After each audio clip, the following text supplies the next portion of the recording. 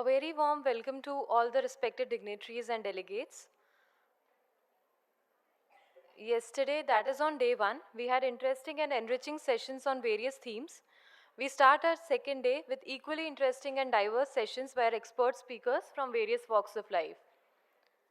Joining us today for the first half of the day are 5 distinguished speakers: Dr. T.V. Rao, Chairman, T.V. Rao Learning Systems Private Limited; Dr. Bimlesh Maan, Assistant Director General, Education Division of ICAR; Ms. Priya Paul and Ms. Rasina P.A. from Kudumbashri NRO; and Ms. Kiran Singh, Senior General Manager HR, Mother Dairy. May I now request Chairman NDDB, Dr. Minesha sir, to please welcome our speakers with bouquet.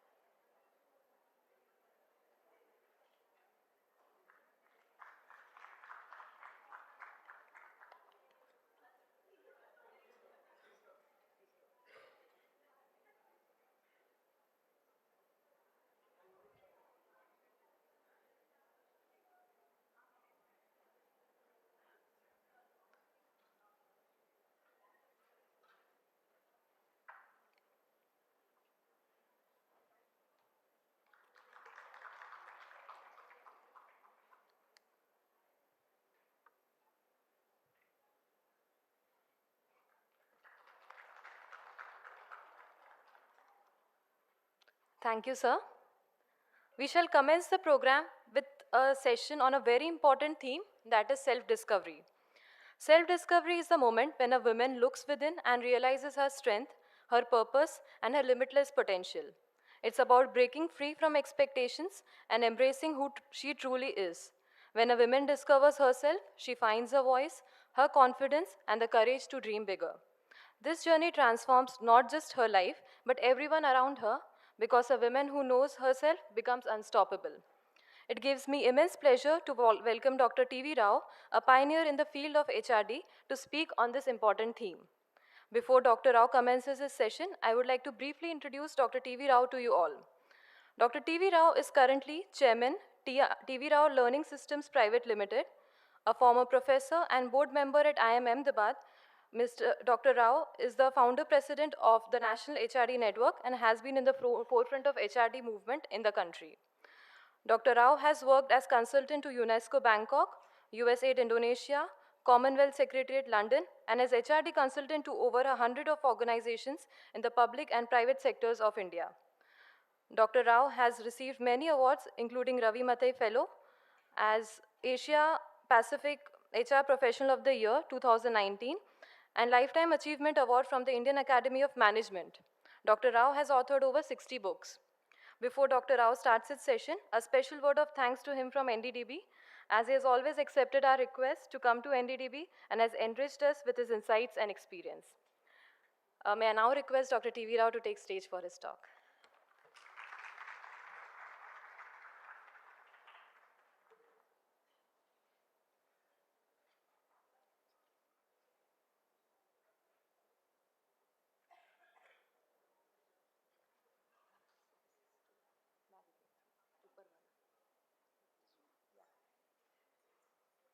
Not this one, sir. This one.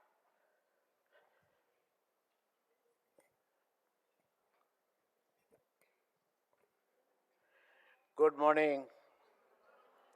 Namaskar. First of all, thank you very much for giving me this opportunity to both to Sir and NDDB and all of you for being here to listen to me and take a few of the experience which I am going to share. I used to teach at IIM Ahmedabad beginning 1973. I taught almost till 2018, just the year before the pandemic. And normally, whenever I taught organizational behavior as a course, I used to ask the students to write an essay about themselves with the title, Who Am I? Just write an essay, 10 sentences about yourself, and later analyze, get them to read out whatever they would have written and ask them to analyze this. Now, I thought I would do that exercise here, but Satinder told me there may be a little difficulty getting all of you to write. But I'll start with a small exercise, not exactly writing 10 lines about yourself, but speaking. Choose your neighbor. I think the best way is to choose the neighbor right side you. I think you'll have to find, some of you are spaced not so well. Uh, move on to whosoever is there. The person who is right to you. Share with that person 5 statements about yourself. Who you are. Who are you? There is no restriction. You can speak anything that you like. And the only restriction is about 2 minutes each. That means total 4 minutes. 2 minutes you speak, 2 minutes the other person speaks. So I want you to speak to the neighbor, to your neighbor on the right of you, 5 sentences about yourself, who you are. Please do that now. That's exercise. 4 minutes time, 2 minutes to begin with. And the other person listen and don't think too much about what you are going to say.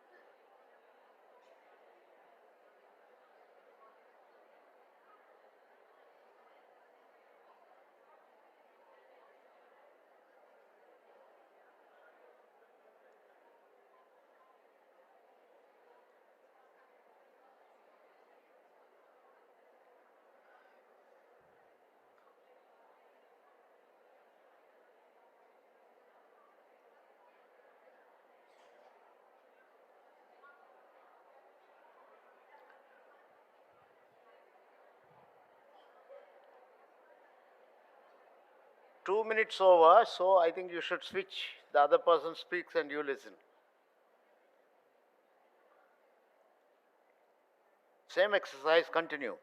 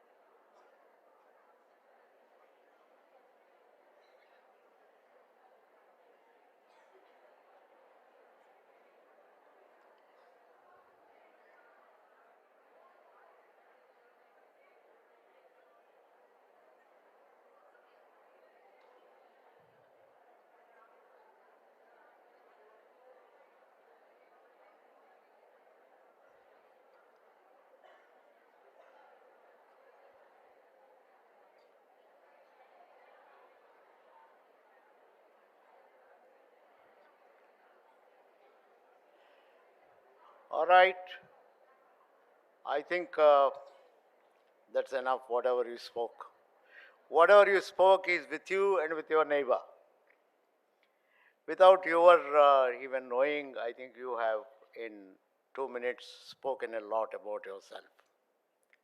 In the olden days, in 70s and 80s, when we asked the students at IIM, you know how difficult it is to get into IIM, they would normally start by talking about who am I.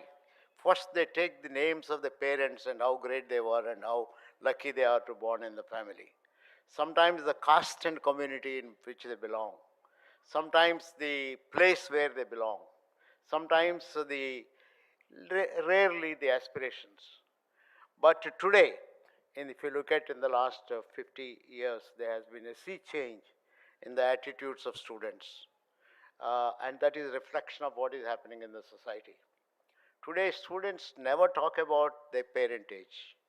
They talk more about the dilemmas they go through, why they have joined a course, what is the objective in life, how they want to change the society, how they want to get the best out of the institution they are. Rarely they talk of the past, and it's not unusual to find students talk about AI and its impact and how they want to master it and so on.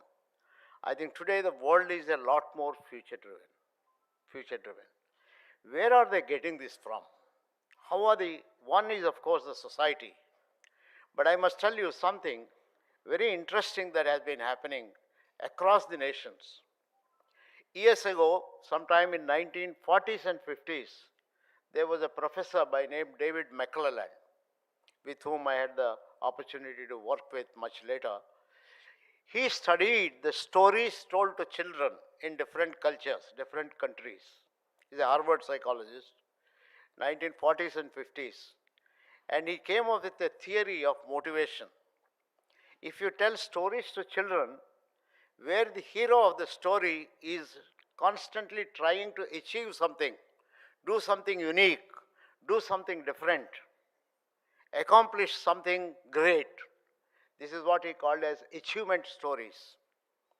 Those countries where children were told stories like achievement stories, they became economically well developed. Very interesting kind of finding. In some of the cultures, children were told stories which dominated affiliation, affection, warmth, loyalty, follow the parents, etc., etc. In those countries where warmth, affection, relationships are important, those countries did not even want to learn anything from their neighbors. They were more cohesive inside and did not progress well. They remained very closed kind of societies, economically didn't develop. You can remember pre-liberalization what we were and post-liberalization what we have become. I think we got exposed quite a lot to the world in a much bigger way. Otherwise, pre-liberalization, we even wanted to drive a Coca-Cola, IBM and all that. Post-liberalization, I think today we are talking of, every day we are in touch with what is happening in America, Russia and so on. I think today the world is different. And what is happening in AI and things like that. But McClelland also found that those countries where children were told stories about where the hero is always trying to dominate others and overpower other people, fight with others, aggressive, in other words, he called as power motivation. These were the countries where they largely spent their time waging wars with their neighbors, and they also did not develop well. So the conclusion was, if you want economic development, children should be told stories where the heroes are trying to accomplish something, achieve something better, want to do better than before, quality oriented and things like that. There is my colleague by name Uday Parikh, who is no more. He was born in 1925, died in the year 2010. He is quite known internationally, behavioral scientist, but largely he lived in India. He was associated with Indian Agriculture Research Institute. He started the Department of Extension at that point of time in early 60s, I think Swaminathan's time or something like that. He observed that India is one country where the term that is used quite often for development is extension. Very interesting kind of a concept. Extension. If you remember, We used to have block extension educator, health extension educator, family planning health educator, agriculture extension educator. This term extension was used. He came up with a theory where he said, McClellan talked of achievement, power, and affiliation, but what is equally required for a country like India is extension. Extension means you extend yourself. You know something, give it to other people. So you don't exist for yourself. You discover yourself, you discover your talent, and make it available to others. He coined the term extension motivation. When McClellan came to India, to IIM Ahmedabad in 1976-77, he acknowledged and he said, all his research indicated great institutions are built by leaders who have achievement motivation, but power to a limited extent, power that is used for social causes, and institutional orientation, which means he said extension motivation. Now, where do all these come from? Where do all these? Who teach children the stories? Who teach them stories? You all, mothers. Mothers. It's the mother who is all the time stimulating the child with stories. He or she doesn't want to drink milk, you tell a story. Doesn't want to eat food, you tell a story. Doesn't want to take a medicine, you tell a story. Now, what are the kind of stories you tell? I think we are never conscious of what we tell. I think the moment you are conscious of what you are telling, now to tell stories which are extension driven or achievement driven, you yourself has to be extension driven. You yourself has to be achievement driven. And I'm sure most of you are here. The fact that you had an opportunity to come to NDDV and sitting in an auditorium like that, like this, I think you may have been driven by your parents with extension motivation and achievement motivation. Otherwise, you won't be here. But it's very important to ask, therefore, the question, what is it that is occupying my psychological thinking?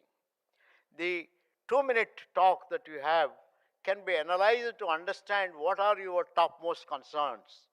Is there an achievement concern in whatever you have shared? You are here because you have accomplished something and you want to accomplish more. Purpose. What is the purpose? So there are some people who are so much purpose driven. Anytime you ask, immediately they say, no, the values in this country are going down the drain. I am living here only to make sure certain values are integrity, punctuality, timeliness, etc., etc. Or people don't speak the truth, so I want people to speak the truth. People don't trust each other, I want people to trust each other. All environment, look at the way the trees are being cut, I'm very unhappy with this. Look at the poor that are existing. Look at the way in which I think women have been struggling, and therefore, so the concern you have, the purpose, if you have some kind of a purpose or a value, I think that is a very significant part of it. We say that is the beginning of self-discovery. You are on the right track because you are a purpose-driven person. You are interested in purpose. Somebody may ask the question that, look, you asked us to speak for each other because right now my worry is about catching the flight next back, and look at the way Indigo things are happening. So naturally, I will be concerned more about what is happening in the country. I'm not going to do anything. So, or something happening in the family, my absence, how people are taken care of, what is being messed up, what problems are happening. So don't worry. I think even if you talk of problems, how do you place yourself? Do you see yourself as a person filled with problems, or do you see yourself as a person articulating problems to say, can we find a solution? So are you a person who approaches the problems with optimism and thinking with a hope that, look, I mean, these are the problems, but we need to. It may be a cooperative issue, it may be a leadership issue, it may be a resource issue, any issue you have.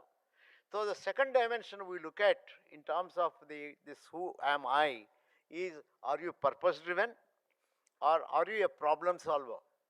Third thing that we look at, in fact, there is a way of scoring, and given the informal atmosphere in which we are, I don't fully recommend, but all the same you can look at it. Do you see yourself as a person with a talent? That is the third question. Are you internally, when you are asked to talk about yourself, I am a self-determined woman, I am trying to establish XYZ kind of things, I want to enhance my own family commitment, I am actually working so that my son or daughter can go abroad or go somewhere and find a great employment, make a difference, and don't have will have much better quality of life and things like that. So there are people who identify themselves as initiative takers. They are self-confident.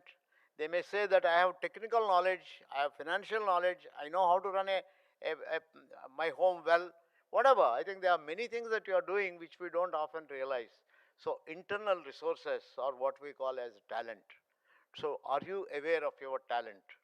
Do you, if you are aware of your talent, somebody say, no, if you ask me that question, I will tell you what my strengths are. But when I introduce myself, I don't normally talk of my strengths because it is not nice to talk of your strengths. It is important to talk of the problems. In fact, when we talk of what the other person wants to listen and talk about it rather than what is our concern. That means you are suppressing your own inner desire and you are acting according to the wishes of the other person. So that is for you to think about. I don't say it is wrong, it is something. So there is a third thing that we look at. So we look at purpose, we look at problem solving, initiative taking, and we look at the extent to which you are a person with internal resources. And the fourth thing that we look at is, of course, the motivations. Are you achievement driven? Are you social power driven, extension driven? You don't use these words, but you may be talking about working for a larger cause, what we call as superordinate goals. I want to bring change in the society in where I am working. I'm sure, ma'am, you being a sarpanch at one point of time, you wouldn't have been able to do all that if you didn't have that concept that I'm going to use all my education to bring change in this way. Right now, that concern continues even today. I assume the 2-3 minute talk I had, I could see your beaming with this kind of an enthusiasm and so on. I'm sure, I think everyone who spoke here would be speaking with that kind of energy, saying that, look, I am working for a larger cause, superordinate goal. That is also an indication of extension. Okay. Now, this beginning, the start of mine is to tell you that we are all, I believe that we are all born with potential, phenomenal amount of talent. This is my philosophy. I'll show you at the end, if time permits, a small clipping from a film uh, of acted by this Rajkumar, where I'm sure some of you would have seen. He was born as a blind boy, and his parents in Machilipatnam, Andhra Pradesh, as per the film, wanted to actually get rid of him. But somebody said that, look, what a great thing, you have been wanting a child, you have a child now, and just because he's blind, you can't do this. And they therefore nurtured him, and that person is now a great entrepreneur, and films are made on him. A blind man running companies and then contributing to others and things like that. These are all stories that are available. So all are born talented. Everyone is born talented. Circumstances sometimes cripple our talent. There is no doubt about it. But whether you want to get crippled by circumstances or you want to change circumstances partly depends on you. And it is possible. Some of the stories I will share a few of the stories. I have written this book, Effective People. And this book, Effective People, I have written about 15 years back. After I wrote a book for IIM Ahmedabad on managers who make a difference. IIM uh, wanted our knowledge to be available for those who couldn't afford to come to IIM, and wanted some of the professors to write books which can be read by people even if they don't join an MBA program. So I wrote this book, Managers Who Make a Difference, where I talked of managers as 4 categories of people. I'm not going into the details, where I said managers are doers. Men, women, same, doers. You are given a job, they want to complete it. They faithfully follow instructions given to them. They are the doers, performers. Second category I said achievers. They are not happy just performing what they are told to perform. They want to do better than before. They want to do better than somebody else.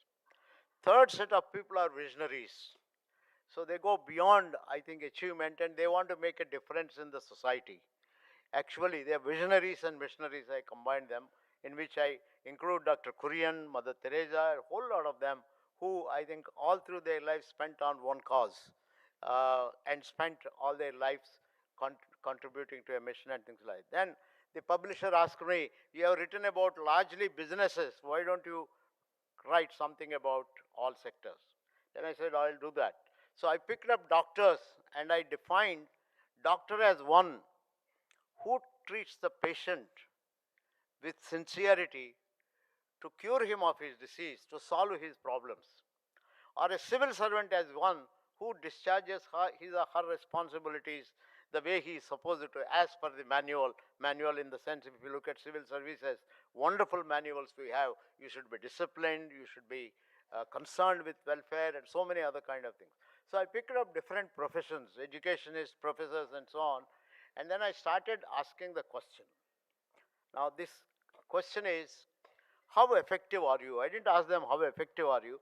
I simply asked them about what do you do, observed some of them, the way they act, and I defined an effective person, applies to each one of you here, is one who is constantly looking inward. This is an important thing. Constantly becoming conscious of what you are good at and what you are weak at. Looking inward to discover your talent, knowledge, attitudes, skills, traits, qualities, and so on. So you are sensitive about your talent and using it. If you are not sensitive and you know what you are good at, that's not enough. You should use it to make a difference in the lives of others. So that is what makes you effective. A doctor who wants to treat a patient so that a teacher who teaches not with an intention to collect the month end salary, or a cooperative worker who works in order to achieve whatever things are, help people to improve their income, help people to maybe increase the collections, maybe help people to improve their own whatever, I think health, welfare and things of that kind. I think when you work for that rather than merely target driven, then you are an effective person. So the definition I have given is those people who constantly look for their inner talent and use it to make a difference in the lives of others. So I picked up teachers, I picked up social workers, I picked up educationists and so on, and these are all available in my book. I'm not going to go through all this in the book. I wanted to ask you to ask this, but anyway you have done this. Anyone who discovers inner talent, can you all read from the back? Can you read? Raise your hand if you can read it. Okay, good. Who discover inner talent, apply it, and make a difference in the lives of other people by benefiting them. Now, let me ask you one question. Are you effective? Some of you are nodding yes. To whom are you benefiting? Your children? No, don't be ashamed of. I think it's a great thing because you are building the future of the nation by your benefiting your children to become something better, maybe value driven, maybe seek employment. Your community, wonderful.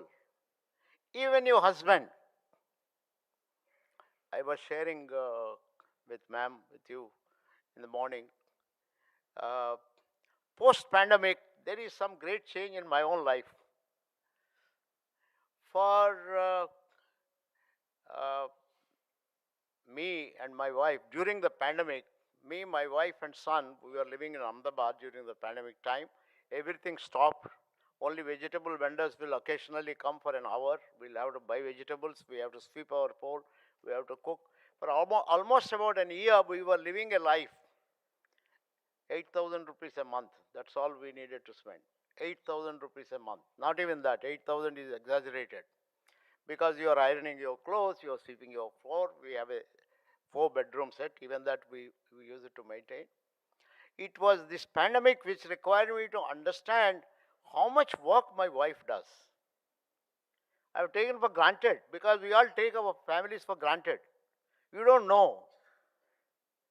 And I started, you have introduced me, sir, 65 books. How did I write 65 books? Because my wife never demanded my time.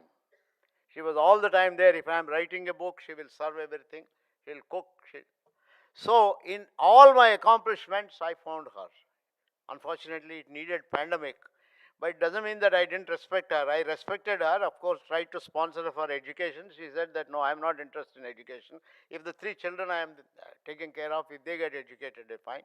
One is a PhD another is a CEO of a company, and a third one is a marketing manager. They are doing well, and she's very proud. And being the moment they asked her to come to Bangalore, she went.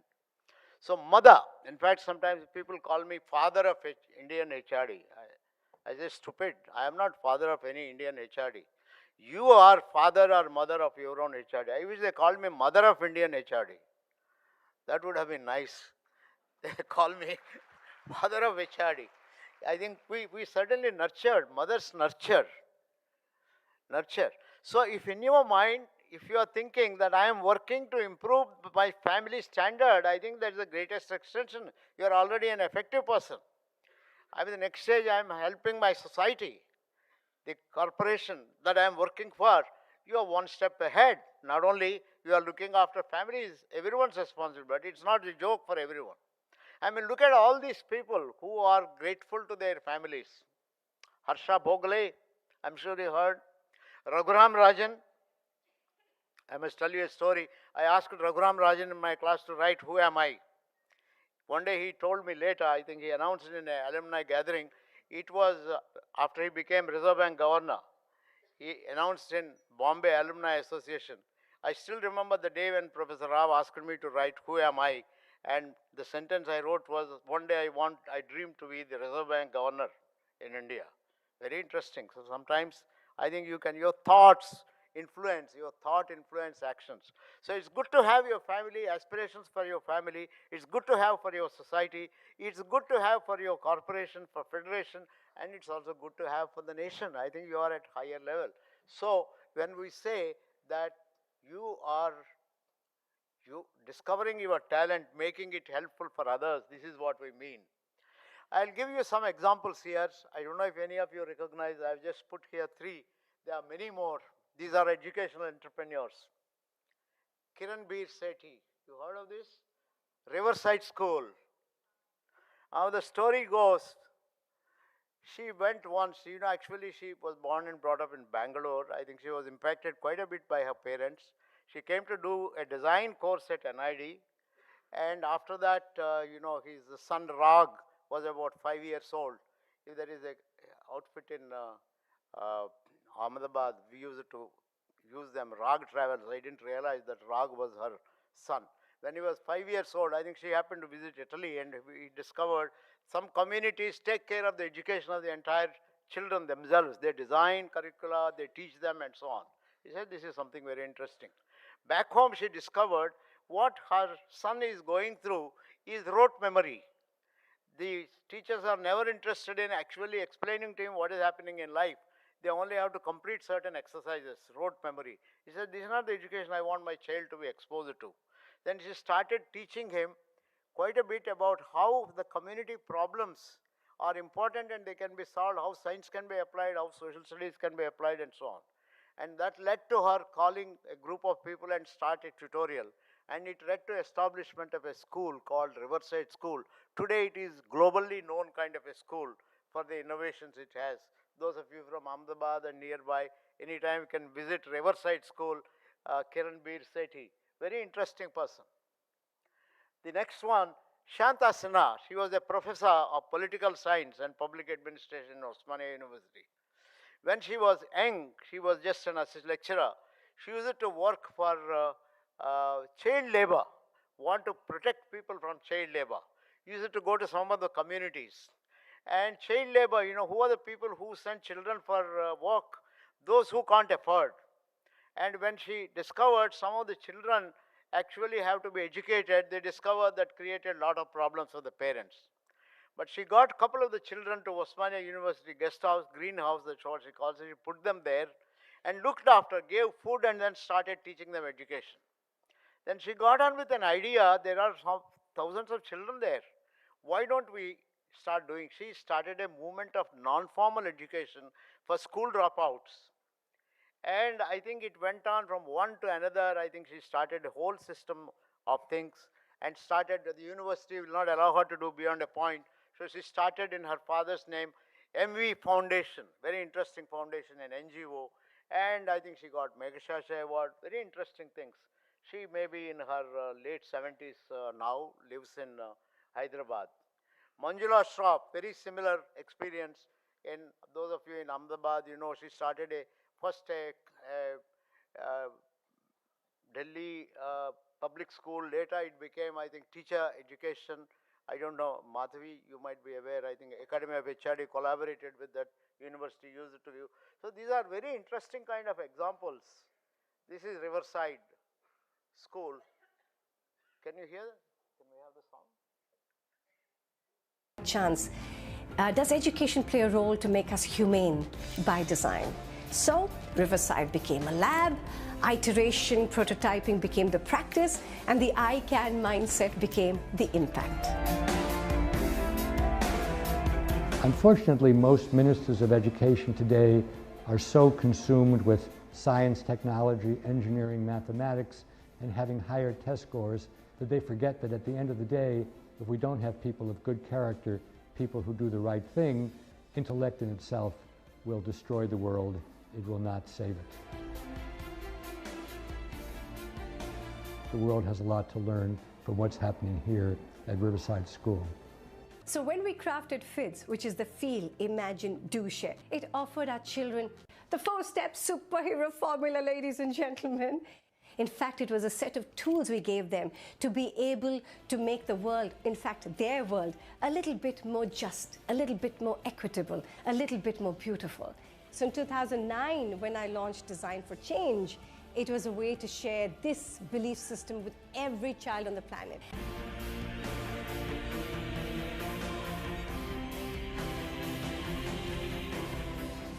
Io posso, noi possiamo. So when we knew it was working at Riverside, we set out to codify every single practice and process at Riverside so that it could become replicable and then therefore scalable so that other schools could even deepen their impact.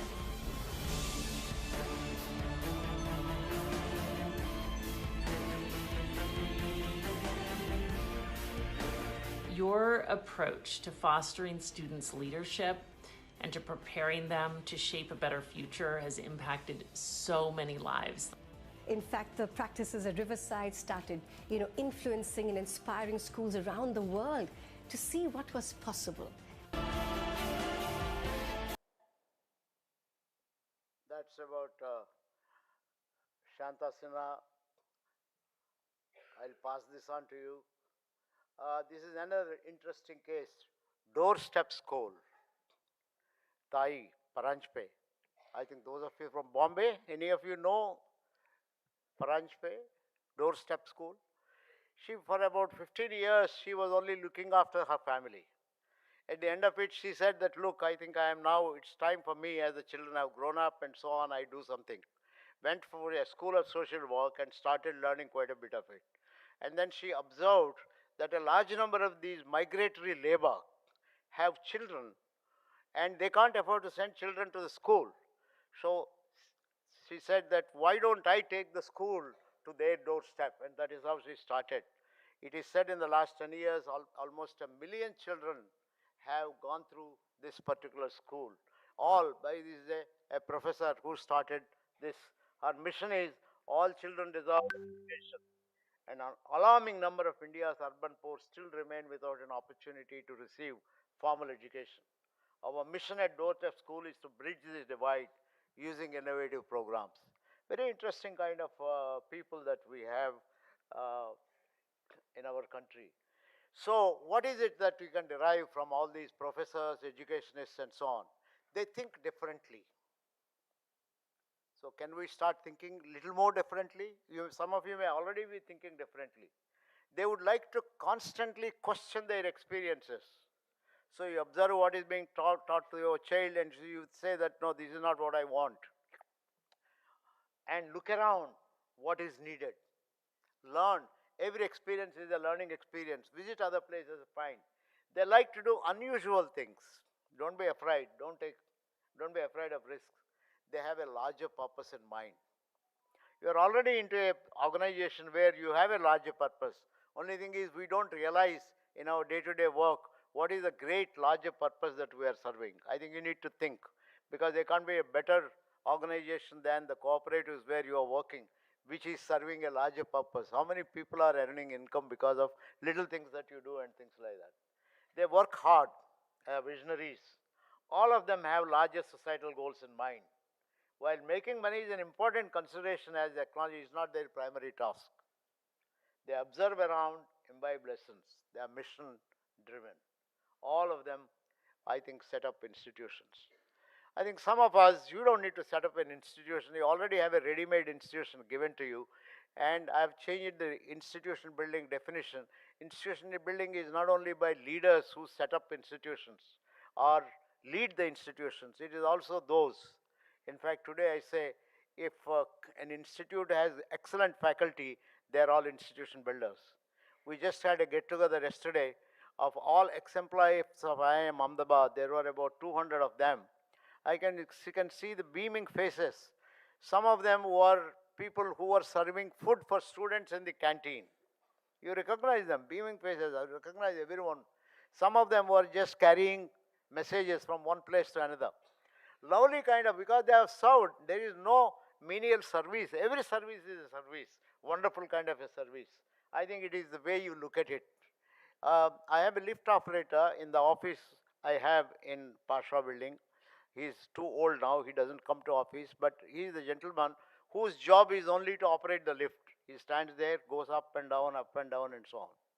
I was amazed to find anytime I had a question to ask about who is this person, he would tell me in which floor, what is the office doing, and so on. He has all information about everyone that is in the society.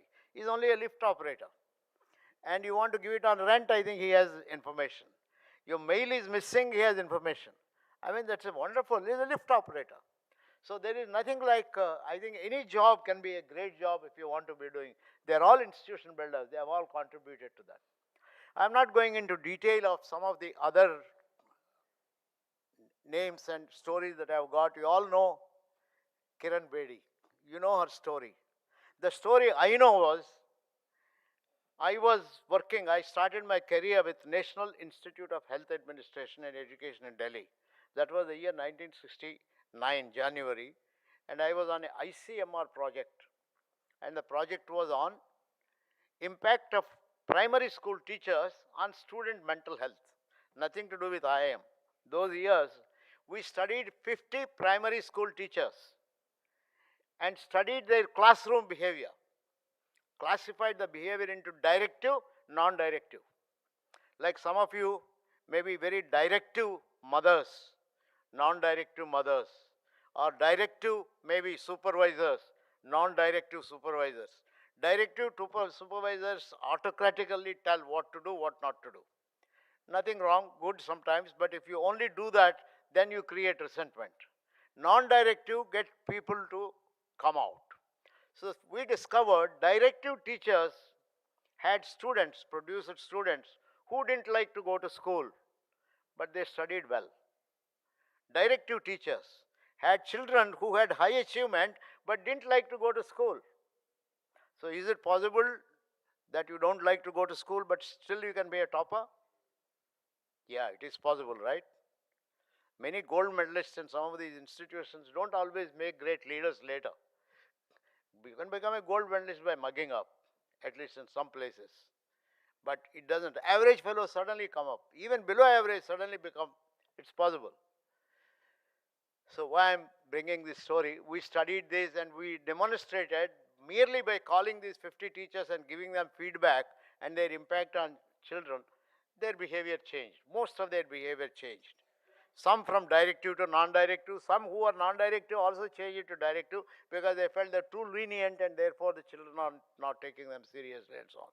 And why I'm saying this, I lived in Delhi for those 3-4 years, and one thing I hated is to travel by auto rickshaws or taxis, because no auto rickshaw driver would not tamper the meter, and you always inevitably pick up a quarrel with them.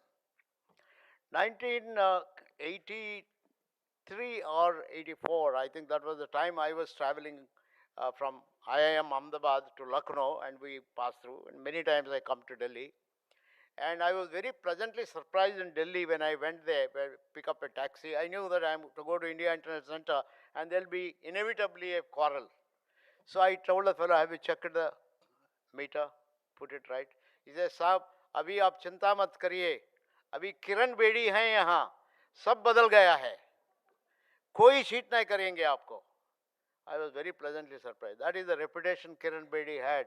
Wonderful things. If you go through her story, wherever she went, she had done marvelous jobs when she went for prisons and so on. And if you look at her childhood, like anybody else, ordinary, and she admires parents, she had her own children. I think there are many. And there are similarly some IAS officers, women IAS officers.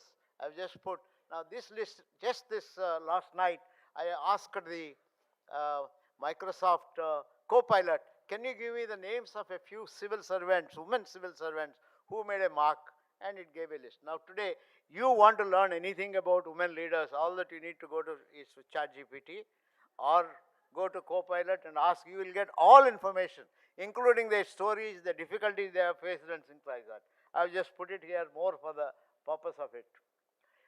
So these are civil servants. They take their job seriously, deliver results, internalize their role, and work with devotion. It's a very interesting thing. Applies to you. I consider you also as a civil servant, many of you here in this. Okay? Some of them may have reformist attitude and work for larger causes. So even while you are doing whatever you're doing, when they feel they can't do systematic reforms from within, they quit service and then start doing something else. You know, some cases. They are highly value driven. They understand civil service code and follow it well. Followers of the system and not system breakers. Highly disciplined. Within the system, there are a number of things that they can do. They get activated and even agitated if the purpose for which they exist is not fulfilled. I'm sure some of you are getting agitated sometimes when things are not going on well and things like that. They are institution builders. They set up institutions. They are humble. These are some of the things that I've observed. Then the next category, social workers. Now I'm not going to spend too much of time on this. I think our time is limited. Have I crossed the time already? So I have another 15 minutes, I think. Right? 15 minutes? Okay. I'll quickly go over this. Shanti Ranganathan, she lost her husband, who was 33 years old, in USA because he was alcoholic. And the way she shook the challenge, she said, I'm going to make this as my life's mission to rehabilitate people who are alcoholics and drug addicts.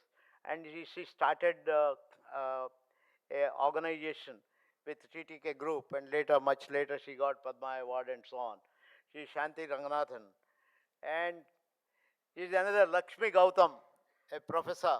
She saw widows being not cared for and dying on the river banks. She said, I must take care of the destitutes, people who have nobody to take care of. She started Kanak Dhara Foundation. You go to the website, you'll find a number of things. So help, not only she started with widows and started helping later children and so on. So if you look at all these social workers who have done social work, they are highly sensitive people. Highly sensitive people. They are sensitive to the needs of others and a high degree of empathy. Maybe true with Gill and Madhavi Mehta, they are all social work. I'm sure many of you are social work students. How many of you are from schools of social work? Please raise your hands. Oh, at least a dozen, 20, nice, very nice. They take small steps, the small way they can do, and whatever limitation they have, they do it with devotion. When they don't succeed, they treat failures as challenges. And rather than withdrawing, but they work with more determination. They come from ordinary families. This is something very interesting. Are not necessarily well educated, maybe masters in social work, or not even have a degree of that. Their talent is their attitude of compassion and desire to serve others, which I'm sure most of you would have. They start thinking big and have larger plans, like making the country self-sufficient in water, or making at their livable place, or making future secure for future generations, every girl child to go to school, alleviate poverty, etc. I mean, this is a very interesting kind of thing. In all this work, integrity, commitment, transparency, these characterize and govern their entire style. Some of them build their own institutions and things like that. I will not spend much time on effective women. I'm sure you know the story of Kiran Majumdar Shah. She didn't know where to go. Her father sent her to be a brewer, went sent to Australia, came back. She didn't find a job, ultimately found a job somewhere in brewing. You know, brewing is supposed to be male's job, not female's job. And she wanted to set up her own biocon. Somebody from Ireland collaborated with her. She couldn't get from ICICI Bank and other banks any, what can you woman do? And she started whatever biocon work she started in a car garage. And you know what she had made today? A wonderful kind of a, got many awards. I'm sure you all know about her. This is the latest story. I was amused by this story when I read this about a year back on Divya Raghavendra Rao. She apparently attended a program at IIM Ahmedabad, and she was going through uh, many stories of Kentucky Fried Chicken, McDonald's, and so many of those. And then she innocently asked the professor, "Sir, all these examples you have given are from America. Why is it Indians have not made good brands?" And the professor's response stunned her. He apparently said that Indians are not capable. That touched her. I don't know what exactly he said. This is what the newspapers reported. I tried to contact Divya. I think she was on her family way. She set up later something in Hyderabad. She said, "I will prove that India can also make brands." She, inspired by Rameshwaram, Dr. Kalam's place, she started a restaurant. And those of you who have not been to Bangalore, go to Bangalore. I think it's a matter of time. Ahmedabad also will have. I'm told Ambani's also invited her to have a stall during their son or daughter's marriage. Divya Raghavendra Rao. And very recently, just for this trip, I was very pleasantly surprised to see in Bangalore airport there is a huge restaurant overcrowded with customers. That is Rameshwaram Cafe. So all that you need is a little bit of devotion and idea, and you can do wonderful kind of things. So I hope that is inspiring. Now I'll close this with this interesting thing.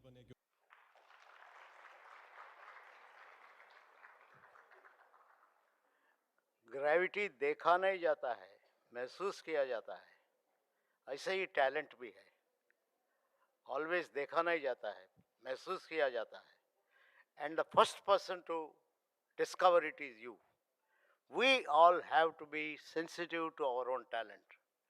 And there is not, every day is a day to discover our talent, including when you are spending today. What are you doing by the evening? How many people you have connected with? How many stories have you learned? How many have you got inspired? How has it changed your own orientation to your life? You as maybe a mother or a daughter or a sister or a parent or an employee or a supervisor, so many roles. I think the number of roles women play in this country is phenomenally high, and every role is an opportunity, and every role helps somebody or the other to get benefit.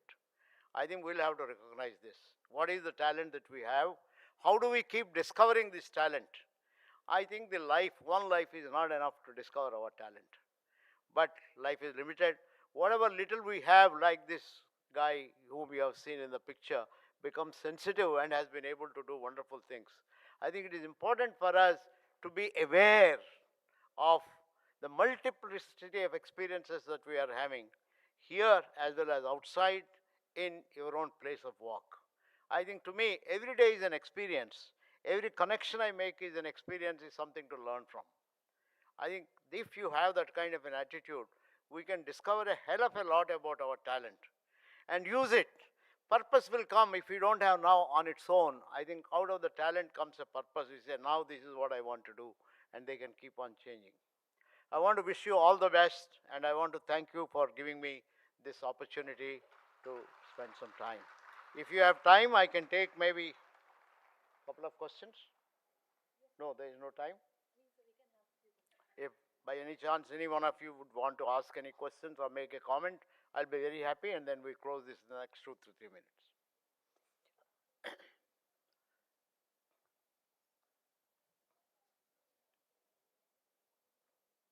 You have some system of mic or anything? Or?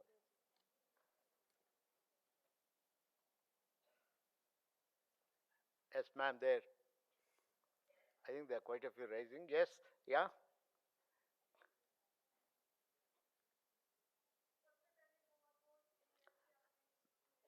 Mic is reaching you. You may have to interpret this. I can't hear. Sir मेरा सवाल ये है कि Yeah. आपने अभी एक school का example दिया रिवर साइड स्कूल और there are so many schools out there in India. इन्होंने एक इनोवेशन के लिए स्कूल शुरू किया था. I just googled their fee structure. So ऐसा क्यों होता है कि इनोवेशन है स्कूल में, वो बच्चों को पढ़ाना चाहते हैं, अच्छी शिक्षा देना चाहते हैं, पर उनकी फ़ी स्ट्रक्चर इतना ज़्यादा है कि जो अच्छे तबके के लोग हैं वही बस उसे अफोर्ड कर सकते हैं. ये सभी स्कूल इस तरीके से आके एंड क्यों हो जाते हैं कि इनका फ़ी स्ट्रक्चर इतना हाई हो जाता है कि नॉर्मल बच्चे नहीं पढ़ पाते.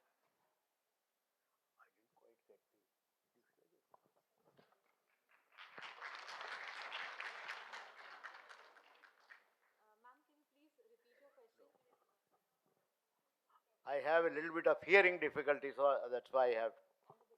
मैं ये पूछना चाह रही थी कि ये जो स्कूल्स हैं जो इनोवेशन के लिए बनाए जाते हैं, इनका फी स्ट्रक्चर इतना हाई लेवल पे क्यों चला जाता है कि नॉर्मल बच्चे अफोर्ड ही नहीं कर पाते. You're saying the entire school system.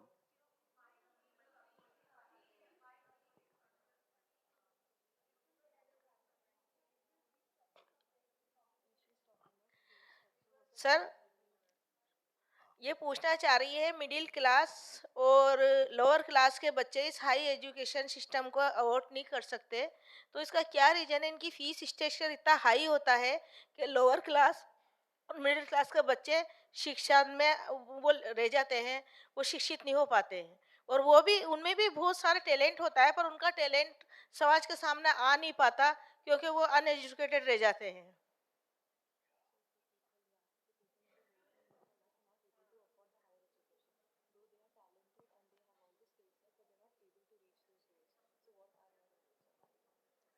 Yeah, I think it's important to look at what is higher education.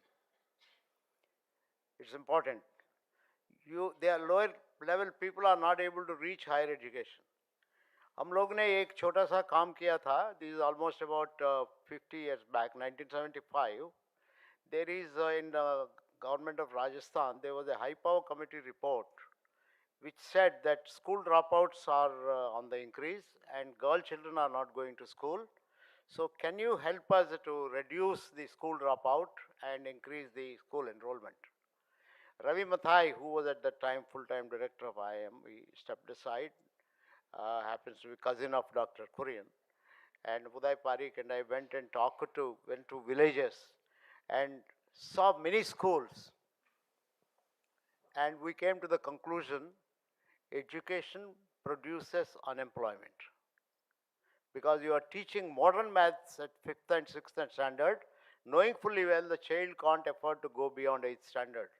Set theory is of no use.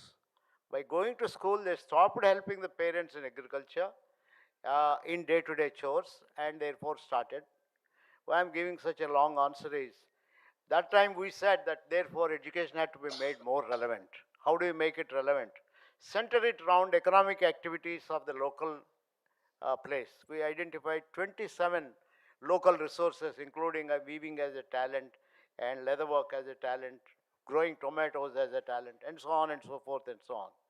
And worked with the school system for one full year to get them to change the curriculum, to teach them how to grow tomatoes, etc., etc., including we wanted to introduce dairying also at the time. We were utterly failures. We did not succeed because the education system was so powerful. Even today, they continue to be powerful in teaching the irrelevant. So, ma'am, those children who can't afford to go for higher education, I think don't worry. I think we should rethink, not the higher education of the kind we are talking of. Fortunately, today we are talking quite a bit about upskilling, introduce skills, and that is what Riverside School has shown. it is possible to spend about 40% of the time, but Riverside School is an exception. There are very few schools which are teaching. So if you can't afford to go to higher education of the kind that is being taught today, because the moment you go higher, you still want to go higher, and you still go higher, and only to produce unemployment. I think we should start thinking more in terms of how do we make the lower level education skill-based and relevant. There are schemes, but I think we are not going a significant kind of distance. So all that I can say at this time is this kind of a thinking, we are in the right direction, but we are nowhere near the pace at which we should be going. Okay, I think that is where even you people have shown quite a bit of I think all the cooperatives, they are places where you can educate. Why don't we give them cooperative education? How to I think do so many things that you are doing. I think this should find place in the school curricula and so on. But they are not. NCERT will be a lot more interested in visiting Mahabharata and Ramayana and teaching them, rather than teaching about how to take care of good fodder and how to take care of better milk production and how to sell them, how to purify, etc., etc. Unfortunate, but that is the way it is. Good if you can start thinking about it. What is the way in which we can reform entire education system?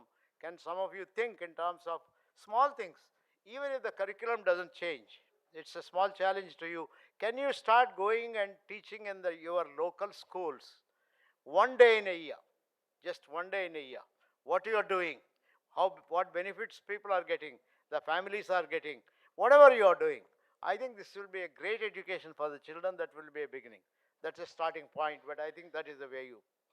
Okay, good. Thanks for asking this question. I know that I have not answered you directly on that, but all the best. Okay, thank you. Sir, good morning. I have a question. Yeah, Sir, my name is Dr. Rashmi. I'm representing here RCDF, Rajasthan Cooperative Dairy Federation, Jaipur, along with the folk. And thank you, first of all, NDDB, for providing such a beautiful platform where all the beauty with brain are sitting together under one roof. And thank you, sir, for the insightful session. My question is, in today's scenario, Gen Z, Gen X, and Millennial all are working together. So how difficult for a leader to handle all these? Like how leadership is being affected by this handling all Gen Z, Gen X, and Millennial together?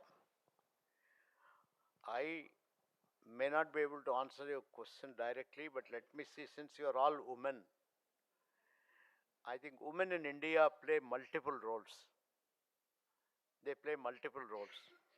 If I have to change the management curriculum and teach them real good management, I will teach them how women are managing multiple roles, being a mother, being a daughter, daughter-in-law, being a sister, being a responsible citizen, being I think actually the real head of the family. I think we have not tried to learn from already multiple roles that are being played by people. So in fact, today I have come to the conclusion, many people, I think for almost about, we wrote a book called Leaders in the Making. We picked up 30 leaders in India who made a mark. And after we completed the story, Leaders in the Making, this is a book written by Arvind Agarwal and me. Out of the 30, only 2 were women. And we were very startled and surprised. This is because we picked up data of those who became great leaders in 90s.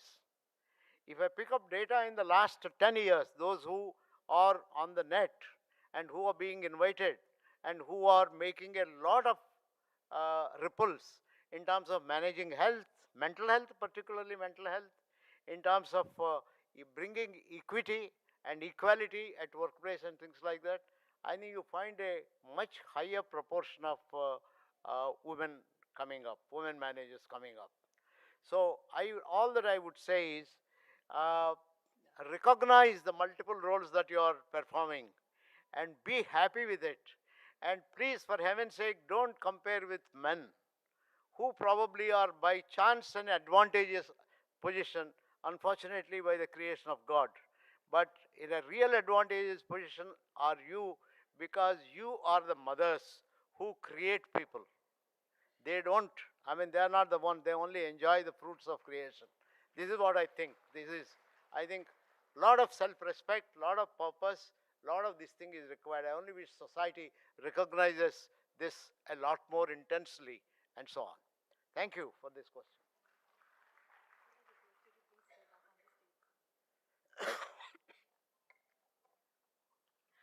Thank you so much, sir, for your truly inspiring talk on self discovery.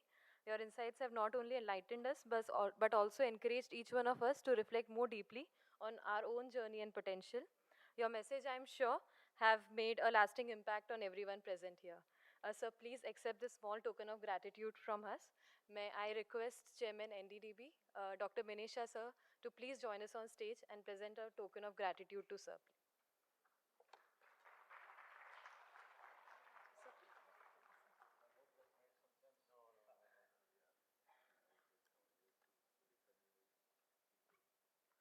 Can we please have a huge round of applause for sir?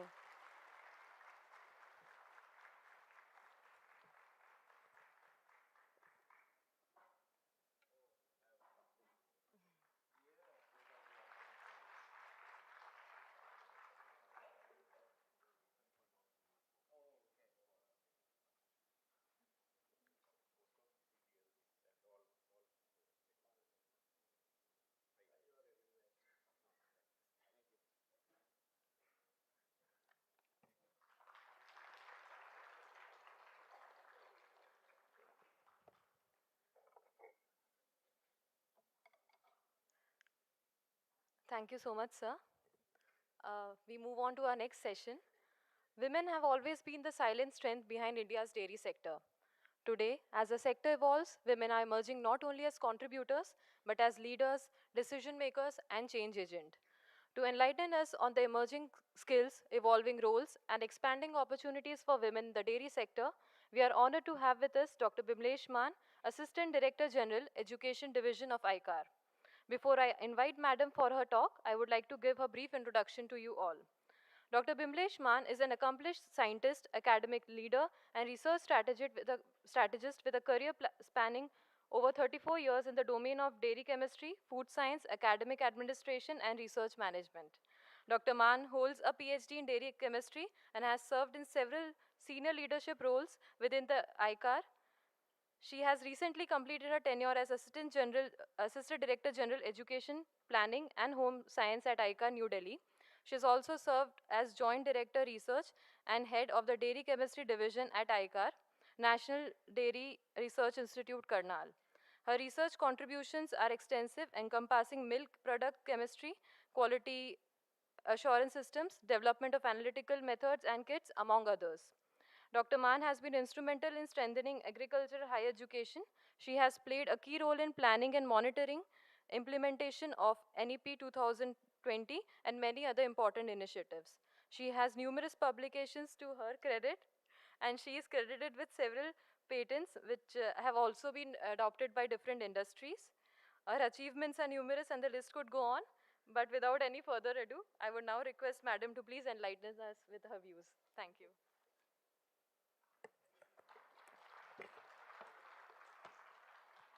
Good morning, namaskar. First of all, I thank NDDB that they had invited me, and I am before you today morning uh, and putting my views because I have served ICR. Earlier I was in NDRI, then in ICR headquarters for about 35 years. So here, because this conclave is only for the women professionals, so I have selected some of the, what we have to do for the dairy, particularly the women in dairying. So what we have to do in future so that we can achieve what our government has planned in 2047. So my talk will be focused on how we go for our achievement to 2047 and what we require. I think you are the dairy professionals here. You know you are having the stakeholders as a farmer, as a student, and your juniors also will be joining you. to achieve these heights in dairying. And I think you must know, you should know that what we have to do in the next coming years. So please bear with me because I'm coming directly from Delhi. You know the pollution condition there, and I am having some throat problem. So you bear with me in between. Uh, could you help me with the presentation? Yes.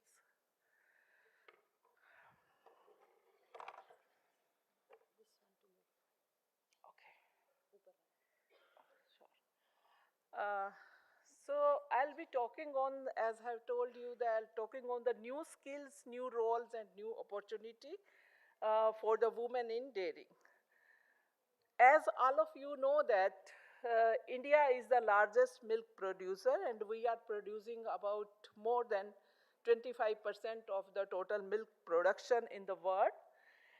And the women play a very important role in this production, but their role is invisible type. It's a and their contribution span, it start from feeding, milking, cleaning, processing, and the marketing.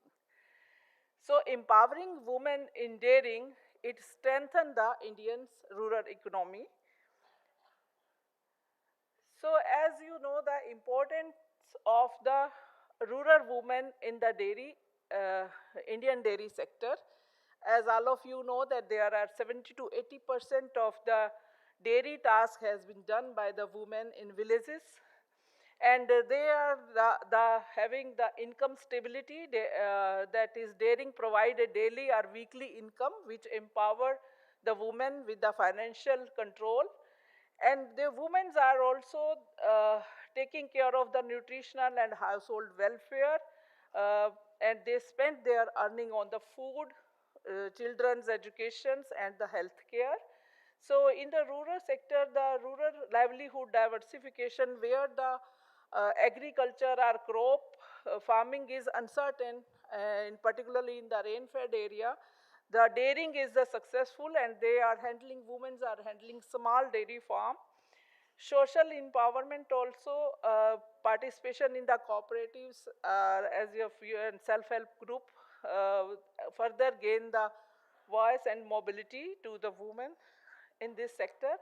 So what are the traditional role? Earlier, if you can see the traditional role of the woman in dairying, it is the feeding and watering the animals, milking and shed hygiene related to the animal management, maintenance, then milk processing at the household level. They are preparing curd, butter, buttermilk, paneer, ghee, and other sweets at for their home or for the local use, and marketing and household accounting. They are selling milk to the vendors and cooperatives and recording the daily purchase of the fodder and the feed.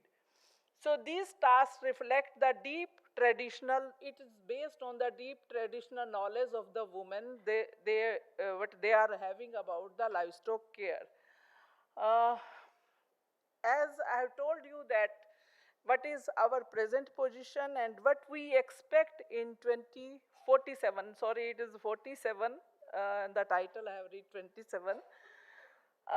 Now, if you see the milk production 24-25, it reaches to 247.87 million metric tons. And we expect more than 600 metric ton because of growing population, need of the growing population, and the need of as consumer is more aware about the health concerns, so they are preferring, there is a demand for the milk and milk products. So we require more than, it is growing at, if it is continue to grow the rate with which it is growing, so we will be able to achieve the target in 2047. Then percent of the milk, total milk, world milk production, now we are producing about 25%, and in 47, it will go up to 47% if the rate of the milk production worldwide and in India, it will remain the same. The percent of value addition, now it is 20%, we expect it to 50%, more and more value addition to the milk product so that it can give benefit to the farmers as well as the smaller dairy units and the bigger dairy units. Then average milk production, in our country we are having the various number of the animal cows, it may be the indigenous cow, crossbred cow, and buffaloes and sheep and goat. They are particularly majorly the milch animals which are considered as milch animal. So because the more than 95% of the milk is produced by the cows and the buffaloes, so there at present, if we take the average milk production per lactate per animal, it is 1740 kg. But if we want to have the more milk production, then we have to increase it to 4000 kg. So that is our target. This can be done with the use of the selective breeding or with the use of the spurious germplasm, which NDDB and the government institutions like NDRI, they are trying for getting this lactation increase in the lactation yield so that we can have the less number of the animals and more production is there to achieve our targets. Then village cooperatives that are 1.9 lakhs as of now, and it has to increase to the 3.5, which is our target, government target. And share in the global market, you know that in global market we are having less than 1% share, and it should be increase, our target is increased to the 10%. So for that, for these targets, we need the professionals, we need dairy professional which are equipped with the modern technologies, and that our stakeholders, you all are professional here, our stakeholder is the farmer, and second stakeholder is the students. So what type of the curricula is there for, should be there for the student, and what type of the training program should be there for our farmers so that they can learn the modern technology and help in achieving our target to the 2047. So again, one more concern is there that this dairy system, it should be sustainable. And you know the dairy products, milk and milk products, they are having high quality protein. So consumers are now, the demand for the dairy protein is increasing. And there are some nutrients like calcium, vitamin B2, B12 and iodine, they are better, having the better bioavailability if we take from the milk and milk products. Milk and milk products are also rich in the magnesium, calcium and other various fatty acids like butyric acid, which are beneficial for our health. And milk product, it is proven now that with the clinical trial, there are number of papers, research papers are coming that where they have proved with the clinical trial, long-term clinical trial, more than 20 years, they have proved that milk and milk products are helpful in lowering the risk of osteoporosis, cardiovascular disease, type 2 diabetes, and very effective in the colorectal cancer. So these are the, having this statement I am giving on the basis of the number of research papers and their review article and the meta-analysis of the clinical trials which has been published recently from 20 to 25 in various world-renowned journals. And you can find it, you can Google it, you can find the milk and milk product with the osteoporosis and having the, you can find it on in the internet if you Google them. So further environmental issues which are there with the dairy, everyone says that it produce the greenhouse effect because our animal population is more as compared to the Western country, and they may responsible for the greenhouse emission. But I can say that now concept is there that if we compare with the agriculture product, there is also the emission of greenhouse gases. Our milk product, earlier it was said that milk products, milk per kg of the milk, it gives more greenhouse gases as compared to the other agriculture produce. But we have to compare it with the per unit of the dairy product, per serving, how much per serving of the product. Like if we compare with the banana, by producing the banana, how much green house gases involved. And we have to, because we cannot, if you compare the milk with kg and banana with kg, we cannot consume the banana, 1 kg banana. So we have to, it is their discussion in the IDF also that we have to compare with per serving of the milk product. It is not per kg of the milk product. So if we compare with the per serving, then there is a, it goes for the milk dairy product, it is lesser than the other agriculture produce. So there is a data, there is a presentation in IDF that I have attended. So that data has shown that dairy products has lesser greenhouse gas emission effect as compared to the other agriculture produce like rice and other. Then dairy also support the circular agriculture economy. You know, the bioproduct, dairy animal can be fed by the crop bioproduct, and further the dung can be used as organic manures in the field.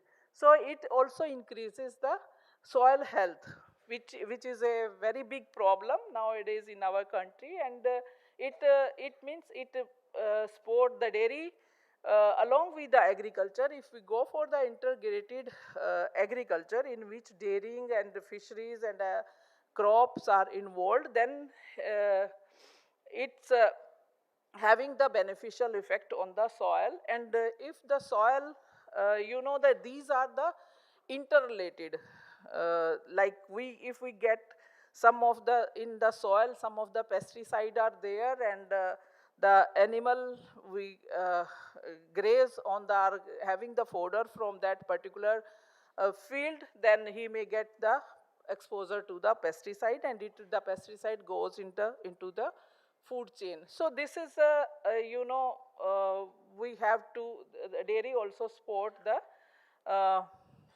circular agriculture economy. And economic and livelihood, as in our country, 80 million farmers families are you know, depending upon the dairy sector for their livelihood. And it is also, the dairy products are also part of our culture and social consideration, as of you know that from the time before the Aryans, we are used to having these dairy products in our diet. So emerging roles of the women in dairy, that digital dairy entrepreneur, women use the apps for milk recording, animal heat detection, mobile veterinary advices, and digital tools increase the transparency in milk pricing and the payments. So, and further, the value chain participation, women take roles in milk collection center, quality testing labs, and processing units and retail outlets. Then service providers, many self-help group women are trained with the artificial inseminations, technician and vaccinator and feed advisor, and the paravets. So they help in they are having this new role as compared to their traditional role. Leadership role in the cooperatives, some of the women are empowered to manage the procurement, payment, and decision making at the cooperative levels. Dairy micro entrepreneurship, so they are running small scale unit for the paneer, ghee, and artisanal cheese and the organic milk. So these are the examples are there in our country that women are having this micro entrepreneurship. Then new skill what the woman needs at this level, that they should have technical skill, they should have the scientific feeding, they should be trained about the understanding of the balanced ration and use of the ration balancing software. So these are the new skills. Then clean milk production, techniques to avoid the contamination are pre-milking, washing and equipment sanitization. So this type of the training they should have. Then artificial insemination basics, they should be able to recognize the animal heat sign and assisting in breeding. Then use of the modern equipment, like they should have the accessibility for the milking machines, fodder processors and the milk testers. Then digital skill, using the smartphone, they should have at the farmers level, they should have this to assess the milk price information and animal health teleconsultation, online sale of the dairy product, weather alert and fodder availability, and the digital payment system. Then business and leadership skill, they should have record keeping, budgeting and cost benefit analysis, should have the knowledge of this. Then branding and packaging of the value added products, they should have the knowledge of the negotiation with the suppliers and the buyers. Then leadership in the cooperatives and the federation, knowledge of the government schemes and the subsidy, they should have all this knowledge. So some of the government and cooperative sports are there. As of you know, you are most of you are from the NDDB, that the training program for the women in clean milk productions and cooperative managements are from NDDB is doing for that, and promotion of the women dairy cooperatives is also from the NDDB side. Then one more program from the Ministry of Animal Science and Dairy Husbandry, that is Rashtriya Gokul Mission program, in which the support for breed improvement, fodder development and training women farmers. Then encouraging indigenous breed and sustainable dairy practices under this program. Then one more program from the ministry is also their dairy entrepreneurship development schemes, then financial assistance and subsidies on the small dairy units, particularly for the women entrepreneurs, and loan support for the processing and the cold storage. Then National Rural Livelihood Mission, self-help group and the producers group help women assess credit, training and marketing network. The role of the cooperatives, each and every cooperatives in our each state, they are providing training in milk testing, hygiene and farm management, then ensuring fair and transparent pricing, then offering veterinary and the extension service to the women. So here some of the ICAR institutes like NDRI, IVRI, CIRG, that is the Central Institute of Research on Goats, Central Institute of Research on Buffaloes, Central Institute of Research on Cattle, and NARM, our Management Institute at Hyderabad, then NBGAR, our National Breeding and Animal Science Institute, Research Institute, SIVA, another institute of ICAR. It is the only unique institute, Central Institute of Women in Agriculture, where they are imparting training and they are developing the technology which are women friendly, and they are more connected with the women farmers, particularly the farmers, women farmer in agriculture, and with special reference to the dairying. So this institute is there in Odisha, Bhubaneswar. Then one more institute, our Center Sheep and Wool Research Institute at near Jaipur. So all these are providing trainings, different type of the training to the farmers, to the dairy farmers, and particularly special training for the women farmer. And they give the live demonstration. They having the entrepreneur development program and soft skill to the startups. NARM is an institute where the startup can have, they help the startup. They are having one program, that A idea. Under this program, They help the startup with agriculture, particularly the agriculture startup, to for their soft skill, like how to prepare the report, how to prepare the feasibility report for the loan, and what are the different type of the, what you should do for the branding and all. So this soft skill is provided by the NARM Hyderabad.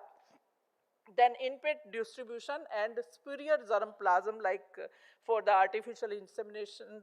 So they provide, all these institutes provide the superior germplasm so that we can improve our breeding. Then the challenges, as of you know that at the farmers level, these are the various challenges which are faced by the women. So I'm not going in detail of this. Everyone, I think you must be knowing that, and we have to keep in mind while framing a program how to address these challenges. So some of the strategies has to be to strengthen the women in dairying, like economic empowerment of the women. Then provide the women with the ownership of the livestock and access to the loan, because sometimes the ownership is with the male member in the family and it's very difficult for the woman to get the loan. Then encourage the dairy-based micro enterprises and the collective marketing, like in case of the self-help group. Then capacity building of the women, then tailored training program in the clean milk production and animal management and digital literacy. So these, the organization like NDDB, NDRI and other organizations, they have to come up with such type of the tailor-made program, and it is the responsibility of all of us. We are sitting in the hall. We are, so we have to give such training to our farmers, our dairy farmers. Then mobile dairy clinics for the accessible learning and institutional support, as already have given. Then another strategy is promote women dairy cooperative societies. Already government is doing that. Then include women in the local decision-making body. Then technology accessible to the women farmers and subsidy for the milk machine and the fodder choppers to reduce the drudgery. Then increase adoption of dairy tech apps through self-help group networking. Then social measures like the contribution of the women should be acknowledged at the village level. Then awareness program to reduce the gender bias in the asset ownership and the economic participation. So recently at ICAR, we have framed a gender strategy for national agriculture research, education and extension system. The dairy is a part of that agriculture. Agriculture means it includes dairy also. And this strategy has been made to create a gender equitable agri-food system that empower women, promote inclusive growth of the women, and drive sustainable development through the diversity and equal opportunity. So this strategy has been approved and it is there at the website, and ICR is having 113 institutes and it is being implemented in 130 institute along with the 78 agriculture university which are there in each state. So we are having the nodal officer in each institute or the university, and we are implementing it. Means the women, there is should be inclusion of the women in research, education and the extension system. So this, all the strategy, it is available on the ICAR website. You can see this document also there. Then the opportunity which are there for the women dairy entrepreneur, that value added production, women led units producing paneer, cheese, flavored milk, other dairy products or probiotic products. Then organic and indigenous based product market. So there is, people are more concerned about their health and they prefer the organic. So there is a scope for the production of the organic and indigenous breed-based market, and in which the high-value market for the organic milk, organic ghee, and herbal feed-based milk can be the example of that. The eco-friendly and climate-smart dairy biogas management. So where the training should be given to the women, biogas plant, composting and water saving methods. Then dairy-based supply chain jobs, women as truck route manager, milk tester and quality supervisor, digital record keeper. Then agri-tech integration, which includes the AI-based heat detection device, auto feeder and fodder, growing hydroponic units. So these are the modern technology that can be, which is a opportunity for the women. Women can adopt and manage modern dairy farm or units. So dairy helpers, women now they can convert into dairy helpers to the dairy professionals. So because if they having all this technology, they are having the knowledge of these technologies, so they are not only play the role of dairy helper, but the dairy professionals.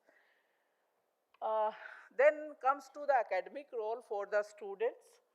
So academic career role for the dairy professional, teaching faculty positions are there in the university and the institutes, research scientist and research assistant roles, then PhD and higher study opportunities for the students, then extension and training career is there at the with the line department in each state, then government academic and research career path, then the international academic opportunity is also there with the students, and the specialized academic opportunity, particularly in the area of food safety and quality, dairy biotechnology, nutraceutical and functional foods, genomics and precision dairy farming, then dairy automation and milk processing engineering, then the climate smart dairy systems, animal welfare and sustainable.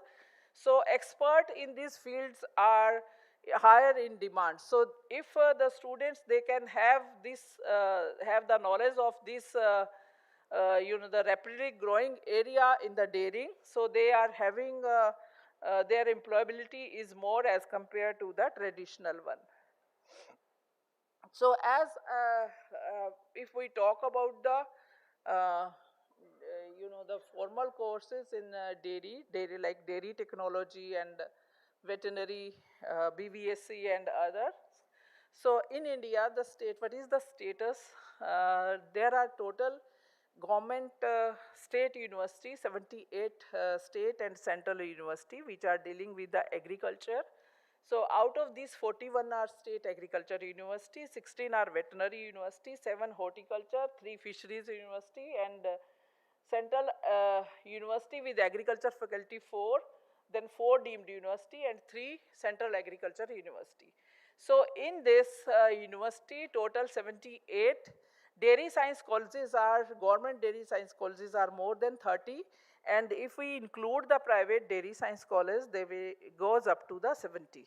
So in the 70 different colleges, the dairy technology course is being offered, and there are related to the dairy, there is a PhD in all this.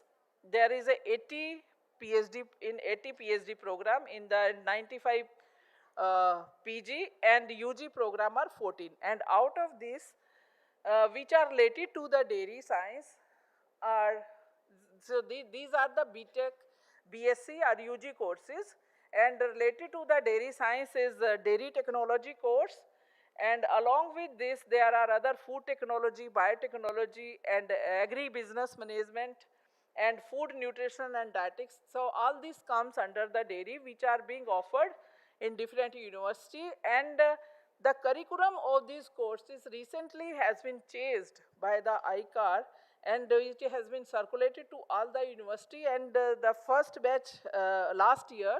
So this year there will be the second batch, where the UG program has been completely changed, and it is based on the National Education Policy 2020. So this has been modified by the ICAR. So some of the brief of this program for updating your knowledge, because you will be getting in the future the student who come from this, from this type of the courses, like in BTech, dairy technology. The, there is a, the NEP 2020, one beautiful thing, one flexibility is there, that student can exit after first year, second year, and third year, fourth year. So they may exit and they may rejoin it to complete their study. But after, when they get exit from first year, so they may have some type of the skill, so that they can get some jobs, or they can start their own entrepreneur, or their own business, or their own startup. So in this case, what we have done, we have restructured the degree program in such a way that after first year completion of the courses, so they may have to go for 10 weeks internship in a industry, and so that then they will be awarded a certificate.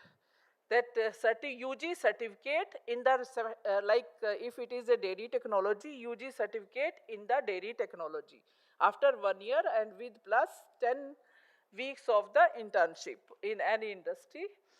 And if he leaves after second year, then he will be given the UG diploma in respective discipline, or in dairy technology, in case of the dairy technology, with 10 weeks internship program.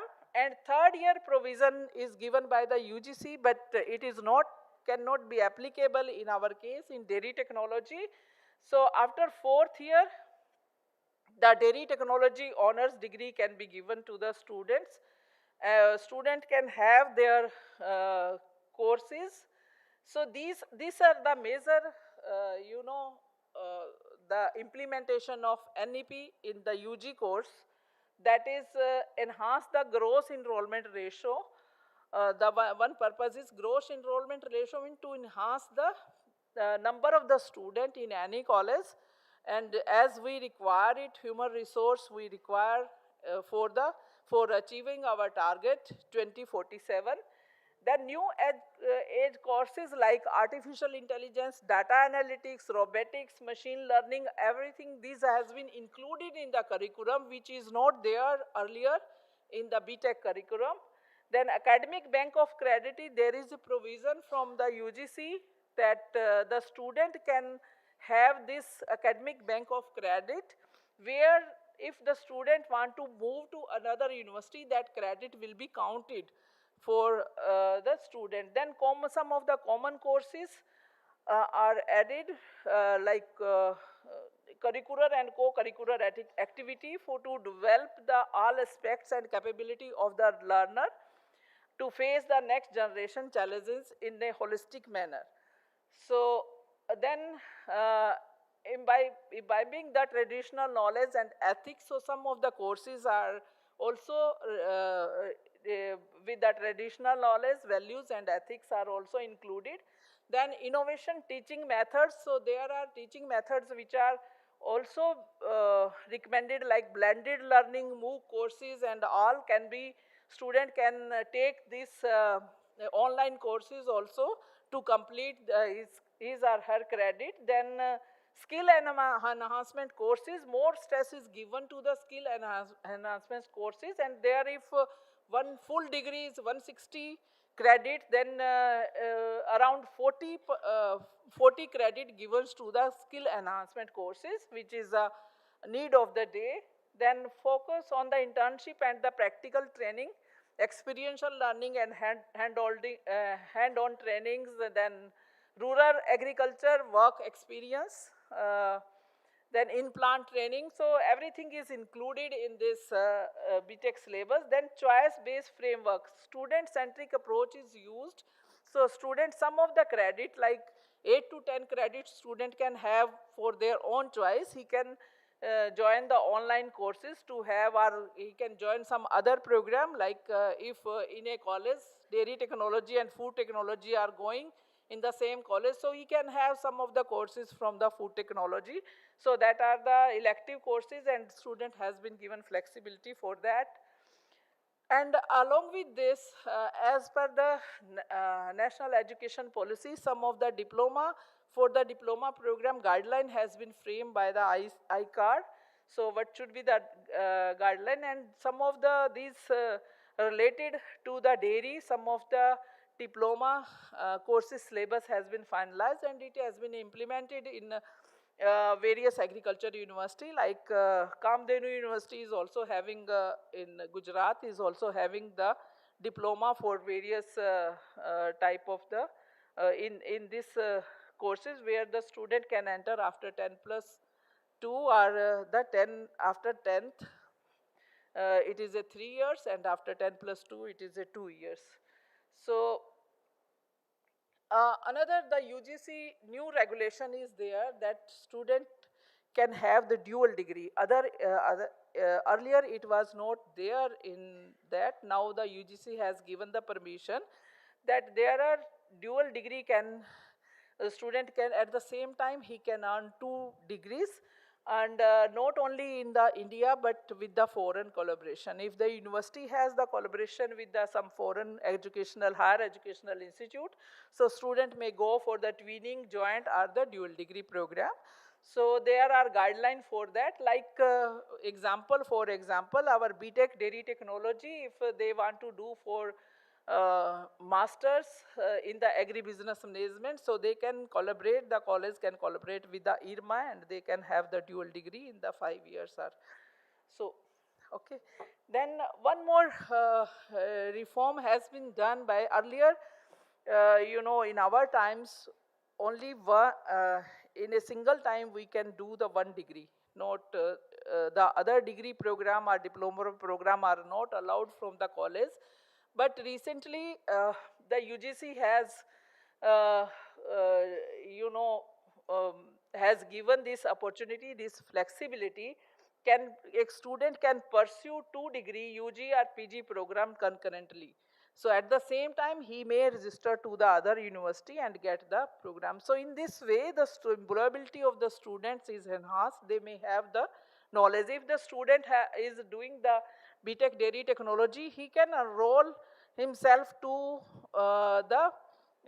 in another college to the diploma in data science. So such type of the thing which are the need of the day, the student, these are the provision has been made by the government recently. So with this, I think you are all very experienced professional here, and only brief, only flavor I have given to you, the what should type of the training or the teaching or the education program should be there for our future human resource. So the way forward is the women's are the backbone of the Indian dairy sector, as already told you. So with the access of the new skill, they can transit from traditional helper to the leader, entrepreneur, and the innovator. And the policy, cooperatives, and the tech-based solutions are opening up for unique opportunity for the women. Then strengthening women in dairy is essential for inclusive rural development, economic growth, and the nutritional security. So the empowering women empower families and it empower the nation. So with this, I end here. Thank you very much. If you have any questions or queries related to the education program related to the dairy, so you can have. I'll be here to answer.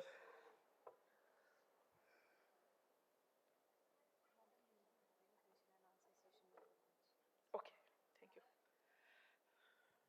So I was told that question and answer session will be after the another speaker.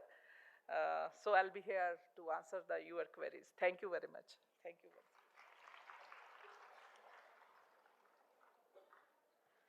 Thank you so much, madam, for putting up such an informative and comprehensive presentation for all of us and for guiding us through the various dimensions related to the new roles and opportunities in the growing dairy sector. We shall now break for tea and will assemble back in the auditorium in another 15 minutes for our next presentation by the Kudum Street team. Requesting you all to be in the auditorium by 11:45. Thank you.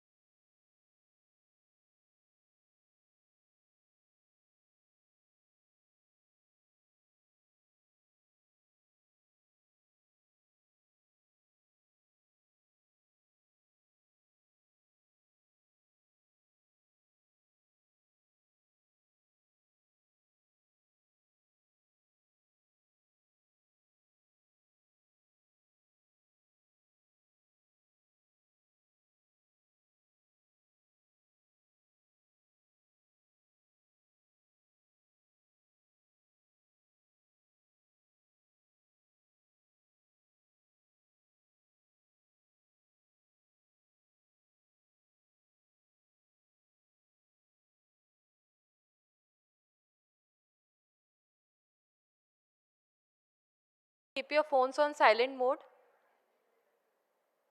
Thank you. Welcome back, everyone.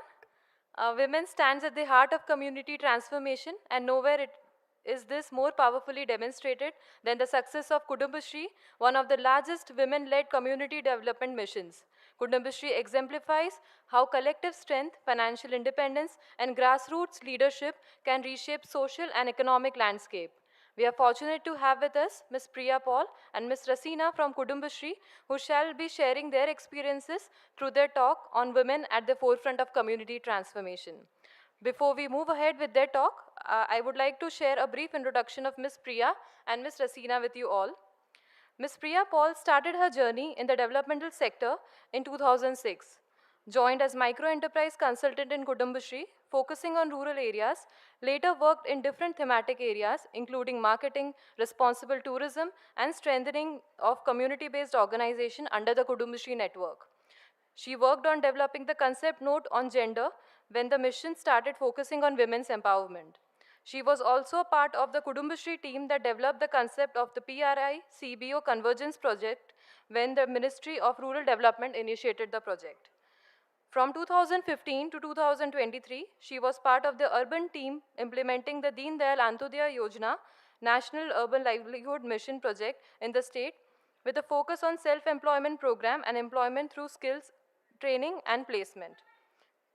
Currently, she is working as program manager at the Kudumbashri National Resource Organization, coordinating 12 states. Joining her for the session is Ms. Rasina PA. Ms. Rasina is an experienced community development practitioner with over 2 decades of service within Kudumbashri movement and local governance systems in Kerala and in other states of India. She began her journey as a Kudumbashri member in 2002, subsequently serving as an NHG secretary and ADS secretary before taking up higher leadership positions within the Kudumbashri three-tier structure. She has been an active member of various working groups for poverty reduction, village development and women and child development at her Gram Panchayat, Block Panchayat and District Panchayat.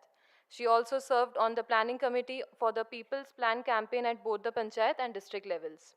Since 2014, she has been associated with the Kudumbashri National Resource Organization as a national level trainer and resource person for PRI CBO Convergence Program aimed at poverty reduction and village development by capacitating PRIs and SHG networks. She worked as a mentor resource person in Assam for 7 years, in Lakshadweep for 1 year, and is currently engaged in Pondicherry. Without further ado, may I now request the Kudumbashri team to take stage for their talk.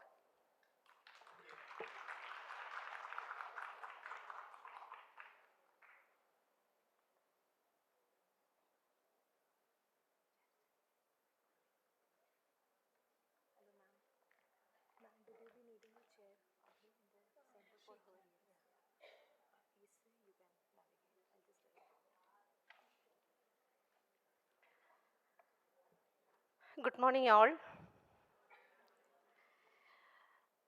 So, we are extremely grateful to represent Kudumbashri, and we thank the NDDB team to invite us. So, we represent Kudumbashri mission. So we are actually representing 45 lakh women in Kudumbashri network. So this presentation is all about the transformation of lives of women in the Kudumbashri network. It is not on Kudumbashri schemes or programs or about the mission, but rather how the Kudumbashri mission intervene the lives.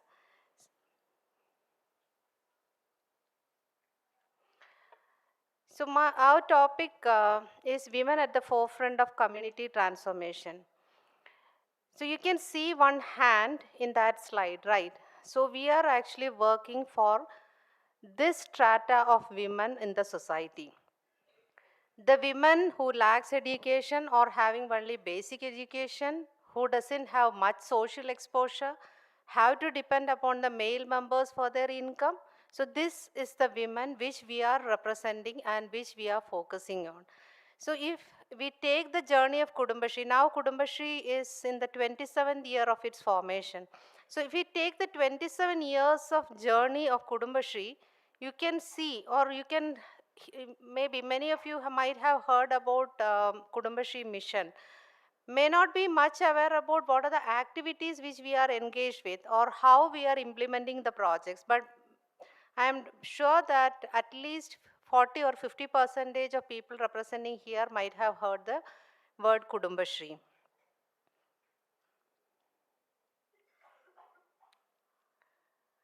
Okay.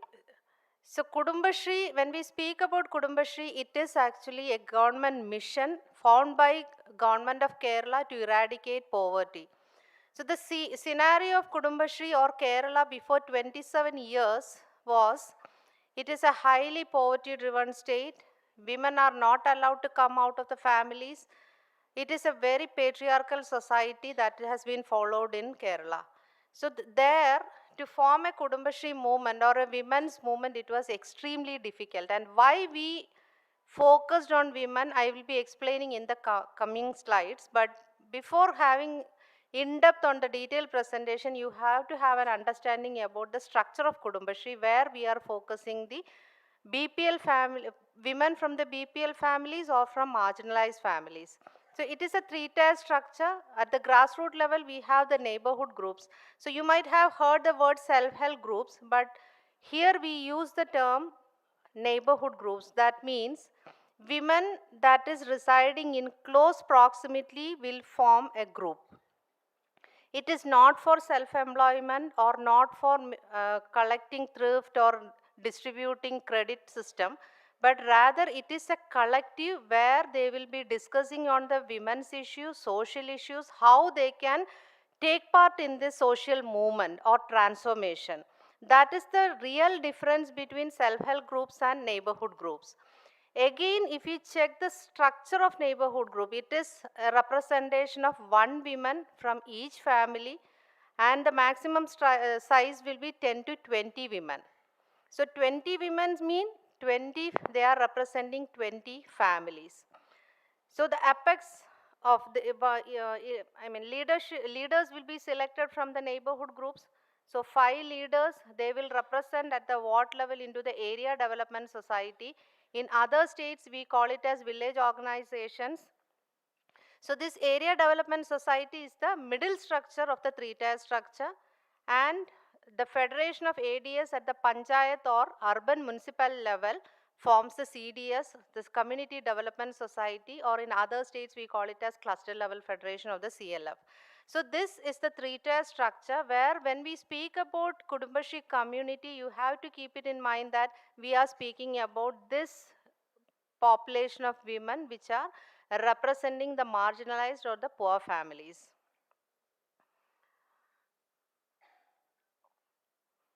So we start our journey in 1992. So why Kudumbashri mission has been formed is based on the experimentation that has been piloted in 2 districts in Kerala, one in Alappuzha and one in Malappuram. Why we select these 2 districts? Because Alappuzha represents the coastal population and Malappuram represents the Muslim population and the most marginalized. Because when we take 14 districts of Kerala, Malappuram was one of the most backward districts, and based on the religion, caste and everything, and you can understand the situation of Muslim population here. So I think the Rasinata can actually share about her experience, where she will be highlighting the issues faced by the Muslim population and how she came forward in this whole process. So before going that, we started the experimentation in Alappuzha municipality, where we piloted forming women's group, and we capacitated them to understand or analyze what is their specific issues in terms of poverty. What are the factors that is contributing to poverty? It is not on monetary terms, but rather it is any deprivation of education, health, infrastructure, food or money, anything that lacks can be called it as deprivation. Even gender inequality is also a deprivation which we focused on.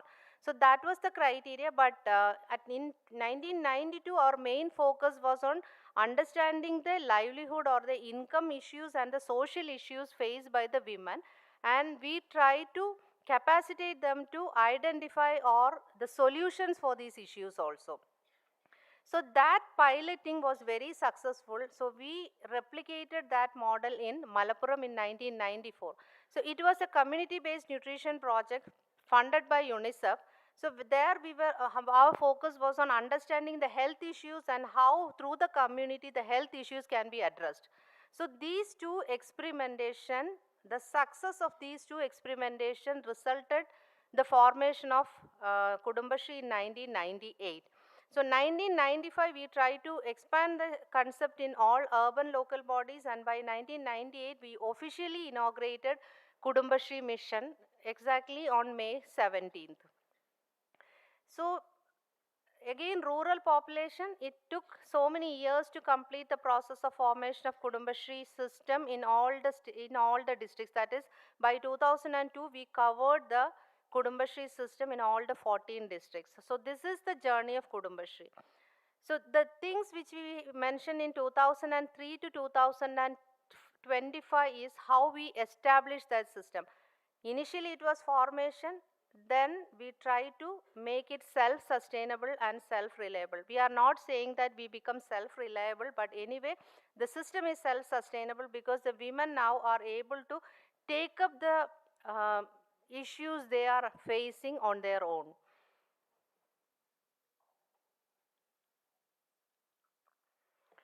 So Kudumbashri, what makes Kudumbashri unique?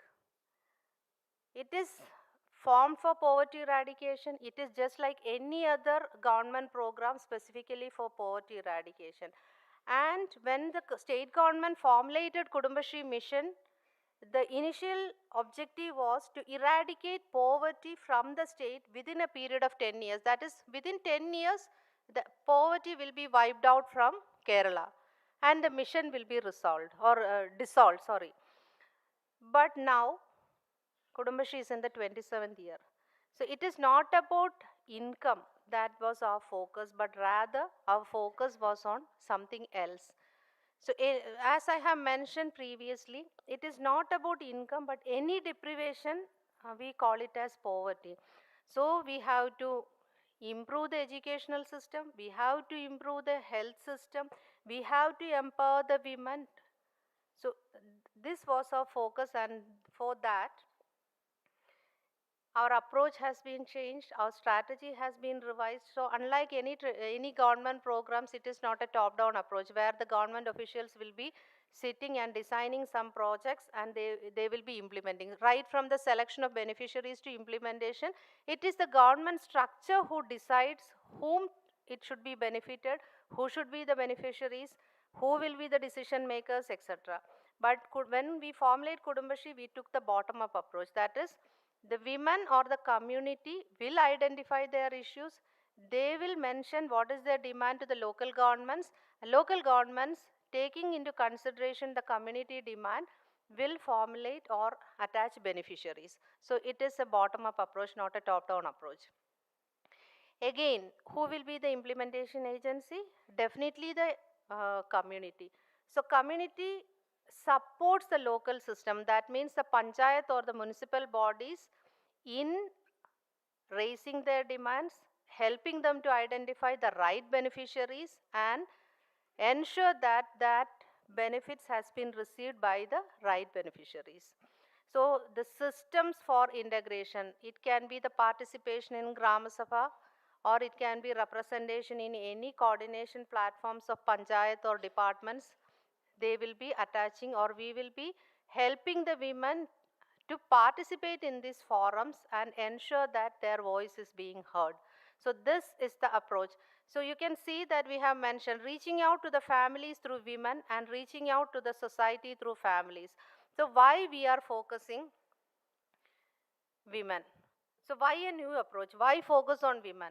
It can be male members also, because many states there are self-help groups of men also, but not in Kudumbashri, because our ultimate focus is always on women. So why we are prioritizing or focusing on women? One definitely is women and children will be the victims of poverty. Any deprivation, you can see that women will be the victims. Because not only about the shortage of food or something like that, It is the nature of women that we ensure that all the family members are satisfied, they get food, they get clothing, they get education. So everywhere, women is the one who used to compromise. It is because of the concern, love, understanding, women is actually doing it. But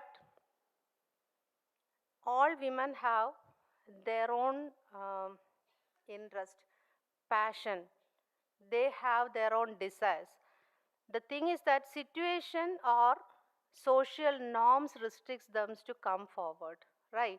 So this is why we focus on women. So what are the merits we focus is that one is that they prioritize needs. When it comes to family, when it comes to society, they understood what should be prioritized and what should be targeted. So this is one point. Second is their capacity to address social issues, whatever social issues are prevailing. For example, if there is atrocities against women, as a collective they can face it, not as an individual. So social issues, whatever be the thing, women can actually contribute in it. Third is the focus on the betterment of society. Then decision making. Again, when we mention about decision making, women are good decision makers. They can prioritize things, they can take good decisions, but whether they have the confidence, that matters. Financial management and the capability to identify and resolve issues. So these are the positive things which Kudumbashree mission has identified or the state government has identified when we put that focus on women. So my question to this audience is whether you agree to this point or not, whether women will be able to make changes in the society, whether women can contribute to the society. So I need an answer from the audience. What is your say, yes or no? Why?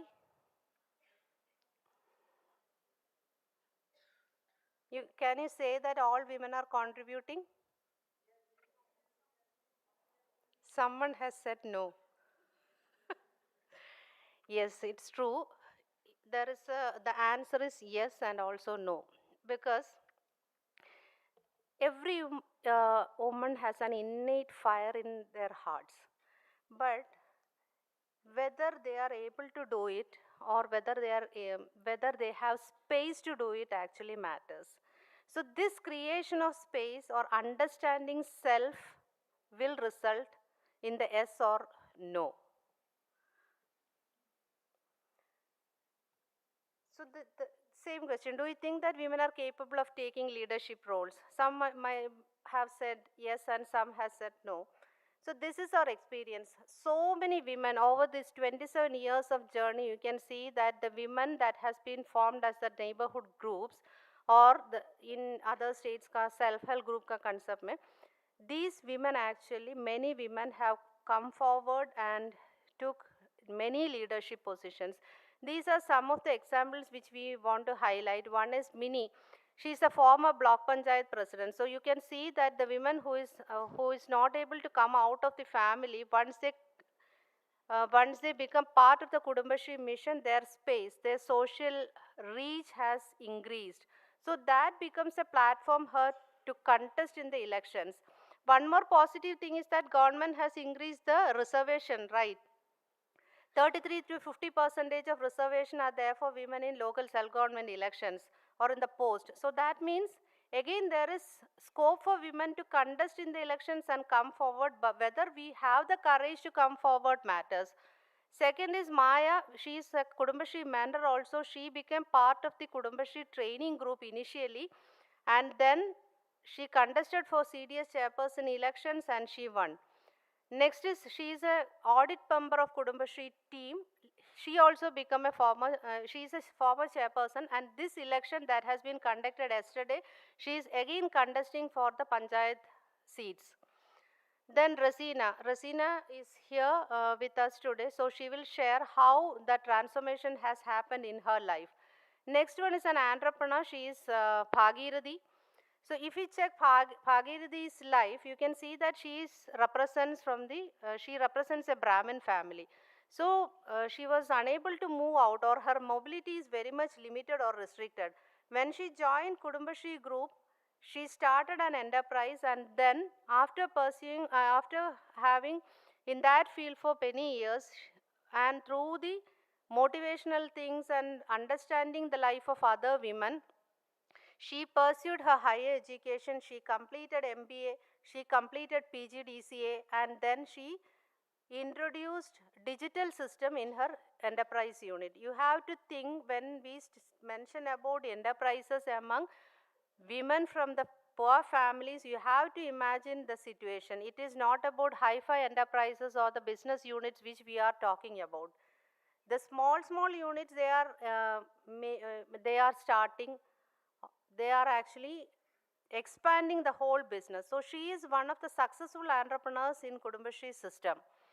Again, the next photo is Ajisha. She started as a resource person and later she becomes a Kudumbashree NRO member. These are some of the positions. One is the Gram Panchayat president. The second one is a vice president of a Gram Panchayat. Another one is an SHG member, later become part of the Harida Karma Sena unit of Kudumbashree mission.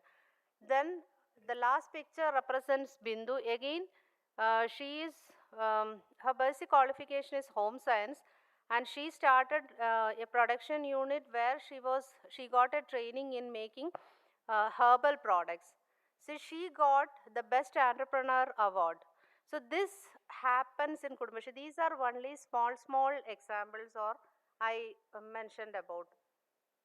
So before moving further, you can see that these are some of the testimonials which we received from the field. One of the most interesting thing is that today the bank officer calls me madam. So she was mentioning in this context where women were very much afraid of going to a bank. They are not aware about the bank procedures. They are unaware about the financial literacy thing. So when they approaches a bank, the response or the behavior of the bank managers or the officials in the bank will not be very much supportive. So when she becomes an energy secretary and when she started going to the bank to deposit the thrift amount, slowly what happened is that the attitude of the bank has changed. She became aware because of the financial literacy campaigns and all those things. She became aware about the banking procedure. She started questioning. So that respect the bank manager has to give to her at some point of time. So she mentioned this in one of the Kudumbashree anniversary where she was sharing her experience that now today the bank officer calls me madam. So we may feel it as a very silly thing.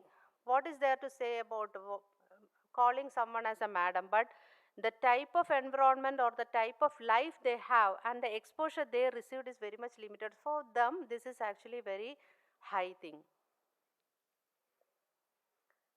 Here, until yesterday, there were many people telling us what to do. Today, the decisions we take are our own. So this is, they are representing the CDS chairpersons of Ernakulam. So you can see the transformation.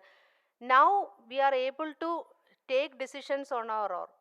We can take the decision how we have to spend our time.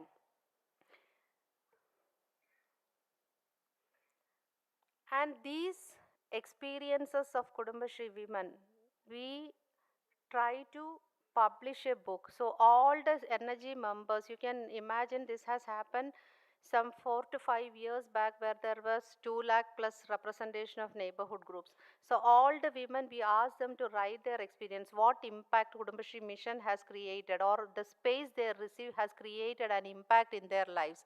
So they published a books and we call it as a journey of books where we collected the testimonials or their experience sharing at the state level and we published it, and you can see a copy of the books in all the CDSs.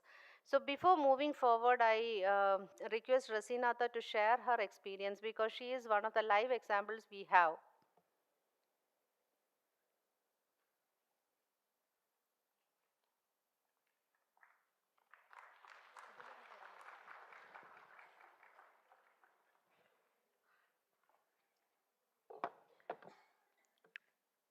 Hi. Hello, मेरा नाम रसीना है. Already मेरे बारे में हम बोल दिया है.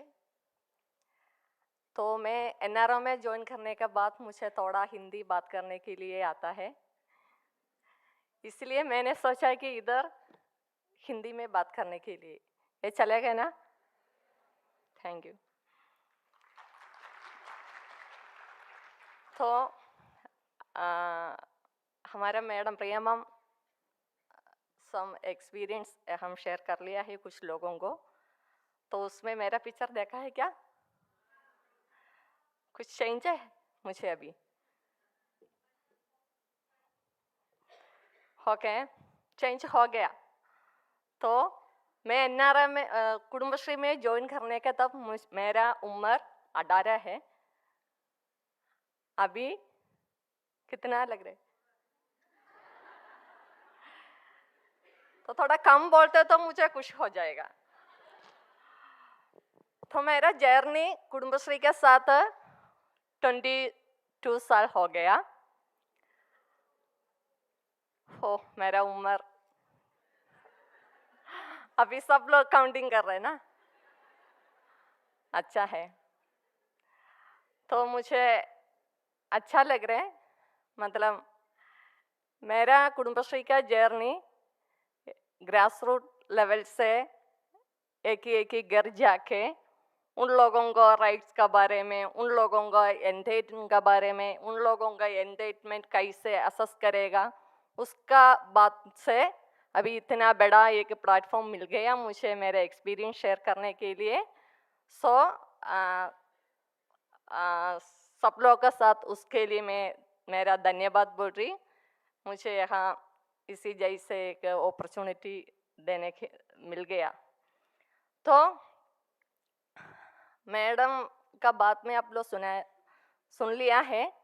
मैं आ गया एक मुस्लिम कम्युनिटी से, लेकिन अभी मेरा ये बात बोलने के लिए अच्छा नहीं है, मतलब हिंदू मुस्लिम क्रिश्चियन सभी एक ही है, लेकिन मेरा फैमिली ज़्यादा से ज़्यादा कुछ ऑर्थोडॉक्स माइंड में उस टाइम। तो मेरा नानी कुटुंबश्री में ज्वाइन हुआ है, उसी टाइम एसएचजी है, सेल्फ हेल्प ग्रुप। तब मेरा नानी उसी एज का लोगों से कुछ लिखने के लिए वैसे कुछ आता नहीं है, तो उस टाइम उनका रिपोर्ट लिखने के लिए, मिनट्स लिखने के लिए मुझे लेके गई। तो उसी हिसाब से मेरा कुटुंबश्री का साथ मेरा जर्नी स्टार्ट हुआ है। थोड़ी टाइम का बाद एसएचजी सेल्फ हेल्प ग्रुप कुटुंबश्री में कन्वर्ट किया। तो उस time SHG self help group में पूरा नानी लोग है, उन लोग क्या बोल दिया, मुझे मेरा हाथ दे दिया है। तो उस टाइम सेक्रेटरी के पोजीशन में मैं आ गया कुटुंबश्री में। फिर धीरे एक एसएचजी से एडीएस लेवल में आ गया। ADS means area development society. तो उसी टाइम से मेरे फैमिली से इश्यूज स्टार्ट हुआ है। मतलब पहले 15 लोगों को बीच में अपना घर का अंदर में बैठ के कुछ बोलने वाला है मैं, मतलब कुछ बैठ के काम करने वाला। फिर एडीएस में आ गए तो उस विलेज का पूरा पीपल के लिए एरिया लेवल में काम करना है। तो मेरा फैमिली में इशू हो गया, क्यों बाहर जाना, स्पेशली तुम मुस्लिम फैमिली से एकदम गरीबी फैमिली है, तो थोड़ा मुश्किल है। फिर वैसे कुछ स्ट्रगल करके शुभार का मैं एडीएस में आ गया। इतना पब्लिश नहीं हुआ है, फिर भी एडीएस में आने के बाद पंचायत लेवल इलेक्शन हुआ है, सीडीएस कम्युनिटी डेवलपमेंट सोसाइटी। तो मेरा पंचायत में उसी टाइम 16 वार्ड है। ये उतना पंचायत का अराउंड 20,000 पॉपुलेशन है वहाँ, सॉरी हाउस होल्ड है। तो उसका एक रिप्रेजेंटेटिव जैसे कहा आना चाहिए, सीडी चेयरपर्सन का जैसे आना चाहिए। तो मेरा तरफ से वहाँ नॉमिनेशन देना चाहिए, लेकिन नॉमिनेशन देने के बाद मैं घर आ गया तो बड़ा प्रॉब्लम हो गया। मुझे अनुवाद नहीं मिल रहे, मत जाओ वैसे भी, लेकिन मेरा माँ को पसंद है, लेकिन फैमिली को पसंद नहीं है। और उसके लिए और एक कारण है, हम डिपेंडेड है। मेरा पापा मर गया तो हम 2 लड़की है, तो हम फैमिली के डिपेंडेड है। इसलिए मेरा माँ को हमको भी कुछ लिमिटेशन है, जो कुछ फैमिली के लोग हमको क्या करने के लिए जो कुछ करने तो उनका तरफ से अनुवाद मिलना चाहिए तो कर सकता हूँ। तो ज़्यादा स्ट्रगल करके मैं नॉमिनेशन ले लिया है। फिर घर आ जाएगा, फैमिली प्रेशर ज़्यादा है, मैं नेक्स्ट दिन जाएगा मेरा नॉमिनेशन रिटर्न करेगा। वैसे 3-4 बार वैसे सिचुएशन हो गया। फाइनली एकदम लास्ट में सीडी चेयरपर्सन बन गया। सीडी चेयरपर्सन बन गए के बाद वैसे से प्रॉब्लम ख़त्म नहीं हुआ है। तब मुझे 90 उम्र है। फिर मेंबर जैसे 2 साल हुआ, 21 में मैं सीडी चेयरपर्सन बन गई है। तब 21 एज होना चाहिए। लेकिन फैमिली में कुछ लिमिटेशन है, बाहर अकेले मत जाना। ओनली 3 किलोमीटर है मेरा पंचायत। डेली सीडी चेयरपर्सन है तो कुछ इमरजेंसी भी है तो सीडी चेयरपर्सन जाना चाहिए। अकेले मत जाना, ओनली पंचायत का अंडर, बाहर नहीं जाना। अगर जाने तो 2 पर्सन मेरा साथ बॉडी गार्ड जैसे होगा। तो धीरे धीरे एक बार उन लोगों मुझे सपोर्ट होगा बोल के मुझे सीडी चेयरपर्सन बन गया। फिर हमेशा मेरे साथ फैमिली लोग आके मैं आने जाने तो उनका बिल्कुल इरिटेट हो जाएगा। तो फिर वहाँ से ट्रेनिंग वैसे कुछ परमिशन नहीं है मुझे बाहर जाने। तो मंथली रिव्यू मीटिंग में जाना है, पीआरएम बोलते हैं हम, परफॉर्मेंस मीटिंग। वहाँ जाने तो भी लोग होना चाहिए। एकदम लास्ट में थोड़ा टाइम कम है इसलिए जल्दी बोलेगा। एक मीटिंग में एक रेफरेंसी ट्रेनिंग, वहाँ जाने के लिए मुझे परमिशन नहीं मिला। ये 5 दिन का ट्रेनिंग है। ये ट्रेनिंग के बाद हमको रिव्यू मीटिंग चल रहे, तब मैं मीटिंग में गया है कोटयम, मेरा घर से 25 किलोमीटर। तो वहाँ जाने के तब सब लोग है 75 पंचायत, 5 म्यूनसिपालिटी, वहाँ से 3-3 चेयरपर्सन, मेंबर सेक्रेटरी, सब लोग अराउंड 200 पीपल वहाँ। तो वहाँ हमारा डीएमसी डिस्ट्रिक्ट मिशन कोऑर्डिनेटर मुझे इंसल्टिंग किया। इंसल्टिंग रीजन में है, मतलब रसीना का बिना बदल और कुछ नहीं है कि अवार्ड और पंचायत। मेरे पंचायत का नाम है पंचायत। इतना लिमिटेशन लोगों को, इतना स्पेशल लोगों को किसके लिए आप लोग चेयरपर्सन बन गया? घर का बाहर नहीं जा सकता, कुछ मीटिंग में नहीं जा सकता, कुछ ट्रेनिंग है तो नहीं जा सकता, वैसे पूरा इंसल्टिंग कर लिया मुझे। मैंने सोचा कि जमीन का अंदर गिर जाने के लिए मन आया मुझे, उस जैसे इंसल्टिंग कर लिया।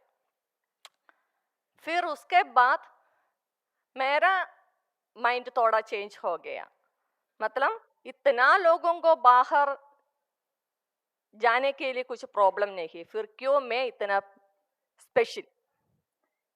तो मैंने क्या सोचा, इतना लोगों को सामने मुझे इंसल्टिंग कर लिया स्टेज में, एक दिन मेरे बारे में अच्छा बोलने वाला दिन आना चाहिए।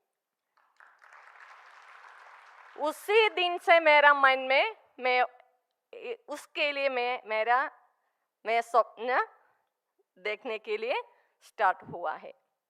उसके बाद मेरे पंचायत में सीरीज कुछ प्रोग्राम है तो मैं छुपा रहेगा, लेकिन मन में टेंशन होगा कैसे मैं घर में प्रसन्न करेगा मुझे जाना। 10 दिन का पहले भी प्रैक्टिस, फिर कैसे एक चोरी जैसे मैं जाएगा आएगा वैसे हो गए। फिर फाइनली मेरा गांव में एक आश्रय प्रोजेक्ट, आप लोग अभी सुन गए होगा, एक्सट्रीम पॉवर्टी फ्री केरला, उसका सर्वे करना है। उस टाइम सीडी चेयरपर्सन, उस टाइम में मेरा पंचायत का गांव जाके मेरा नेबर लोगों को देखने के लिए मुझे मौका मिला, विलेज का अलग अलग जगह पे। लेकिन मेरा आँख में अभी भी ये विजुअल है, मतलब जीने के लिए एक दिन 2 बार 3 बार, हम 3 बार खाना खाए तो एक बार भी बिना खा के रहने वाला है। अच्छा घर नहीं है, कुछ फैसिलिटीज वैसे कुछ भी नहीं है, फिजिकली मेंटली चैलेंजड लोग है। मैं आने के बाद मुझे ज़्यादा दुख हो गया, मेरा गांव का अंदर में इतना गरीबी लोग, एक बार खाने के लिए भी उनका नहीं है, अच्छे से रहने के लिए भी जगह भी नहीं है, वैसे रहने वाला का छोड़ के मुझे कैसे मेरा रूम का अंदर में अच्छे से रोने के लिए कैसे हो जाएगा, कैसे मुझे नींद आ जाएगा। तब मैंने सोचा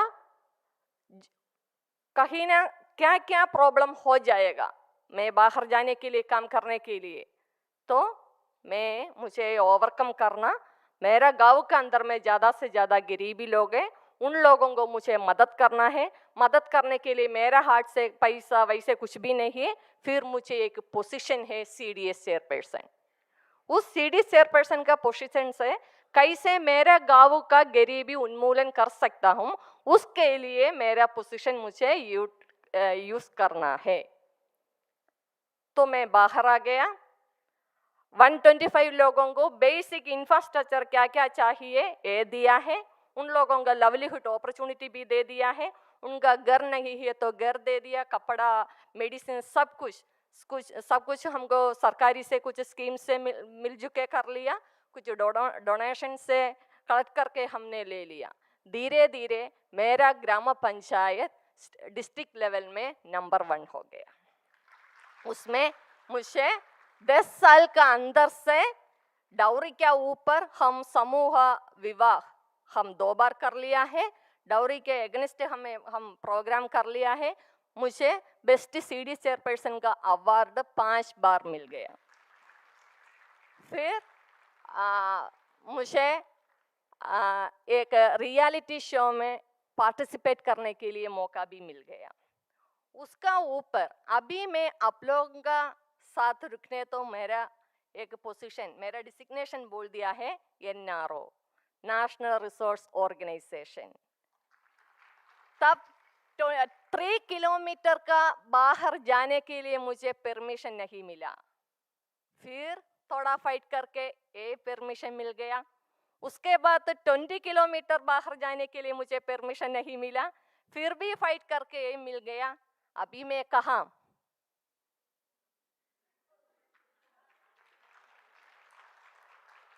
अभी मैं अहमदाबाद। कल सुबह 4 बजे घर से अकेले में बाहर निकल गई।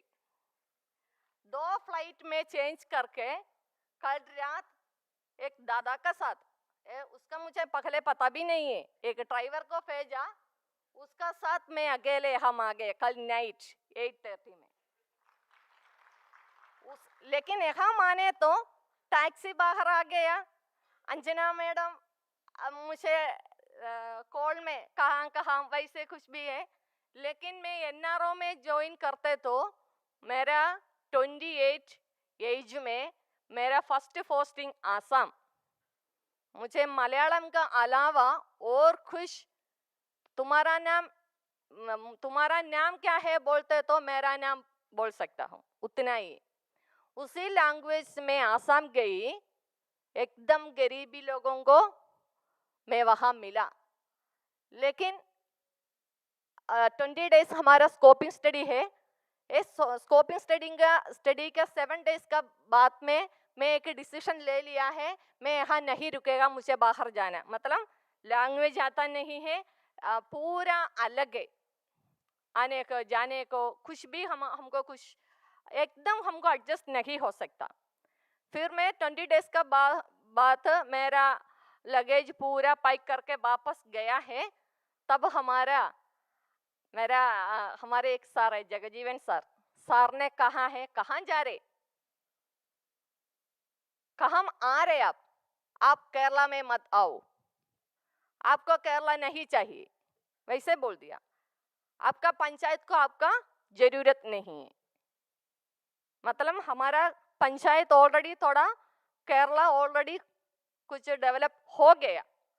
आपने 15 साल का पहले केरला में किसका देखा, क्या क्या गरीबी आपने देखा, उस जैसे लोग अभी केरला नहीं है।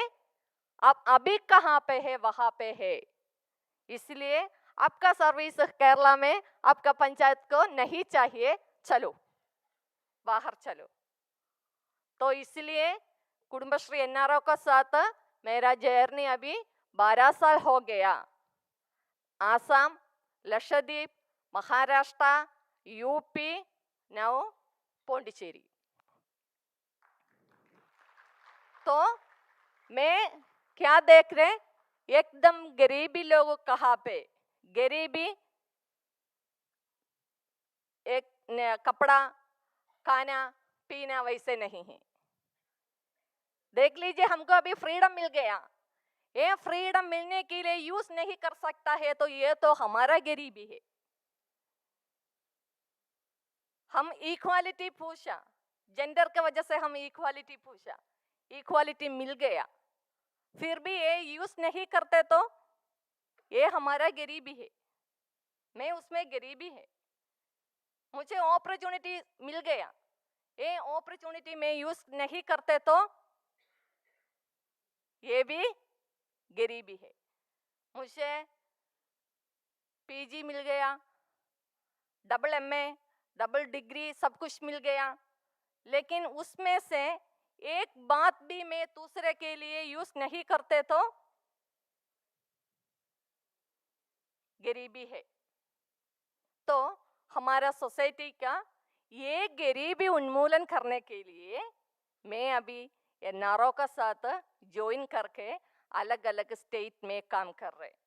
वहाँ हम करते तो मैं जाने के तब 22 साल का पहले एक रसीना को देखा है, लेकिन मैं कहाँ कहाँ जा रहे वहाँ में ज्यादा से ज्यादा रसीना लोगों को मिला। मतलब ये दुनिया सबके लिए, नॉट ओनली मी, सबके लिए ये कैसे यूज करना, मेरा से कैसे दूसरे लोगों को मदद कर सकता हूँ, ये मदद करने के लिए अभी मैं आप लोगों के साथ बात करते तो मैं कुटुंबश्री में ज्वाइन करते तो बिना पैसा से ओनली वॉलंटियर वर्क से 3 साल काम कर लिया। तब मेरा पंचायत लोग मुझे टीए दे दिया, एक्चुअल बेस फी। लेकिन अभी मैं मैडम परमिशन दिया तो मैं मुझे बोल सकता हूँ मेरा मंथली सैलरी। तो मैं कितना साल दूसरा से लोन लेके वॉलंटियर वर्क कर लिया, तो उसी टाइम से मेरा विजुअल में भी डेवलप होना चाहिए, मेरा फैमिली भी डेवलप होना चाहिए, मुझे एक अच्छा लिविंग स्टैंडर्ड कम्युनिटी में होना चाहिए। अभी मेरा गांव में जो कुछ प्रोग्राम है तो बिना रसीना से नहीं चलेगा। मेरा फैमिली में कुछ डिसीजन ले तो रसीना का ओपिनियन भी पूछ रहे, रसीना का डिसीजन पूछ रहे, उसमें इम्पोर्टेंट मनी, इनकम, मेरा इनकम जनरेट हो गया, इसलिए मुझे स्पेस मिल गया। मैं 2 बार 3 बार मैडम के साथ आकर लोन पूछे तो 4 बार मैं इस रास्ता से आगे तो मैं दूसरा रास्ता से जाएगा, है ना। रसीना मेरा सीधा आ रहे, एक बार भी मेरे साथ पैसा मांगेगा, इसलिए उसका सीधे मत जाना मत। लेकिन अभी मेरा सीधे लोग आ रहे, मुझे सीट भी मिल रहे, तो मैं अभी मेरा कम्युनिटी डेवलप हो गया। ये मेरा रिस्पॉन्सिबिलिटी है, मेरा कर्तव्य, मैं भी डेवलप होना चाहिए, मेरा फैमिली को डेवलप करना चाहिए, हमारा फ्यूचर अच्छा होना चाहिए। मेरा से मेरा फैमिली से मेरा विलेज, वैसे है तो मेरा सोसाइटी डेवलप हो जाएगा। तो मुझे अभी अच्छा सीगार मेरा गांव में मिल रहे, कुछ सोसाइटी में मिल रहे। मेरा आप लोग बोलते तो कितना लोगों को समझ में आएगा मुझे पता नहीं है। मेरा कम्युनिटी में जमात बोलते हैं, जमात में कुछ कमिटी है। तो उस टाइम में बाहर में गया है तो मेरा जमात कमेटी लोग भी मेरे घर आ गया कंप्लेंट करने के लिए, आपका लड़की को बाहर मत भेजो, एक मुस्लिम कम्युनिटी में अच्छा नहीं होगा। तो कुछ टाइम के बाद मैं बोल दिया ना, डाउरी के ऊपर हम समूह विवाह 20 कपल्स को हम डोनेशन से बिना डाउरी से मैरिज अरेंज समूह विवाह अरेंज कर लिया। उस दिन जमात कमेटी पूरा लोग मेरा घर आ गया। तो रसीना अभी हमारा प्राउड है ये बोलने के लिए। तो अभी मैं नहीं है, मेरा जैसे ज्यादा लोग हमारा केरला में 45 लाख कुटुंबश्री मेंबर्स है। उसमें से एक ही लोगों के साथ आप लोग बात करते तो 5 मिनट बात करते तो मेरा जैसे ज्यादा से ज्यादा एक्सपीरियंस, ज्यादा से स्ट्रगल ओवरकम कर लिया, सर्वाइव कर लिया लोगों को आप लोगों को मिल सकता हूँ। उस जैसे अभी हम केरला का बाहर गया है तो भी हमने हमारे एक एडवर्टाइजमेंट है, हमारा जैसे ज्यादा रसीना लोगों को वहां हम बना के बाहर जा रहे। हमारा टाइम पीरियड 2 ईयर 18 मंथ्स वैसे है। तो उसमें कैडर डेवलपमेंट एक मेन पार्ट है, ओनली वुमेन्स। अभी आसाम में PRCBO कन्वर्जेंस प्रोजेक्ट मिनिस्ट्री से एक प्रोजेक्ट हमारा 45 वुमेन वहां एक स्टेट अकेले ये इम्प्लीमेंट कर रहे हैं प्रोजेक्ट। तो मेरे को बोलना इतना है, मेरा साथ 5 मिनट बोल दिया है लेकिन ज्यादा टाइम में ले लिया वैसे लग रहे मुझे। लेकिन मैं मेरा एक्सपीरियंस का एकदम अच्छा पॉजिटिव साइड में हम शेयर कर लिया है। लेकिन जो कुछ हम फेस करते तो इतने इजी नहीं होगा, ज्यादा स्ट्रगल पर्सनली मेंटली सब स्ट्रगल हम फेस करके आ गया।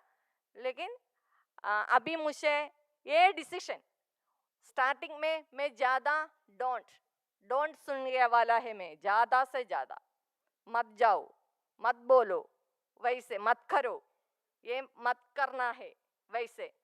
लेकिन मेरा लाइफ में मैं एक वेट कट कर लिया, डोंट, ये वेट में कट कर लिया। इसलिए मैं अभी आप लोगों के साथ मैं पर्सनली मेरा लाइफ में अभी मैं सेल्फ लव कर रहे। I love you रसीना।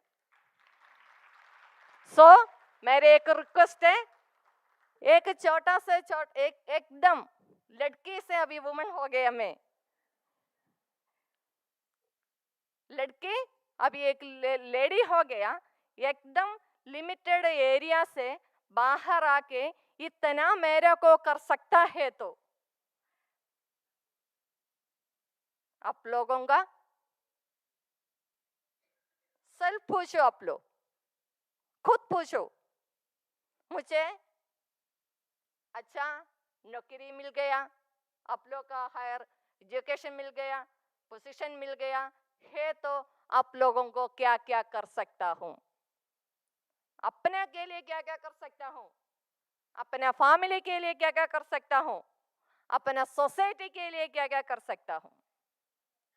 सबको आंसर आप लोग का यस मिल जाएगा। फिर लास्ट आप लोग खुद आपका मन में एक क्वेश्चन पूछना है, फिर क्यों मैं कुछ नहीं करके बैठ रहे। तो आप लोगों का मिल कर सकता हूं, एवरीथिंग, नो लिमिट। बट हमारा लिमिट, मेरा लिमिटेशन कहां तक जाना चाहिए ये हमारा कंट्रोल में होना चाहिए, दूसरे का कंट्रोल नहीं चाहिए। उसके लिए मुझे कहां तक जाना, क्या करना, ये हमारा कंट्रोल में, हमारा लिमिटेशन हमारा की दूसरा का साथ मत दे दो, ये हमारा साथ दीजिए। तो वंस अगेन सब लोगों का साथ धन्यवाद, मुझे मेरा एक्सपीरियंस शेयर करने के लिए एक मौका मिल गया। Thank you so much, especially Kudumbashree NRO and madam Robi madam, Anchana madam, and thanks a lot.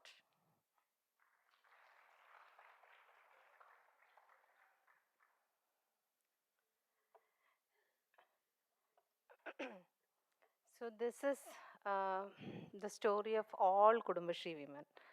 This is one live example we are hearing, but if you see that book of journey, you can see the experiments or the experience of all the women that has been part of the Kudumbashi network has written there, how Kudumbashi mission has given them space and how they move forward. That is there. This is a simple statistics or data that is in this election, 9th and 11th was Kerala Panchayat elections. You can see 16,000 plus women contested in this year election. So this is the reach or the space the women received over 27 years. Data I'm not explaining, but certain issues we need to think about or certain pointers we need to analyze ourselves. One is, does earning result in women's empowerment?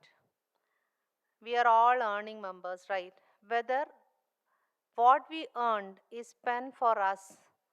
It can be for family, it can be for other purposes, but how much we are spending for us. Whether the decision making to spend our money is with us or with our family members. So mere income generation does result in women empowerment is, you have to think about it. Second question, are women aware about their rights and entitlements? So we know certain things and we don't know certain things. So are we aware about our rights? For example, our experience in Northeast states, we say that it is a matrilinear society where women have the rights for land, women are employed or women have the space for employment, livelihood ke liye women bahar jata hai, everything is there. Still domestic violence is there. Why? So as per social norm or as per a general situation is that it is taken for granted or it is accepted. And what support the government offers to us to protect women? Are we aware about it? Even if we are aware, where to approach, how to approach, whether I am able to approach the police station or something like that, something prevents us. Is it possible to educate women on women empowerment? So now for the last 2 days, for example, yesterday and today, you are hearing so many sessions, right? Many are focusing on women empowerment, what are the rights, what are the opportunities that is available, everything has been covered in these 2 days. So just hearing a presentation or just reading some literature will not empower women, right? Do you agree with me? So many government schemes are there, right? Beti Badao, Bachao, Beti Padao. So many schemes are going on. 50% reservation is there for women. Marriage ke liye assistance is there. For delivery and all those things, certain governments are there for first delivery, second delivery, etc. So many schemes are there for the government. If so many schemes are available, still why these issues are prevalent? Next question is, can a woman raise her concern on her own? For example, one woman is facing some sexual abuse. Will she come forward? It's very difficult, right? It is not because laws are not there, but the thing is that we are thinking about how the society will see us. Ultimately, we will become the victim. So is it possible for me to raise that complaint? Even our family members will say that, don't raise it. So many issues, so many women has raised issues, they face social criticism also, right? So this is the situation that is happening. So how we are going to take it forward? Can women rethink the predefined social norms? We are say that we are supposed not to travel alone, or we are not supposed to meet male friends, or you are not supposed to do this, that, because of culture, because of tradition. This is not accepted in our family. It is not our own family members that will be questioning us, but some relatives or some friends or some neighbors, the society is actually judging us. So this is the situation women is facing. Are we able to get out of these issues is the concern. Like Rasina has mentioned, it is her own struggle, it is her own realization that has happened. So the answer was a self-learning is essential. It is not that laws are not there. Whether we are able to come out of it, it is awareness generation, but it has to be done at our level. That is a gender self-learning. So we redefine the focus of poverty eradication. So if you check the history of Kudumbashi or the evolution, you can see that from 1998 to 2008, our entire focus was on two things. One is for the economic upliftment or for promoting livelihood among women. Second is social empowerment, how to address the social issues, how women can be capacitated to address these social issues. Then only we realize that we don't have answers to the previous questions unless and until women got aware about their rights, about their space, then only they will be able to raise their voice. They will approach the concerned person or concerned department or concerned organization to claim for their entitlements or rights. So this is only possible when that self-awareness has to be created. So self-awareness means they will not go and read something or they will not refer something. So some external force or external support has to be there for women to trigger that fire that is imbibed in them. That is why we start women empowerment or the gender programs in the year. From 2008 onwards, our focus was on empowerment of women. So the major program Kudumbashi initiated for this was gender self-learning. The word itself means self-learning. So it is not possible to give a training session to 3 lakh plus women. We can't approach them stating that this class you have to attend or something. So what we have done is that during the energy meetings, the issues of women that is among their community will be presented. For example, we are talking about one topic, health. What are the health issues you are facing? Why it is happening?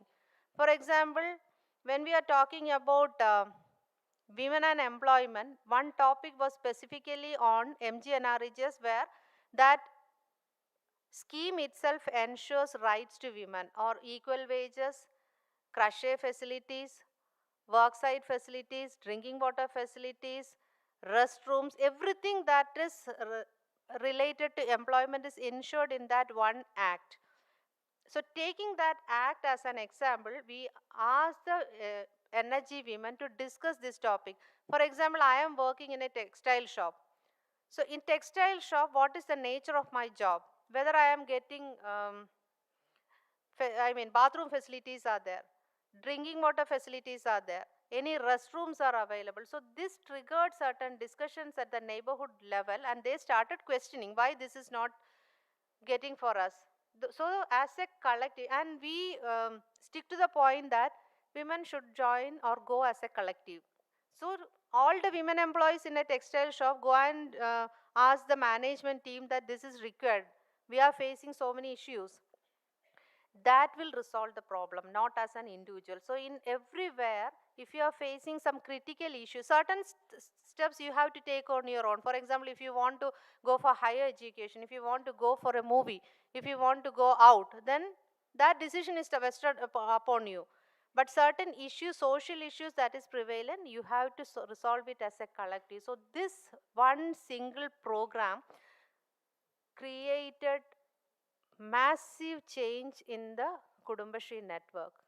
So like Rasinatha has mentioned, this space, this awareness, everything created space for women in Kudumbashi network. So if you say what is the success of Kudumbashi program, we can definitely say that it is because of the 3 lakh plus women in the Kudumbashi network that created impact, not on the benefit of a single government scheme. So naturally, Kudumbashi created awareness and space for women and built their confidence. That is why we used to say that it is a women-oriented program or a community-driven program, unlike any other government schemes.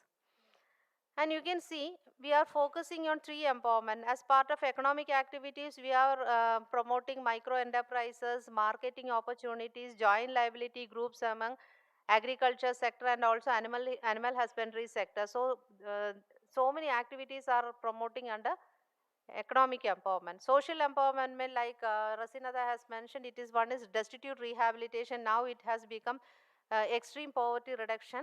So that has happened, and Kerala during this year, the Kerala Pravi Day, we have announced that Kerala is one state that is free from extreme poverty. So that much of impact is there. Then differentially abled is another program that we are focusing on the differentially abled children and differentially abled children. Balasabha are special platforms that is created for the upliftment of children. Tribal programs and special coastal programs are there for the upliftment of that specific community. Women empowerment, we started with gender self-learning, then we started vigilant groups. Gender helped us, where it is a 24-hour stay for women who have been who have faced domestic violence or atrocities. So many programs we are running, but you have to keep it in mind that ultimate focus is always on women. So promoting livelihood among women for this economic empowerment, for social empowerment and women empowerment, our programs are tuned like that. And these are some testimonials from the field. You can see that one, after the gender self-learning program, you can see that one woman has shared her experience. So every day this woman has to wait for her husband to come home. Many a time she has to wait till 1:30 night. So she has to open the door, she can't complain. So she started thinking that at least in my lifetime, one day I have to reach at the same time and my husband has to open the door. So you can't do that, right? So as an alternative, it may be a funny thing for us, but the thing is that the satisfaction that women received, so they, as a energy, they decided that they will go for a second show. So they decided that they will not take any vehicle, they will walk at night. So they went, they have seen the movie, they came back walking. So they have that fear also, because night time, it is very, it is not at all safe, we can say that. So they went for the movie, they came back, and when she put the, her husband actually came and opened the door. So she said that that was the most satisfied day in my life. So that is actually one step. We can say that going for a movie with women friends or their gang or group, enjoying at night time where we were very much restricted. So that one single step was actually very satisfactory, not only for her, but maybe the other members also, because they actually did it as a group. So now you can see that many Kudumbashi groups are going for tour. Many have shared their experience that for the first time they traveled or they took a flight, because they started collecting money, earning money, and they plan for long travels. These are all examples. We can't actually think about it. For example, we are traveling for training purposes and all those things, because our space, our opportunities, or our situations actually very much differ. Second, another testimony we received, just like Rasina has mentioned, being a CDS chairperson, one is implementation of all the schemes, but beyond that scheme implementation, how much you are providing the support to women, or your thinking capacity, or reaching beyond the original responsibilities matters. So here she explained one issue that she faced in her CDS. So she was mentioning that one marriage alliance came for one of the SHG member. So being a CDS chairperson, she just asked the member that where are you going to marry your daughter? What is the background of that groom and all those things? And they started collecting the details. And she contacted the CDS chairperson of that particular panchayat. And when she inquired the situation, she came to know that no such person is there. So this made her to lodge a complaint in the police station, and when they actually traced that, they came to know that this guy is actually going many places and doing this marriage. So likewise, so many examples are there. Then the women started thinking, women started taking their responsibilities in another way. You can go through it because time is very limited. This I have already mentioned. Bhagirathi is another example where she pursued her higher education after coming to Kudumbashree. Again, back to school campaign, you can see the age of the women. So age is not at all a matter if you have that desire. So Kudumbashree conducted one back to school campaign. The testimony we received that many women who have not been gone to school find it very interesting to dress like, I mean, in a uniform mode, attending school with lunch bag and everything. And the interesting thing is that they went in their hometown in the same schools where they were supposed to study or they learned their primary education. So this means age is not a barrier. If you have the will, you can do. This is another thing, Arangu. Arangu means it is a cultural fest conducted by Kudumbashree where women used to participate. Again, you can see that the women, when we are children, we used to learn dance, music, painting, everything. We will be involved in many things because our parents are very much interested. But once you reach 18 years or when you attain puberty or when you get married, all your hobbies, interests, your everything will be sacrificed from that point of view. So when we started promoting this, even at the age of 40 plus or 50 or 60, the women started participating in all those things. So this is another inspiring story of Kudumbashree where we can think about. I will skip all these slides. So you can see that when we speak about enterprises also, the usual notion is that we stick on to pickle unit, puppet unit or some traditional type of enterprises where women will be engaged with. But Kudumbashree experience is that when we sensitize them, the ample opportunities that is available in the market, women are more interested to come forward to take up innovative and very new enterprises which the women were very much afraid to come forward. The investment is very high, risk factor is very high, marketing opportunities are very limited. So women started searching for enterprises or enterprise opportunities and they started coming forward. You can see so many things, production sector, service sector. You can see that is one LED repair.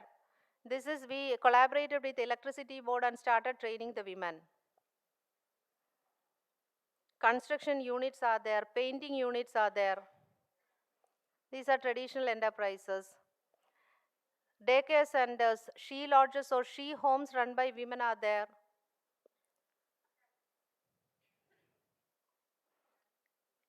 Animal husbandry activities, agriculture. So the strategy is, like I have mentioned, one is creating awareness about their rights, capacity building of them to claim for their rights and entitlements, creating space in all forums where women can participate and present their demand. So this is the basic strategy Kudumbashree have done in Kerala, and similarly we are implementing in other states also. Like Rasina has mentioned, we partnered with 20 states and 1 union territory as of now, implementing different projects where the strategy is the same. So what we observe is that everywhere the issue of women is the same. Irrespective of state, irrespective of caste, irrespective of religion, the issue of women is the same. The approach or strategy we have to take has to be different, assessing or understanding their situation.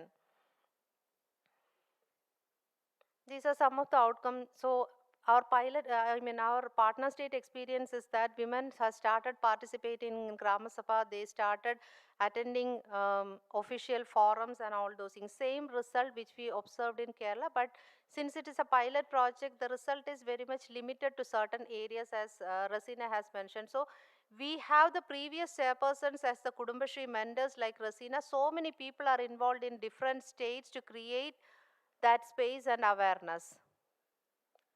These are some of the field level experience from partner states. So the representation of women in Gram Sabha, where you can see that women are very much limited. Many states we have seen, for example, Rajasthan, UP, women will not come in front. So these women have started coming for Gram Sabha in wherever areas which we have intervened. This is one of the example in Jharkhand. Adult literacy classes have been conducted in Arunachal. Tripura, Gram Sabha, mean they are presenting their community demand. Uttar Pradesh, we have conducted trainings where women have started participating. So the impact is, in general, whichever state, whichever area, we have observed that women have started pursuing higher education, they have started pursuing their passion, they have started finding their own time and space for their own initiatives or hobbies, traveling, they started having their own assets, they gain confidence, they have social acceptance and so much of things. So like Rosina has pointed out, if this is the situation or ability of women to come forward from very backward families, what contribution we can make. Since you're all working in the dairy sector, there will be women who will be at the grassroots level in the production sector, right? What impact we can create to them. At the same time, you have to think about your requirements and your aspirations. Being an earning member doesn't mean that you are spending the money for your purposes. So how much time you are spending for your career, career, though you will be definitely spending time, but how much time you are allocating for yourself, for hobbies, your passions, how much time you are spending with your friends, and all those things you have to think. Thank you.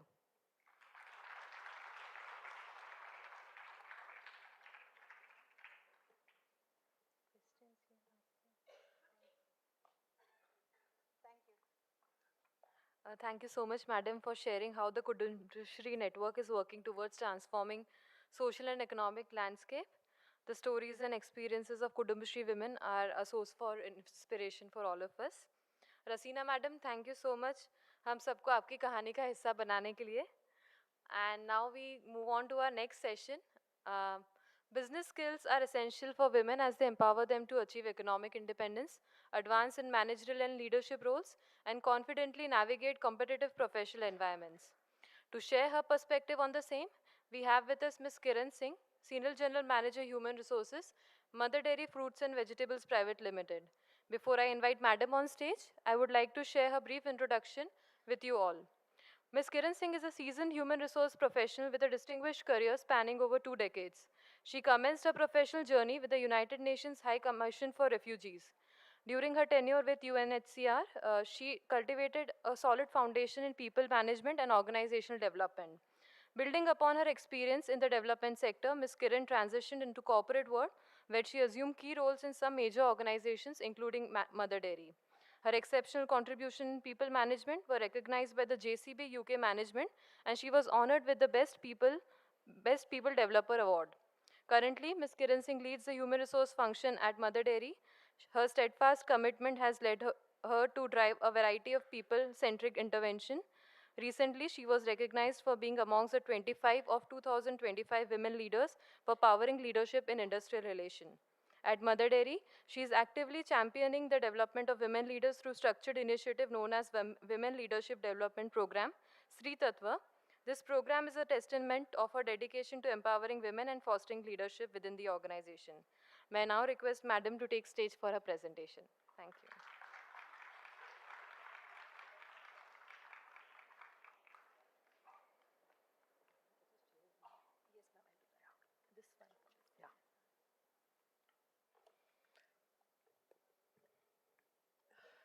Good afternoon. Namaskar. It is an honor to be here with such incredible women leaders. I love you too, Rasina. It was really a pleasure to hear you. It was amazing, strong story. And thank you, Dr. Gill, for giving us this opportunity to hear such stories of you and Yasmin Bain and so on.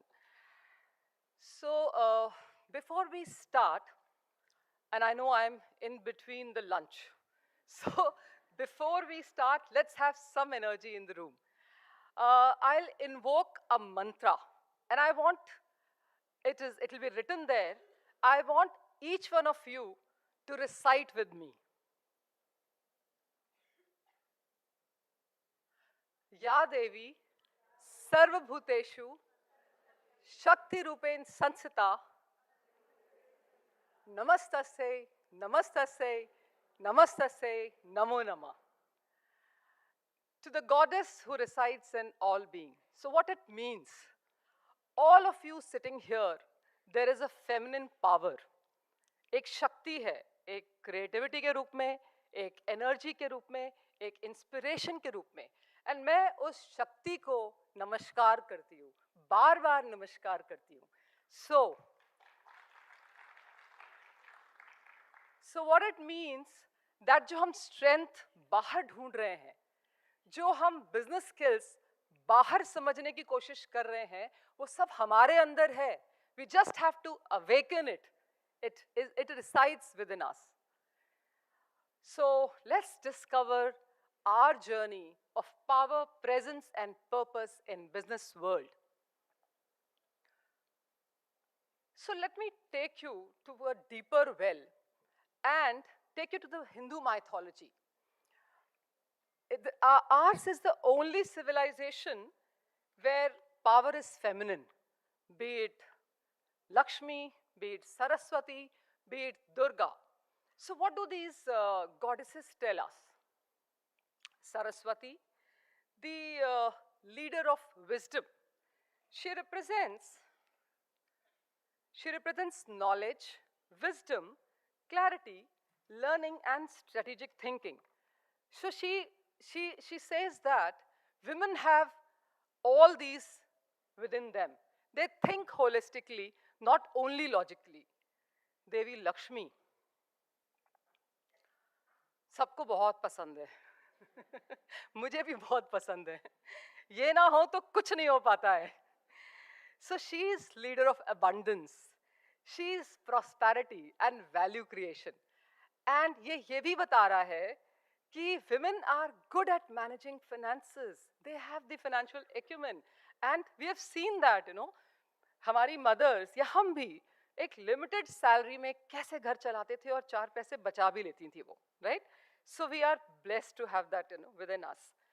And last but not the least, my favorite, Durga. She is the leader of boundaries. She teaches women say no without guilt. She tells us to protect our time, money, and values, and negotiate fiercely. She's courage. She's decisive. She's assertive. And let me tell you, when women, they set boundaries, they are unstoppable, Durga. So all we need to do is set our boundaries. So now let us understand furthermore,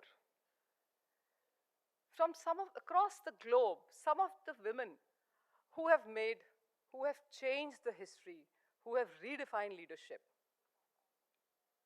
We all know her, Kamala Harris. And she has a transformational leadership style, and when purpose spoken with conviction can shift societies. There are many such examples. Savitribai Phule, she was a social reformer, educationist, and she was there in pre-independence era. And she said, if you want to change the system, educate and empower women, empower citizens. She was, by the way, she was stone-pelted for teaching, going to village and village. She was stone-pelted for that, but she didn't stop. Who doesn't know Wangari Maathai, the Nobel laureate? Indira Gandhi, a very authoritative leader. She believed that clear direction is the core of strong leadership. Sarojini Naidu, the Nightingale of India. Words spoken with conviction can bring the nation together. And we all love her. We know the founder of Nykaa. She has told us that it is never too late. And she has started her entrepreneurial journey after the age of 50. So you can reinvent yourself at any point of time.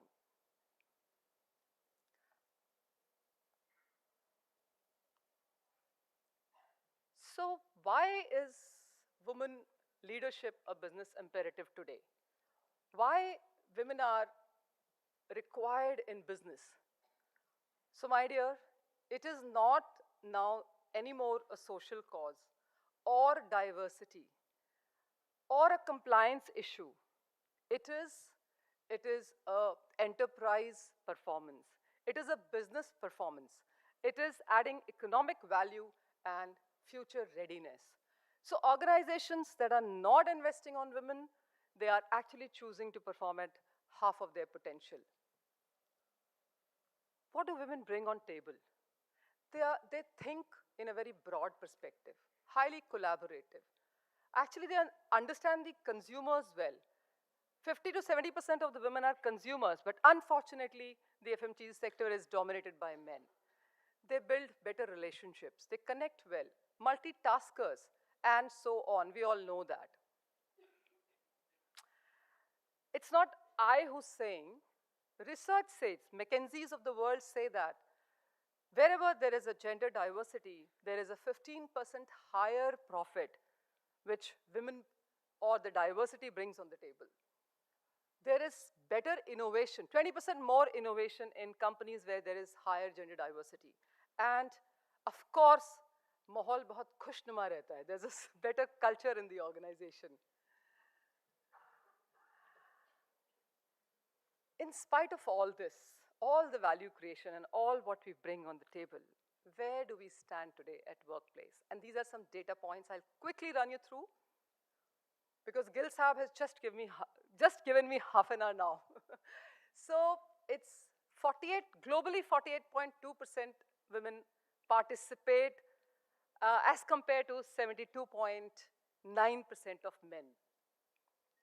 Only 33.5% of senior management roles are held by women, and 1 in 10 are Fortune 500 CEOs. So a long way to go, long way to go. We need many Hasinas. Rasina. So what's holding us back? I think everybody has talked about this at length. What is holding us back? First, myself. I am the biggest barrier to myself. And I have created a wall that I'm not enough. And let me tell you, and I experienced this yesterday with one of our colleagues. And she can understand whom I'm talking about. She said, I want to grow in life, but I'm not able to speak English fluently. And she was speaking in English. So, you're speaking, we said, you're speaking in English. No, it's not fluent. So women, unless they are 100%, they don't step forward. Keep going, you will reach there. But whereas men, when they are 60% ready, they move forward. We don't like to brag about ourselves. We feel embarrassed, if we are given too much of recognition. Again, generally, when the numbers are lesser, the women are bullied in the organization. And that is the reason, women tend to take a back seat and don't raise their voice. Yes, glass ceiling does exist. And I'll show you a beautiful video, after this. Our policies, most of the time, I hear my counterpart, men saying, I want to hire female, I want to hire women, but बहुत hassles होते हैं, now she'll go on maternity, and then उसको family भी देखना होता है, वो तो 6 बजे अपना बस्ता बांध लेती है, तो कैसे होगा, मेरे को तो 24/7 चाहिए support. So these are some of the biases or things which we face in the corporate world. Now, let's hear Priyanka. It's a very short video. I'm not very fond of this phrase, breaking the glass ceiling. Why does it annoy me? Because it takes the context of everything that I have done, all my achievements, all my hard work, and puts it into a box. As if my ambition was, Kire, I want to find a glass ceiling and break it. Not at all. To be really honest, I was never on a mission to break, to shatter anything. All I wanted was to chase my dreams, my ambitions. I wanted to evolve. I wanted to become the best version of me that I could be. And of course, in Priyanka Chopra style, along the way, I wanted to smash and break every obstacle that came my way, which I did. But that does not mean that the glass ceiling doesn't exist. Of course it exists. And countless of women and men, mostly women, run into it in their professional and personal lives. And I'm sure a lot of you can vouch for that right now. That was Priyanka. Now, quickly I'll share some of my stories which has shaped me as a person. My father, he was in the army. My husband, my brother, all in the army. My mother was a homemaker. And I have two lovely daughters. They're my besties and they're my teachers also. All the new things I learned from them. So like you all, I'm talking way back in 70s. So I also grew up in a very fairly conservative Eastern UP family where all the rules were for women. Aise mat karo, bahar mat jao. So my father also was very protective towards me.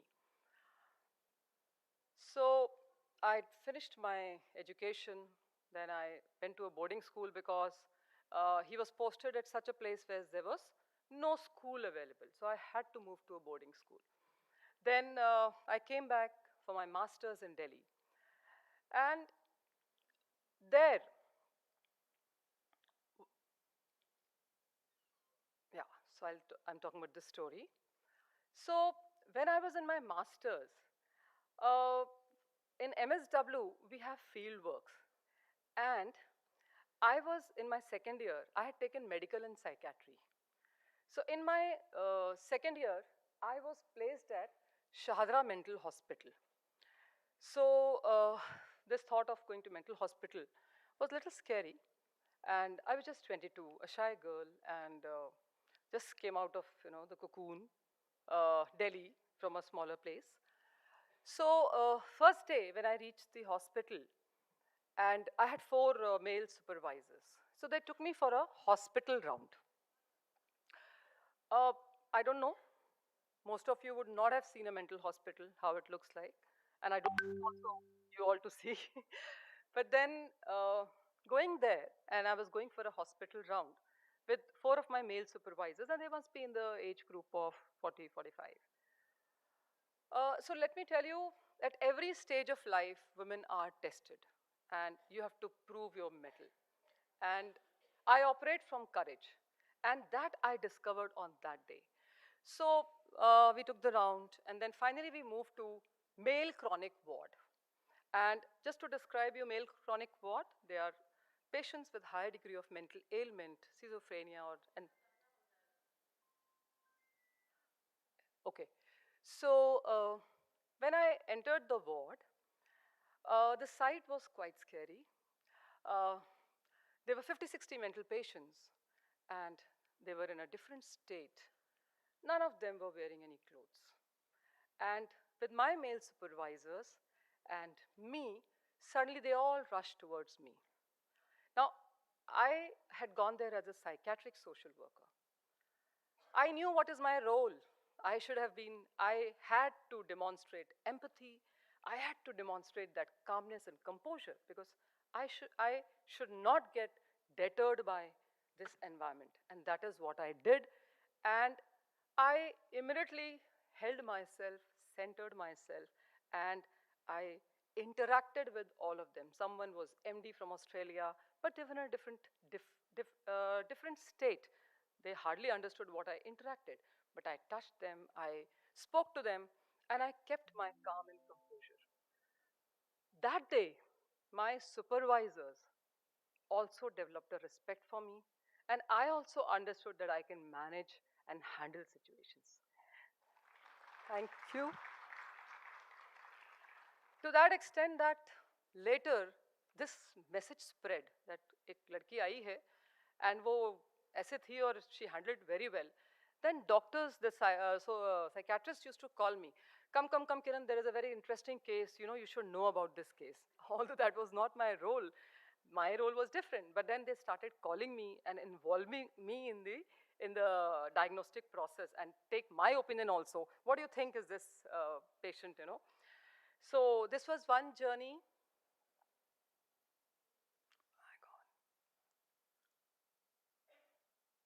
Okay.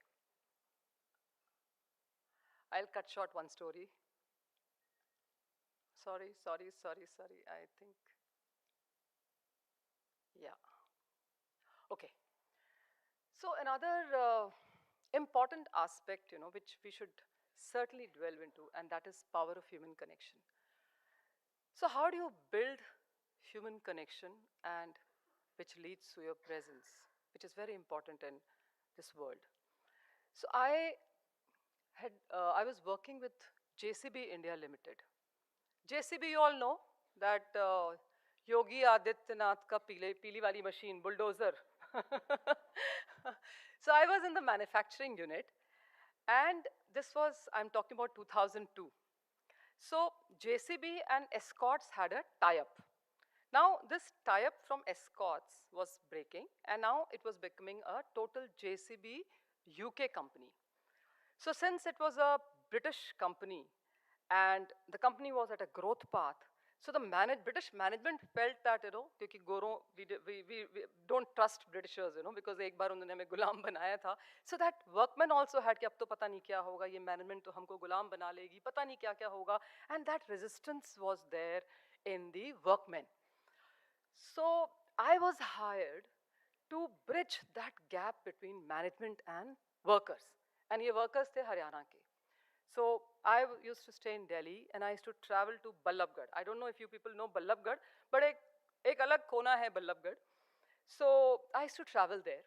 So I thought, how to go about it? I mean, ऐसा तो नहीं है कि जाके बोलो भाई management बहुत अच्छी है and they will believe me. So I strategized. I thought how to go about it. So I decided I will visit हर एक workman के मैं घर जाऊंगी. So there were at that point of time 200 workmen. And ऐसा नहीं था कि किसी कॉलोनी में रहते थे, वो कहीं स्कैटर्ड थे और कोई कहीं रहता था, कैसे रहता था. So I visited all the 200 workmen's family, and किसी का कोई प्रॉब्लम था, किसी का कुछ था, किसी के पेरेंट्स बीमार थे, किसी के बच्चे को सुनाई नहीं देता था, किसी का ड्रॉप आउट केस था, whatever. Because of my social background, social work background, I was able to support the families. And a time came when every year we used to celebrate our family day. Family day मतलब workmen भी आते हैं, उनकी families आती है, and management के भी families आती हैं, सब लोग इकट्ठे होते हैं, and it used to be celebrated in a big way.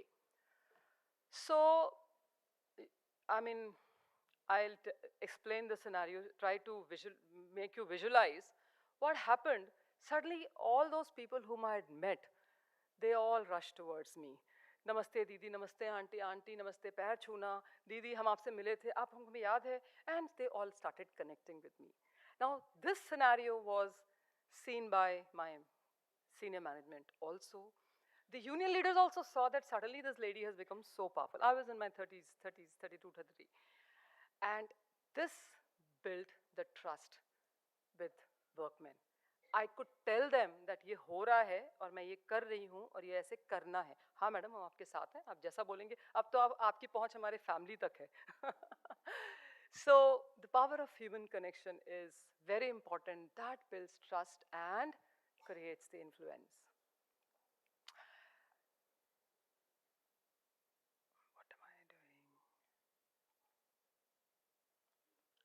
Okay. So this is a very interesting story. So since I had two brothers, and my mother used to tell me अगर कोई glass कहीं गलत जगह रखा है इसको उठा के रख दो, तो मेरा हमेशा ये उनसे लड़ाई होता थी कि मैं ही क्यों रखूं भाई, मैं भी पढ़ रही हूँ, वो भी रख सकता है, आप उसको क्यों नहीं बोलती हो. She said वो लड़का है. I said what does that mean? मैं भी नहीं रखूंगी फिर. I will also not keep it. So ये हमारा रोज का लड़ना झगड़ना था. And it so happened that it got so deep rooted inside me that I thought that I have to compete with all the men out there. And I had a aggression. अगर मुझे किसी ने कुछ बोल दे, especially किसी आदमी ने अगर कुछ बोल दिया, I have to retaliate. Till I did my coaching journey, and my coach nudged me. Why? What kind of aggression are you carrying? I said, I don't know. मैं तो बहुत polite हूँ. मैं तो I am this, that. No. There is some aggression. I said, okay. I said, go back. So he took me to a self-reflection. And there I noticed that it was my childhood thing, that I have to compete with my brothers. Trust me, I never played with a doll. अगर वो कुश्ती लड़ते थे बिस्तर पे चढ़ के तो मैं भी कुश्ती लड़ती थी because मुझे वही करना था जो वो कर रहे थे, which was not required. So then I realized I don't have to compete with male gender. They complement. They are not my competitors. They complement. I have to compete with myself, and I have to become the best version of myself, and that is what I focused on.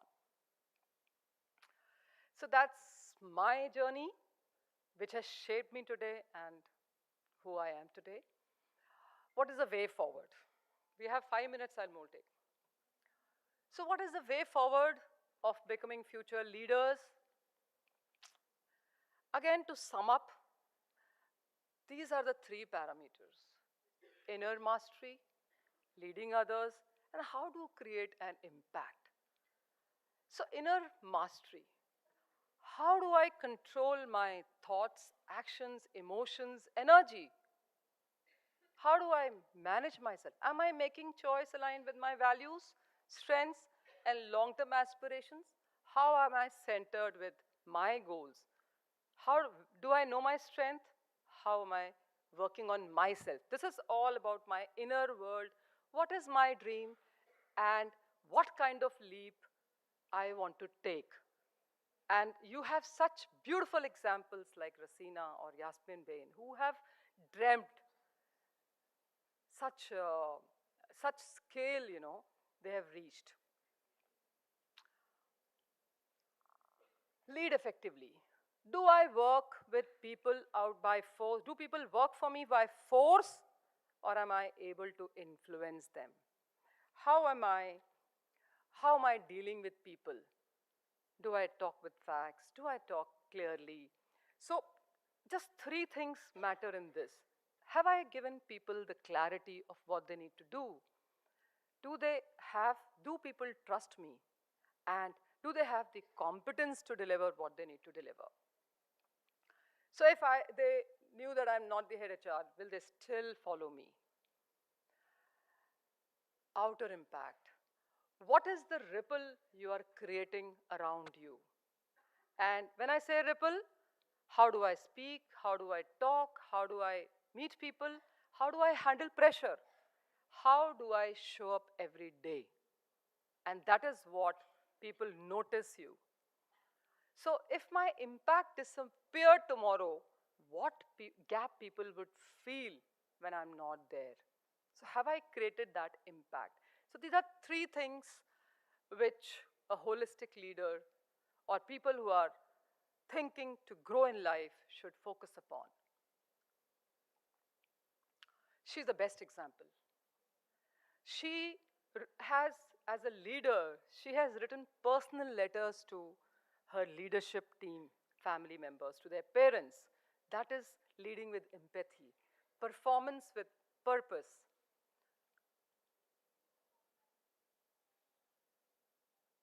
And you all know how she has changed the landscape of PepsiCo. She has added billions to their revenue.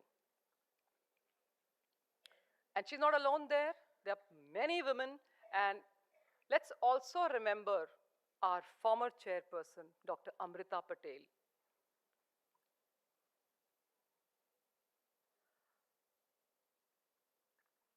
So if women can redefine business, and that is a necessity today, what they can do for nation. And the recent example of women cricket team. You all have seen the cricket match? Yes. So let's see a video of... Oh, that's straight in front. A 4 followed by the dismissal. Perfect start for Australia. Jimmy Rodrigues in at number 3. Jimmy pulls that out of the bank. Navi Mumbai loves exquisite from Jemima Rodrigues. Take your time. 3 weeks, sublime. Half century for Jemima Rodrigues, and she's giving hope to everyone in here and to the nation as a whole.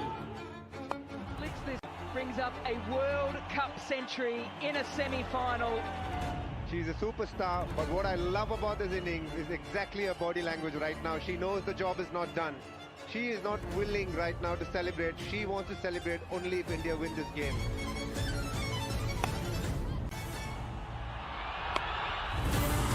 It must surely be the greatest run chase in the history of Women's One Day International. It was really hard these last whole month, but it just feels like a dream and it's not sunk in yet.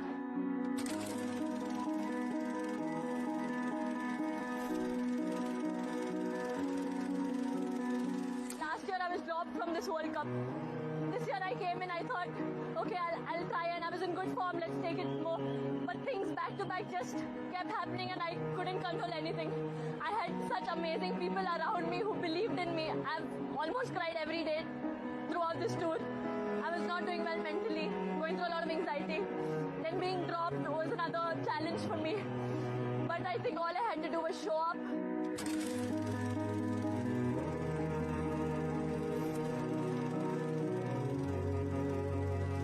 But towards the end, I was just quoting one scripture from the Bible because I had lost energy. I was very tired. I was drained, but one scripture that says, just stand still and God will fight for you. And that's what I did. I just stood there and He fought for me. Navi Mumbai has always been special for me. And I couldn't ask for anything better. I would like to thank each and every member who chanted, who shouted, who believed, who cheered every single time. Even when I was down and out, but for every run they were cheering, it pumped me up. So thank you for everyone who came in large numbers and everyone who supported. When every time a woman steps into her power, she opens the door little wider for other women. At the end, I would like to say the word woman embraces a man in it. We are the ones, we are the mothers. We give birth to a girl and a boy. All mothers, we should educate our sons how they should treat women.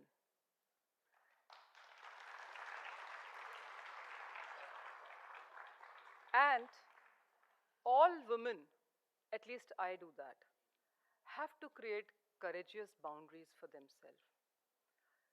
Define how you think you need to be treated and tell the world, this is how I need to be treated. This is very important. And at the end, I would say, may you give permission to yourself, like she was seeking permission from people. You don't need permission from anybody. May you give permission to yourself to rise, shine, and change the history. Thank you very much.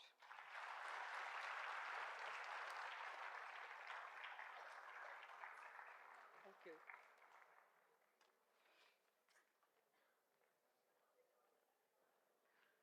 Thank you so much, madam, for putting up such an informative presentation for all of us and for taking us through your life journey. Your talk on the theme will definitely guide us in managing our responsibilities effectively and contributing meaningfully to our organization and community development. May I now request Dr. Bimlesh Maan, Ms. Priya Paul, Ms. Rasina, and Ms. Kiran Singh to join us on the stage for the Q&A session.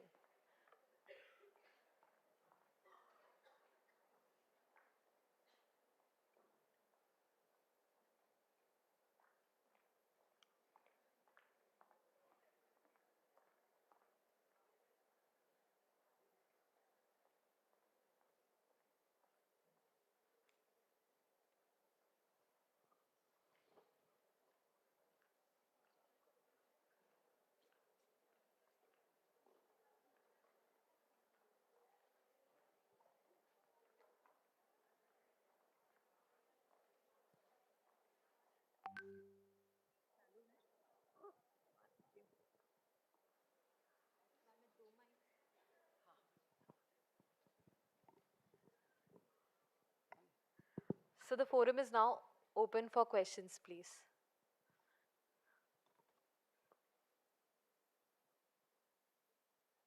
Everyone is hungry, right? No questions. Hello, ma'am. Here. Uh, Ma'am, my question is related to Kudumbashree.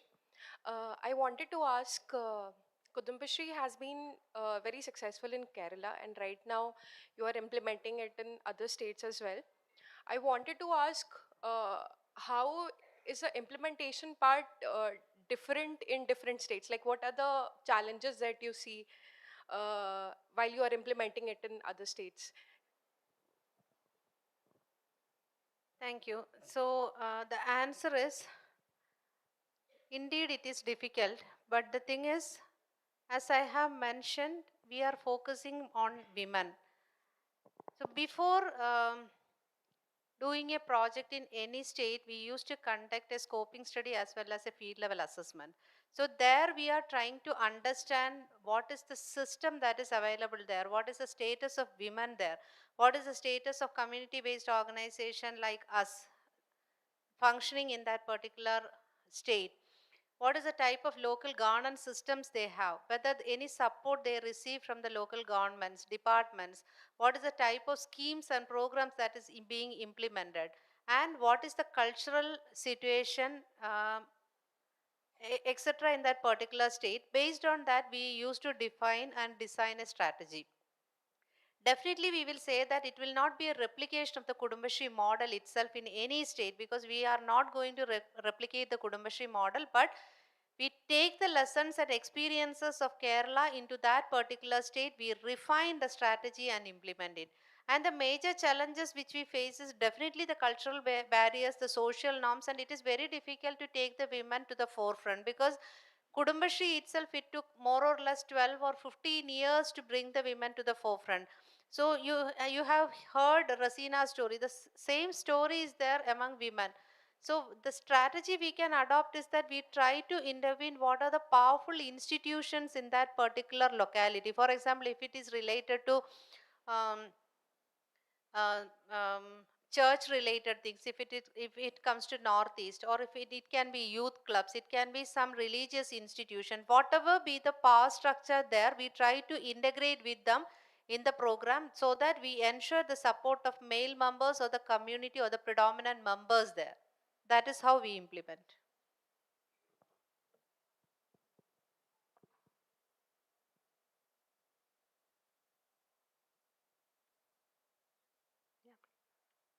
Good afternoon, ma'am. Myself, Dr. Priyanka Verma. I am from Marathwada MPO, Maharashtra. मेरा सवाल किरण ma'am से है. Ma'am, when we work in a male-dominating sector, so कई बार ऐसा हो जाता है कि people made us feel like all our success and achievement is all because of that typical woman privilege. So how do you deal with it? Good question. Let people feel what they want to feel. But see, as you rise in your career, it is important to have confidence, but also competence. So if you're working on yourself and you're demonstrating competence, your work will speak. And the people who are speaking, that voice will lower down. So don't bother. People will speak. Thank you, ma'am.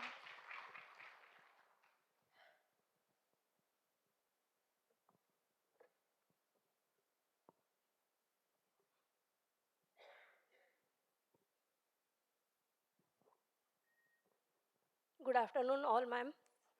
Good afternoon. I am Suvarna from Aurangabad District Union.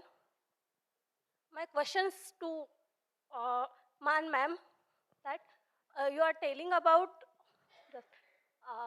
आपने बताया जैसे कि अगर कोई काम करना है या कोई जैसे वेरियस अपने कोर्सेज बताए एज ए इंटरप्रीनियर. मैं खुद एक डेयरी टेक्नोलॉजिस्ट हूँ. उसके बाद में एक प्लांट में एज अ प्रोडक्शन इंचार्ज काम करती हूँ, लेकिन इसके बावजूद मेरा खुद का एक स्मॉल स्केल डेयरी प्लांट है एट होम. एंड मुझे आपसे ये क्वेश्चन करना है कि कुछ प्रॉब्लम्स की वजह से, मेरी जॉब की वजह से हो या पर्सनल प्रॉब्लम्स, अभी वो स्मॉल प्लांट वर्किंग में नहीं है, लेकिन मुझे वो इन प्लांट और प्रोग्रेस करना है. उसके लिए कुछ कोर्सेस या इंफॉर्मेशन जैसे कुछ कोर्सेस आप बता सकती हो मेरे जैसे कुछ और लेडीज़ के लिए या फिर वुमेन्स के लिए, जिसे हम जो हमारा जो ड्रीम है ब्रेक डाउन हुआ है कुछ प्रॉब्लम्स की वजह से या विदाउट एक्सपीरियंस, हम उसको आगे बढ़ा सकते हैं with extra information. Okay. Okay, thank you for your question. Actually आपका प्लांट किस वजह से, ये देखना है कि किस वजह से वो अभी नहीं वर्किंग में है, क्या प्रॉब्लम आई है, तो उसके अकॉर्डिंगली सोल्यूशन होगा. और जैसे ही जो कोई सोल्यूशन है, यहाँ आपके यहाँ आसपास में एनडीडीबी है, अमूल है, और भी जो आपने महाराष्ट्र से हैं, तो महाराष्ट्र में भी यूनियन वो है, कोऑपरेटिव है, तो वहाँ भी आपकी प्रॉब्लम सॉल्व हो सकती है. क्योंकि जो यंग इंटरप्रेनर हैं और जो अपना काम करना चाहते हैं, तो सरकार की ये स्कीमें आ रही हैं, हर एक फेडरेशन पे है, हर एक कोऑपरेटिव सोसाइटी पे है, और इसके बाद भी कोई प्रॉब्लम नहीं सॉल्व होती है आपसे, तो आप कांटेक्ट कर सकते हैं नेशनल डेयरी रिसर्च इंस्टीट्यूट जो करनाल में सिचुएटेड है. वो हर तरह की प्रॉब्लम रिलेटेड टू डेयरिंग, उसमें क्या प्रॉब्लम है आपको और क्या आपको चाहिए, तो वो सब तरह से आपकी हेल्प करने के लिए तैयार रहेंगे वहाँ के. तो आप कांटेक्ट कर सकते हैं उन्हें, और पहले प्रॉब्लम बतानी पड़ेगी कि किस वजह से आपका बंद हुआ है. ठीक है, और फिर उसी के अकॉर्डिंगली आपको किस टाइप का स्टाफ रखना है, क्या रखना है, और कौन सा आपको क्वालिटी एश्योरेंस की वजह से हुआ, या क्वालिटी का नहीं था आपके यहाँ कोई स्टाफ, या कोई और ब्रेक डाउन रहा है, या कोई इंजीनियरिंग की प्रॉब्लम रही है, या कोई इक्विपमेंट की रही है, तो वो देख के देखना पड़ेगा उसमें, और उसके अकॉर्डिंगली आपको सोल्यूशन मिल जाएगा वहाँ से. ठीक है, एक बार आप वहाँ जाके या वहाँ उनसे कॉरस्पॉन्डेंस कर सकते हैं, तो वो आपकी प्रॉब्लम सॉल्व कर सकते हैं.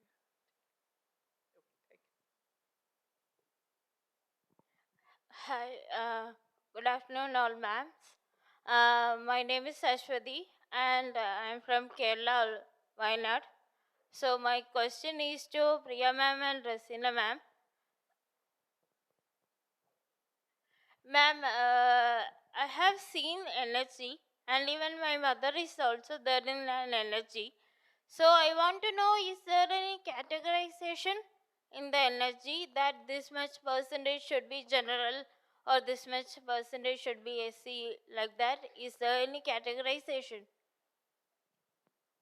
Thank you. Are you asking about the joining in energy? No, ma'am, in the energy group now, there will be 10 or 12 members will be there in an energy group. So is there any particular categorization in the energy group? Nothing like that. Only 10 to 20 women can form, but when it comes to leadership positions, for example, energy secretary, ADS chairperson or CDS chairperson, there is reservation as per the bylaw. Okay, but why I ask this question is that in the NSG, in some places in Wayanad, I have seen that some NSG only a particular caste will be all will be there in that a particular NSG. So there will not be a diversity or a particular caste or a particular region. A region can be a particular caste members only will be the particular caste people only will be the members of a particular energy. So it is happening. So that's why I asked you. Nothing like that. It is actually dependent upon the community there. For example, usually you can see that it will be a mixed population, and that you can see only in Kerala where irrespective of caste, people form in neighborhood groups. But in certain areas, if this is happening, it is solely depending upon the community, because they doesn't want other community people to come in. This is usually not encouraged in Kudumbashri. Two things we don't encourage. One is that it should be a mixed group and there should be no political things inside. Everyone should have their own political opinions, their party aspirations, everything, but inside network there should be any political differences should be there.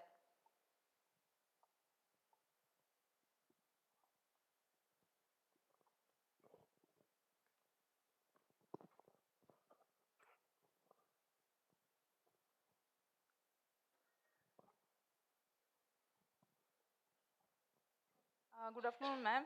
I'm Madhuri Mithari from Rajarampur Dudsangam, Maharashtra. I'm food technologist. I'm asking question to Kiran Singh ma'am. Ma'am आप HR department head है तो हमारे यहाँ भी 20 to 25% women's काम करती है तो मेरा क्वेश्चन ऐसे था कि जैसे जेंट्स लोगों को जैसे उनके साथ जैसे रहते वैसे ही लेडीज़ को ट्रीट करते वो लोग तो ऐसे कुछ आपके यहाँ मतलब फैसिलिटीज़ या ट्रेनिंग्स या सेमिनार्स लेडीज़ के लिए है क्या जो हम अपने यूनियन में बता सकते हैं वो लेडीज़ के लिए ऐसे कुछ भी अलग से प्रोग्राम्स वगैरह नहीं रखते और आपको तो पता है कि लेडीज़ के प्रॉब्लम्स वगैरह भी कितने होते हैं तो उसके लिए भी वो अदर से कोई भी फैसिलिटीज़ हमें देते नहीं है तो इस आपके यहाँ अगर कुछ अदर है मतलब हम वहाँ पे वो इम्प्लीमेंट कर सकते हैं उन्हें बोल सकते हैं कि यहाँ ऐसे होता है तो आप भी वैसा कुछ कर सकते हैं ना बिल्कुल कर सकते हैं हाँ तो आप सिर्फ बताइए हम बोले मैं उनको बता दूं या उनको बताऊं I will talk to your HR. Okay? Okay. So yes. So mother dairy में हमारे पास मदर डेयरी में भी ऐसा नहीं कि बहुत सारी विमेन एम्प्लॉयज़ काम करती हैं बट मदर डेयरी में हमने जब से मैंने HR संभाला मैंने एक इनिशिएटिव शुरू किया स्त्री तत्व एंड उसका प्राइम ऑब्जेक्टिव ये था एंड जो मैंने 3 पैरामीटर्स दिखाए थे inner mastery lead effectively and outer impact it programme was based on these 3 parameters and it is a journey which these few women who are selected they go through who want to do well or who want to grow in their career and this and otherwise also we do a lot of programs for women separately separately or they are part of the programs they are with male members but certainly if there are some issues or needs HR should look into it. If there is a need for it, they should look into it and design some specific programs for women. It really helps. Have I answered your question? And I can always speak to your HR and guide them what they can do if you want me to do that. Okay. Sure.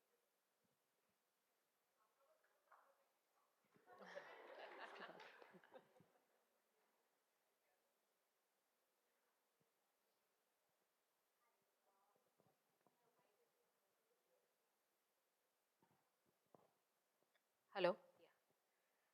Hi, my name is Sonal Kotak, and I am in the world of finance, and I'm one of the speakers after you people. But I'm extremely fortunate that I came here and I was able to hear about Kudumbashri and even to Kiran ma'am.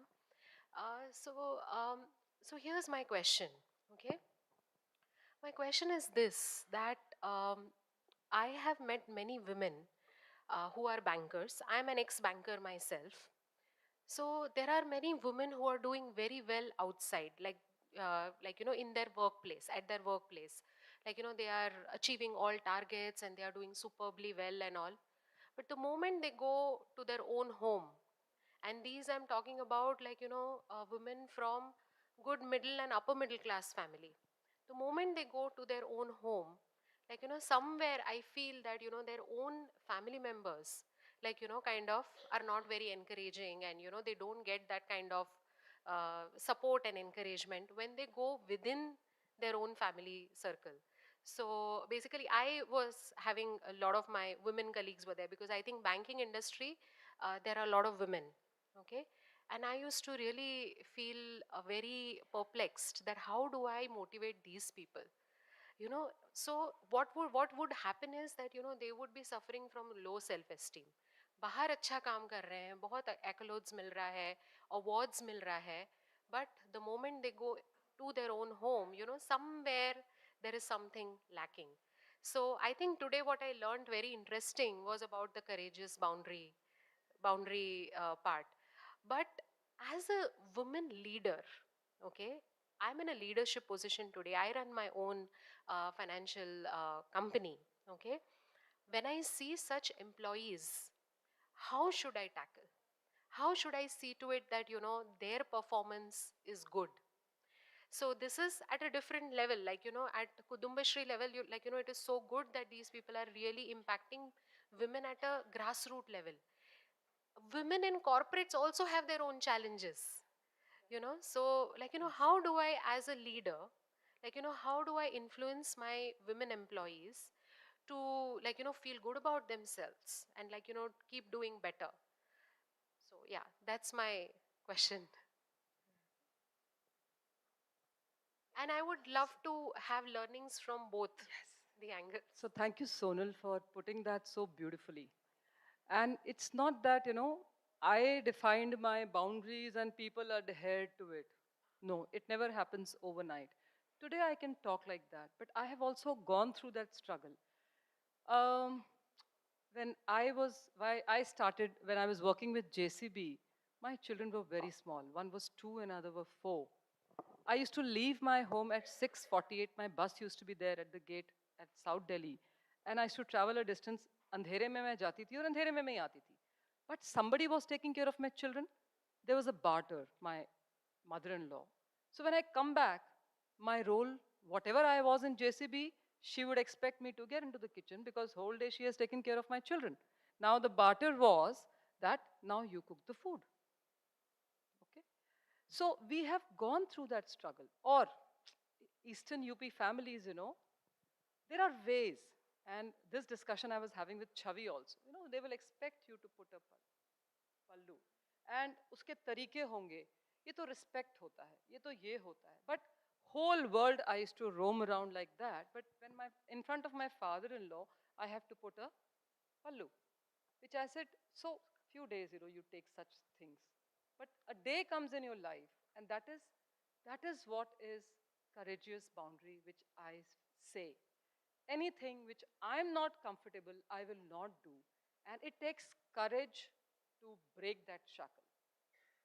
Kuch nahi hota. Nothing, I mean, we are so much, we think so much that this will happen, ye bura maan jayenge, inko ye ho jayega, society mein kya ho.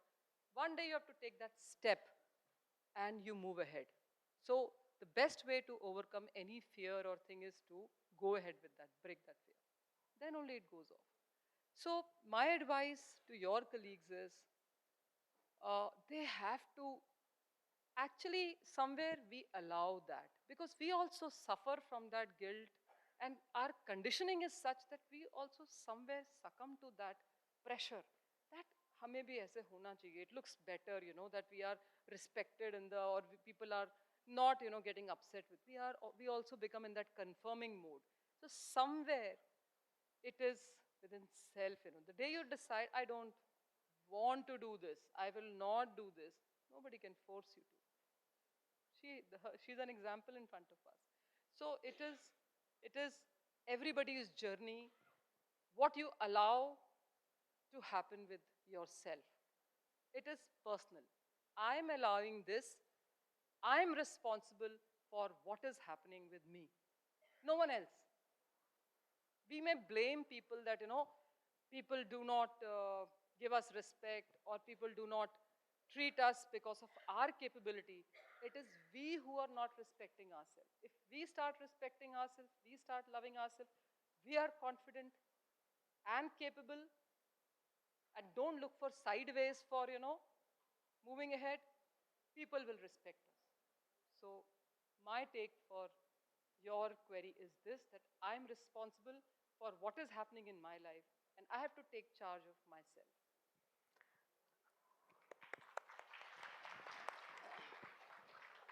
Thank you. I agree with Kiran ma'am. So our experience is also the same. Like I have mentioned, like us mentioned, we can actually provide that input, but the take is us ourselves. So it is a common issue that all the things which we do in society, whether we have acceptance in society, that acceptance should not be reflected in family. Income is certainly one factor, like Rosina has mentioned. Once you start earning, you will be part of the household decision making process and everything, but everything can't be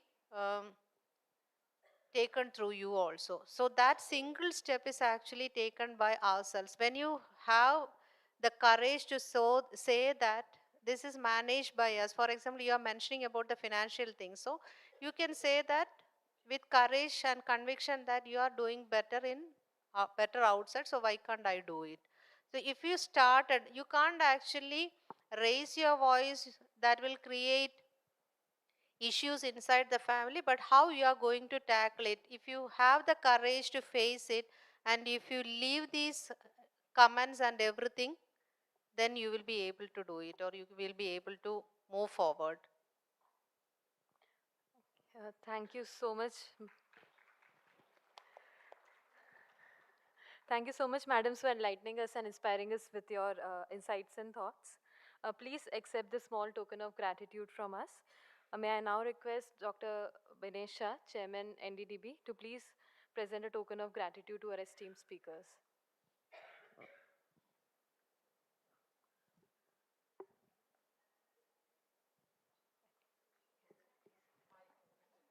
हाँ 4 है हाँ जी जी sir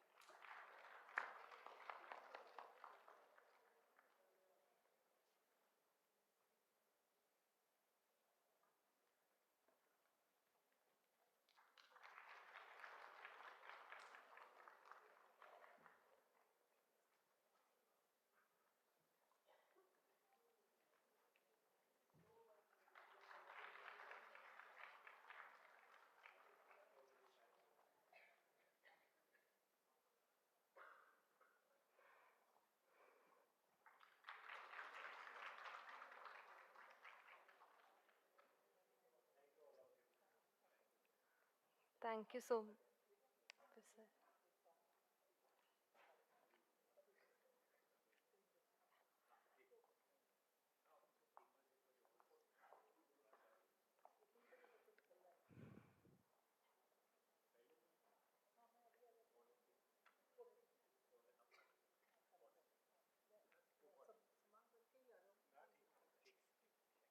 Thank you so much, sir. We shall now break for lunch and assemble back in the auditorium by 2:45, please. Thank you.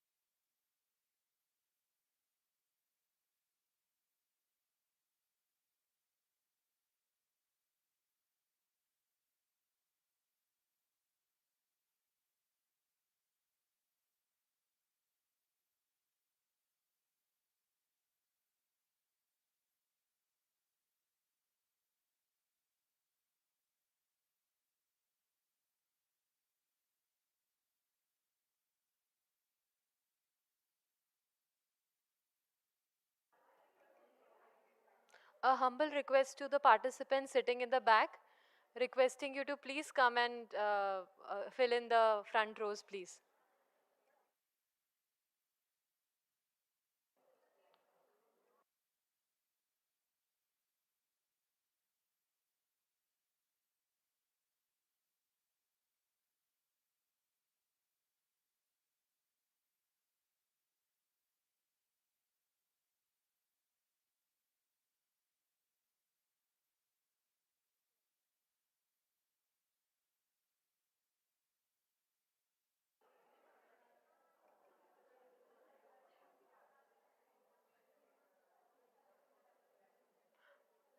Please join us in the front rows.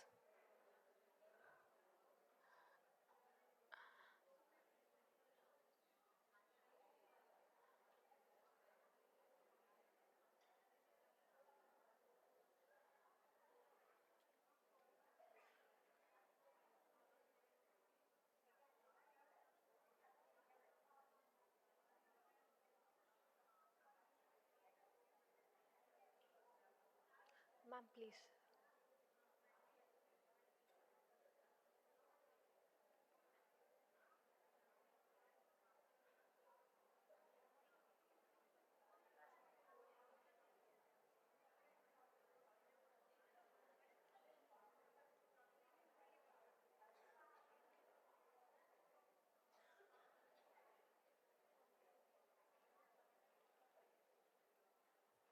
Ma'am,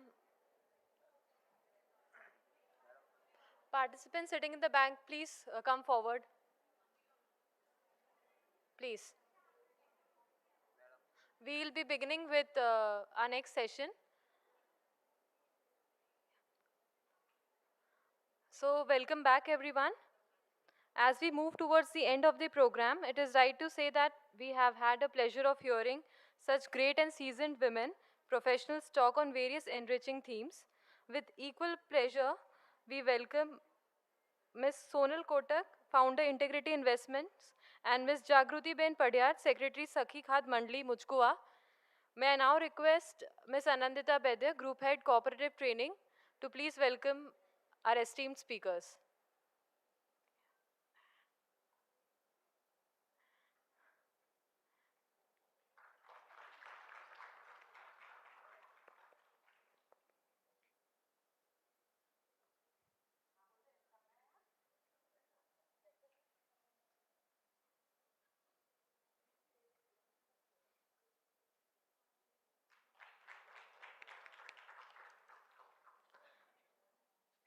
Thank you so much, ma'am. We'll begin with our second session of the day.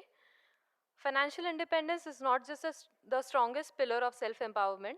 When individuals, especially women, gain the skills and confidence to manage their finances wisely, they unlock opportunities, strengthen their decision-making power, and secure a future shaped on their own terms. Smart financial planning is not just about saving or investing, it is about gaining control, building confidence, and creating long-term stability. To take us on a journey of smart financial planning, we have with us Ms. Sonal Kotak, Founder, Integrity Investment. Before I call Madam on stage, I would like to share her brief introduction with you all. Ms. Sonal is a founder of Integrity Investment, a boutique financial consultancy she established in 2007 after an accomplished career in banking sector. A gold medalist in MBA Finance, she brings 23 years of extensive experience in financial markets.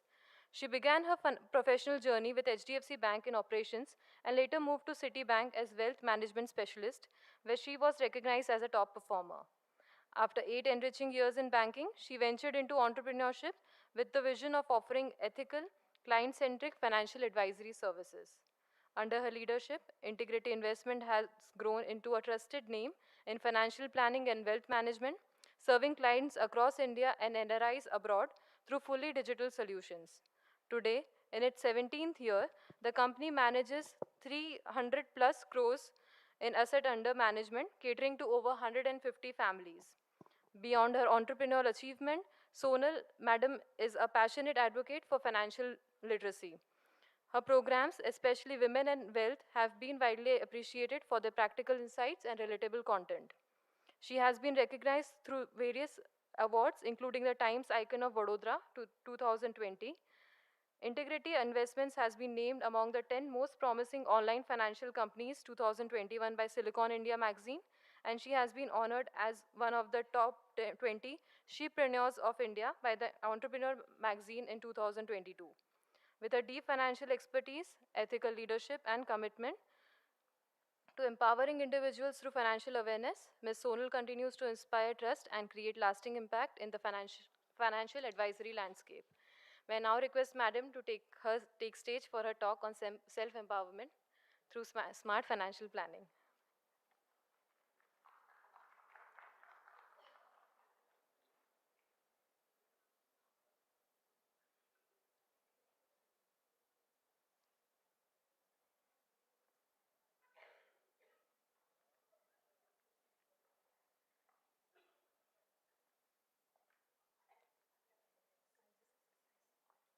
Use this to navigate the upper arrow. Yeah, sure. Good afternoon, everyone. So after the lunch session, now we are going to talk about money management.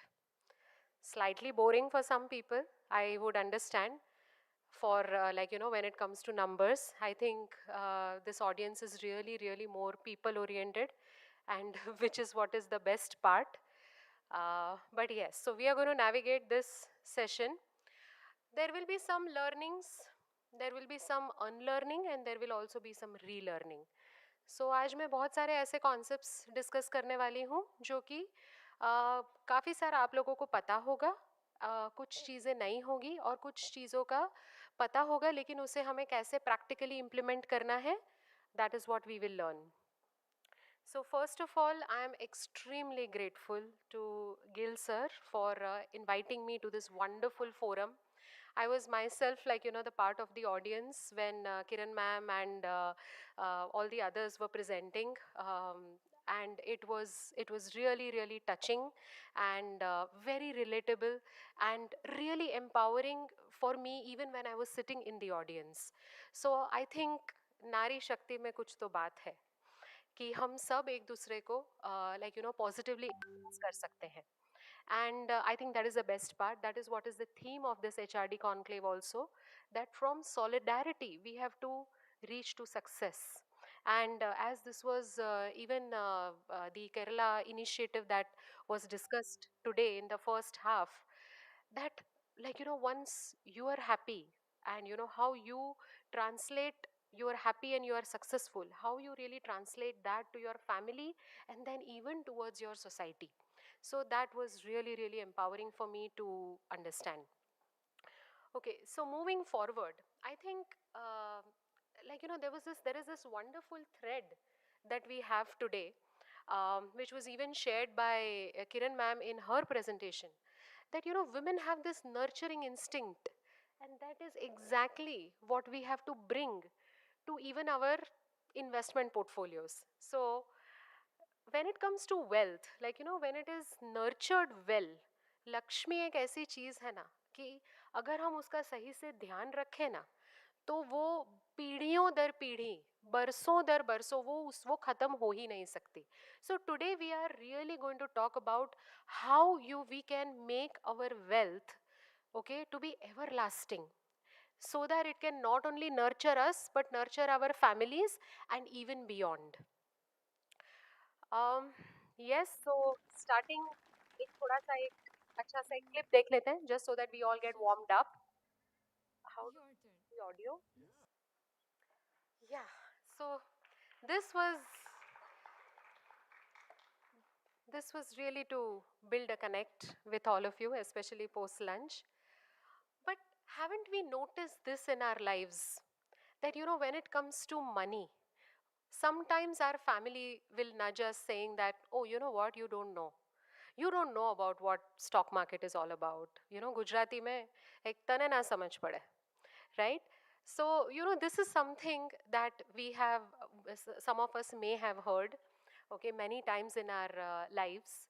So the thing is that it is time that, we all, while we may trust somebody else, to do our money management and all that, but it is really important that we understand it ourselves. हमें इस चीज़ की का पता तो होना चाहिए कि हम हमारा फैमिली, हमारे हस्बैंड या हम हमारा खुद का कमाया हुआ पैसा हमें कैसे उसको इन्वेस्ट करना है. I was just discussing at lunch that saving is already there in our Indian ethos. Okay, ये हम बचपन से देखते आ रहे हैं that you know how our grandmothers and all used to save little bit and really that money was available when it was needed by the family. It was all about these secret savings, okay, whether it is my grandmother or my mother or myself too. So the thing is that ये हमारे ethos में ही है. But अब it is about converting, saving की habit तो हम सब में है, but to convert that saving into meaningful, effective investments. So today I will try and give you some practical insights into it. So yes, we are a full circle. We actually can create, nurture and transform. So I think we all are like lapata ladies in the land of financial management. Okay. So, but what do we have here today? Today we have the power to empower each other. And that's exactly what we are here. Even in the previous presentation, Kiran madam beautifully talked about a woman being a Lakshmi and a Shakti. And that's exactly where my presentation starts. So the thing is that, we are strength for the family. We hold the entire family together. We are also an asset. जब हम शादी करके जाते तो बोले लक्ष्मी आई, बेटी पैदा होती है तो बोलते हैं लक्ष्मी आई, राइट? और कभी very interesting thing, the goddess of wealth is a woman. Okay, and here we talk about the fact कि you know what, पैसे का management somebody else does. वो मेरे husband करते हैं and all that. Definitely, he may be good, but think about it that we all can do it ourselves also. पता तो होना ही चाहिए और कई चीज़ें खुद भी करनी चाहिए. So the thing is that and also the goddess is a woman, okay, and the woman is the Lakshmi of the family. So now what is it that women should want from wealth? We are going to discuss that today. What should be our goal from there, okay, from wealth? We are also going to learn some thumb rules, okay, about financial planning and investments. ये कुछ thumb rules हैं, ये जो हम सब सीख लेंगे after this session. We are going to understand various investment options because हर एक investment का खुद का risk होता है, return होता है. I will try and simplify all of that. Then many of the investment options which you already know, like mutual funds, fixed deposits and all that, even the brilliant ones, gold and silver, okay, we will understand all of this in perspective, okay, and we will also understand how to choose where to invest and how to actually do goal-based investment planning. We are also going to learn today about some asset allocation process, right from goals, identifying our goals of investments, कहाँ invest करना है, कैसे invest करना है, then what are the most important aspect about insurance, and even some bit we will touch about asset management, like about basically will and estate planning also. So today my agenda is कि मैं आपको एक पूरा spectrum समझाऊं, कमाने से लेके next generation को पास ऑन करने तक की पूरी जर्नी. बट ऑफ कोर्स हम शॉर्ट में समझेंगे इसको, बिकॉज अदरवाइज देखा जाए तो हर एक ये सब्जेक्ट एक खुद एक प्रेजेंटेशन है. But I have tried to combine it in a very simple manner to for all of you.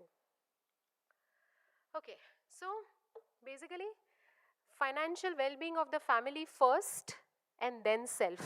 Women हमेशा अपने आप को एक स्टेप बाद में मानती है, but fair enough. So basically, what is it that we all want? We want the freedom. We want the freedom to be whoever we are, whatever we are. We also want a sense of control, isn't it? हम सबको ना एक controlling का कीड़ा है. Control हमें क्या करना है? Basically, we just want that our future should be good. किसी के सामने पैसा मांगने की ज़रूरत ना पड़े. I think that is something which will resonate with all of us because that's really financial freedom. Definitely means empowerment. जो हमने पिछले 2-3 सेशंस में भी हमने वही समझा. इंटरेस्टिंग बात मुझे ये लगी इन द कुदुम्बश्रीज प्रेजेंटेशन कि सिर्फ कमाना, when a woman starts earning, that itself is not translating into freedom. That itself is not translating into women empowerment in in many cases. So that's where I think financial literacy comes into the picture. We know how to earn money, okay? We know how to save money also. But if we are able to invest money properly, then we will see to it that money is available to not only our family members, but for us also, and we are never dependent on anybody.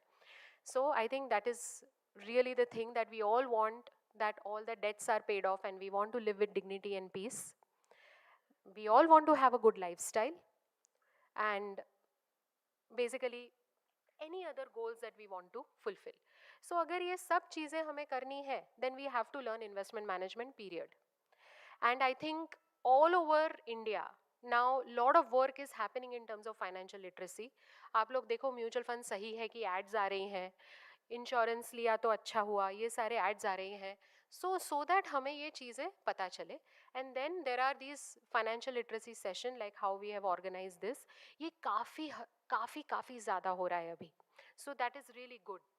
So the thing is that, you know, we discussed about Nika and many powerful and successful women. But you know what, sadly, only 25% of the women make decision about their own financial investments. So remaining everything is about, like, you know, somebody else deciding how the money should be invested and spent. So ye ratio na, through financial literacy, we have to change this ratio. We have to be in control, and it really helps. So why we should take investment very seriously? Okay, because there is increasing number of women, working women. There are a lot of divorce rates which are going up in the country, which is really sad, but yes, true. So we have to not only empower ourselves, we have to empower the community which we are, the family which we are a part of. We have to empower our daughters, okay? We have to empower our sons as well, but the thing is that it is needed. So investment ko seriously lena bahut zaruri hai. Now even women are inheriting 50%. If the father or the mother passes away, we all are absolutely through the succession act, through the Hindu succession act, we actually can inherit, right, 50% of the wealth that is being made by our father. So hame inheritance bhi mil raha hai. So we should know how to invest that for the better ones, for the better future. Then we have, we have to know what are the insurance claim benefits. Hum career plan kar rahe hain. Secondly, the most important thing is महंगाई. The way inflation is going up, if we have to secure our future, we should know how to do the investment properly so that we are able to beat inflation. So today's, I would say, biggest learning, please understand that we are investing to beat inflation. Okay? महंगाई का कोई एक rate मुझे कोई बता पाएगा?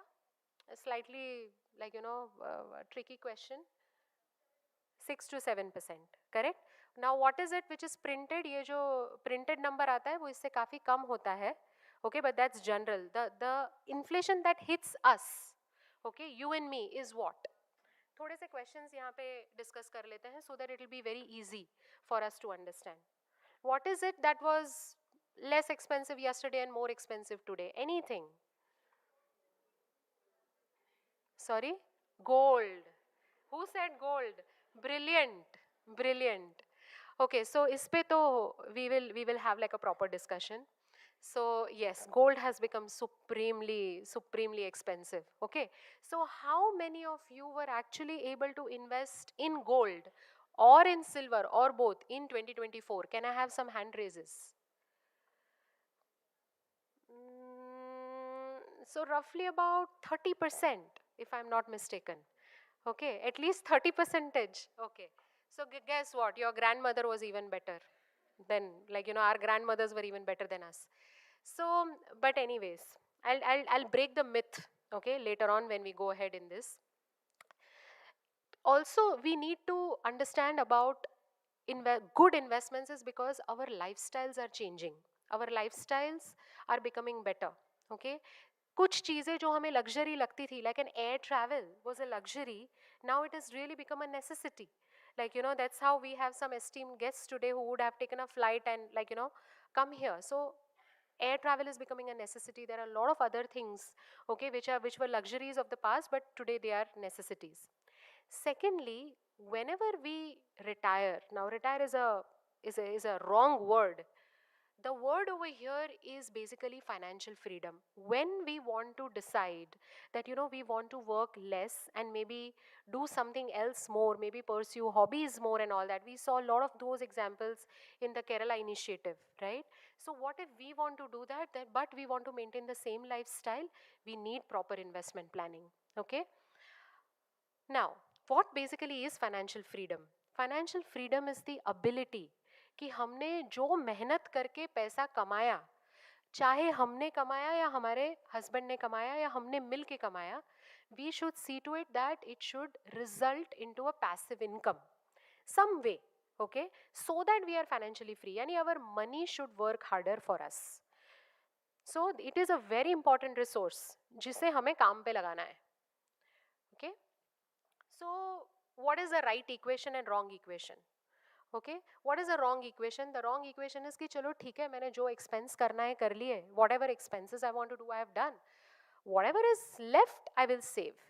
No, the right equation is, first of all is income, okay, minus first finish of all your investments. पहले investment hit हो ही जाना चाहिए.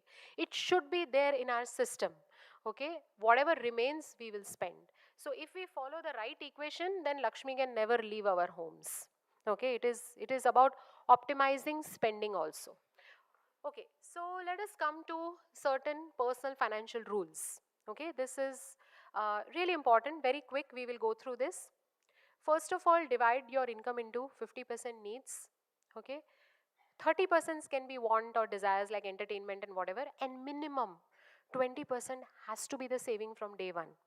Okay, I was just speaking to somebody at lunchtime, and what I have really seen is that the younger generation is that way potentially way smarter than us, because they have seen the financial literacy all over them, and they have started investing. What we need to do is that we need to really guide them properly in the right direction, because they should not go in the extreme way also, because there are enough and more distractions in the investment world, like bitcoins and so many cyber frauds and so many financial frauds happening.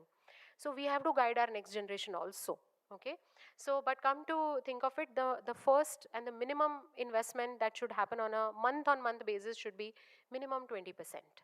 So even if this we are able to do, our Lakshmi will stay on for a very longer time. Secondly, the most important rule is 3x emergency rule, 3 to 6 times. So what we should do is that every month, whatever we are earning, okay, we have to find out whatever is our annual expense. हमें rent इतना है भरना है compulsory. Let's say we are staying in a place which is not our hometown. Our rent, our food, our basic expenses multiplied by 3 to 6 times minimum should be kept as an emergency corpus, okay, and we should not touch it. And where it should be invested, I will tell you in the later slides. But please understand that वो एक emergency corpus हमारे पास हमेशा होना चाहिए. This particular rule became very important during COVID. Like we used to have clients calling us that, you know what, Sonal, शायद मेरा job चला जाएगा. Like, how do I work through my finances and all. So immediately हम लोग देख लेते थे कि portfolio में if there is 6 to 12 months of investments are there, then we used to say, chill guys. Like, हम लोग उसको counsel करते थे, to that client that don't worry, this is good enough, you will not face any issues. Okay, and clients used to, and then we used to say कि यार तू 3-6 महीने में जुगाड़ कर ही लेगा, job वॉब सब हो ही जाएगा ठीक से. So because we used to have a lot of IT people contacting us during those days. So, and this rule was really helpful. We will just do the assessment and tell them. Secondly, 40% EMI rule. Okay, this is also very important rule that I think all of us should know. Because today what has happened is that today we walk into a Vijay sales or a Chroma or something, and we want to buy a mixer, we want to buy like an expensive hair dryer, anything and everything is available on EMIs. So sometimes we do go overboard कि यार ये भी ले लो वो भी ले लो, EMI ही तो देना है. But the thing is, if you total up everything, all your EMIs, it should not exceed more than 30 to 40% of whatever you are earning. Okay, so that's the rule that we really have to understand. Then there is life insurance rule. Okay, now how many of us sitting over here have their life insurance done. Okay, this is a good number. This is a very good number. इसमें से कितनों के पास pure term plan है? I mean, if at all you guys know what it is. Good. So pure term, I'm really happy with this number. Okay, because usually what happens is कि insurance होता तो है लेकिन छोटा मोटा होता है कि LIC लेके रखी है और उसको हम समझते हैं that oh this is life insurance and this is good enough, but actually it is not. Okay, there are ways to calculate life insurance. Very simple, एक thumb rule है. The thumb rule is 10 times of whatever your per annum income is. The second way to calculate is whatever are the loans wherein you are also paying EMIs, at least that needs to be covered, minimum to start with. तो हम female हैं उसका मतलब ये नहीं है कि हमें लाइफ इंश्योरेंस नहीं लेना है. We are contributing to our families and hence we need a life insurance cover. Okay okay, so now let's go back to the basics. Okay, the most important thing, so हमने rule समझ लिए finance के. There are some basic simple rules. Okay, now what is most important, what we have to do is connect our investments with our life goals. Okay, generally क्या होता है, I'll get a call from my client. So I am a financial advisor. Okay, generally I'll get a call from my client कि सोनल मेरे account में कुछ पैसे पड़े हैं, इक्विटी मार्केट कैसा चल रहा है, लगा दे वहाँ पे. And then I have to tell him कि like सर ऐसे नहीं होता, ऐसा लगाना वगाना नहीं होता. Okay, just tell me कि आपको पैसा, and then we evaluate. हम लोग उससे बात करते हैं कि what is the goal that you want to invest this for and all that. Sometimes a client, हाँ मेरा तो बच्चा अभी छोटा है, अभी तो he's just in second standard. Then we educate him that you know invest for that second standard kid from now so that you will not have any problems when the kid wants to go for higher education. So just do all the breakup of investment goals. It will be very, very important. So what are the top goals of a woman? Can we all just raise hands and say what is the goal? Why are you investing money? Anybody? What are the goals? Why do we invest money? हमें as a woman हम क्यों invest करते हैं? Any random answers? Kids, yes, kids marriage, we want to invest, yes. Then? Own self, correct. Financial freedom. Definitely, I want to go for a travel on my 50th birthday and I'm really saving for that. So, whatever are the goals, okay, in your mind, it should be clear, okay. But then now what is happening? There are so many choices. तो कैसे decide करें कि यार अभी gold लेना चाहिए कि नहीं लेना चाहिए? Okay, so let me ask this question. हम we will keep revisiting gold because that's a wonderful topic that every one of us like. Okay, and so अभी लेना चाहिए? Should we invest into gold? Digital gold, fine. Digital, physical, दोनों, चलो. We'll talk about that also later if anybody wants to know more. Gold, silver. Okay, so let us come to the answers of this. That you know there are so many choices and hence sometimes we do get confused कि किस चीज़ के लिए कहाँ invest करना चाहिए. Now, very interestingly, I'll tell you something. You will not be a winner. You know, I repeat this, you will not be a winner that if you would have invested in gold last year. Gold last एक साल में करीब 50-60% बढ़ गया है. Silver also crazy it has gone up. So do you think that you are the smartest woman if you have invested in the gold and silver last year? Yes, I do not want to take away that credit. Okay, yes, you are a very smart woman.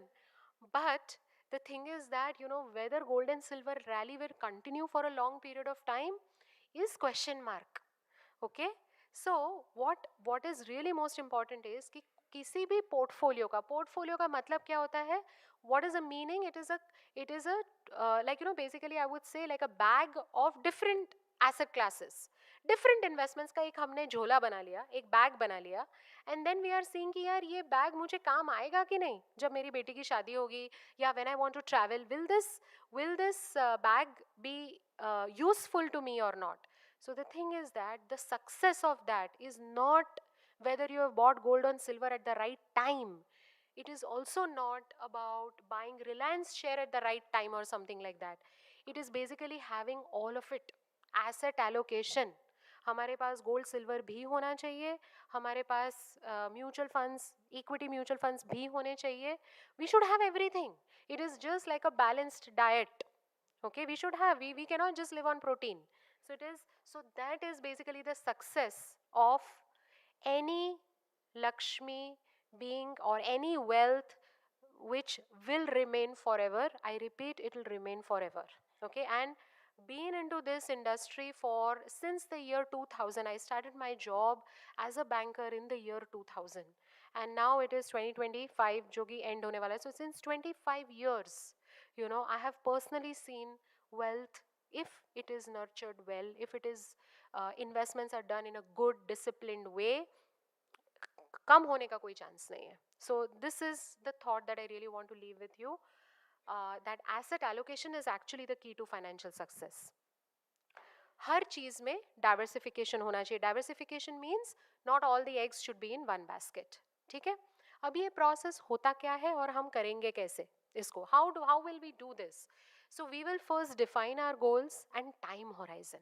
Now the most important thing comes, that is time horizon. Okay, then we will identify, like, you know, where will we invest. So I will guide you through this entire process.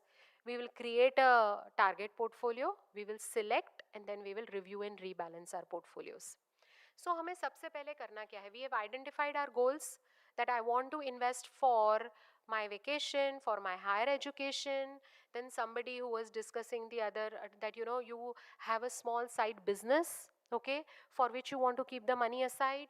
You want to buy a house, it can be children education, it can be all these goals that we want to invest, right, for. Now, whether they fall in the long term category, short term category, or medium term category.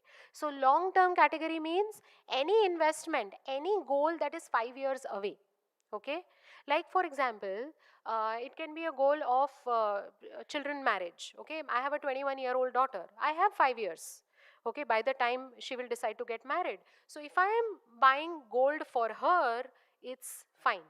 Okay, if I am doing any kind of long term investment, so I should not invest for her into something which is going to mature in just 1 year, because उसको पैसे की ज़रूरत 5 साल के बाद पड़ने वाली है. So basically always remember that investments have to match your goals.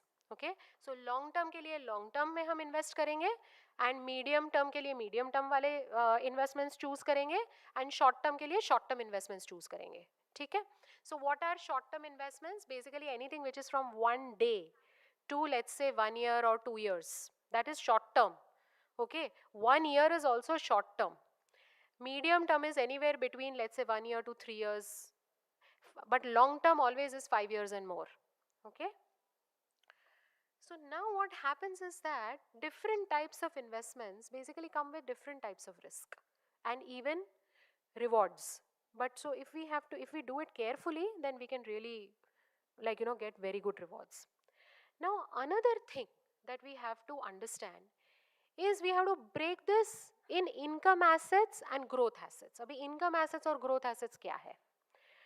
Okay, income assets is basically जिसमें से हमें income मिलती है. Like, you know, we get some kind of like, you know, money which gets put into our account on a month-on-month basis, sometimes on a quarter-on-quarter basis and all that. And there are investments which are growth assets, यानी जिसमें से income कुछ बाहर नहीं निकलने वाली है. Okay, but these are long-term growth. So long-term growth में we have real estate, we have gold, we have share market. Anything related to share market will be a part of growth assets. ठीक है, उसमें से dividends वगैरह सब मिलता है, but then it is not the reason why we invest into those. So we have to understand कि ये मैं invest कर रही हूँ, मुझे इसमें से income चाहिए कि नहीं चाहिए. So उसके basis पे भी ये होना चाहिए, like, you know, what investment vehicle we have to choose. So now this is a very good slide which, you know, you all can, you know, really take a picture of, because it's a ready reckoner. Okay, so first of all, bifurcate the goals, long term, short term. Now invest as per asset allocation and risk appetite. Now risk, it's a chapter in itself. It's behavioral finance is a, like, you know, क्या बोलते हैं, it's a subject in itself, because risk means different things to different people.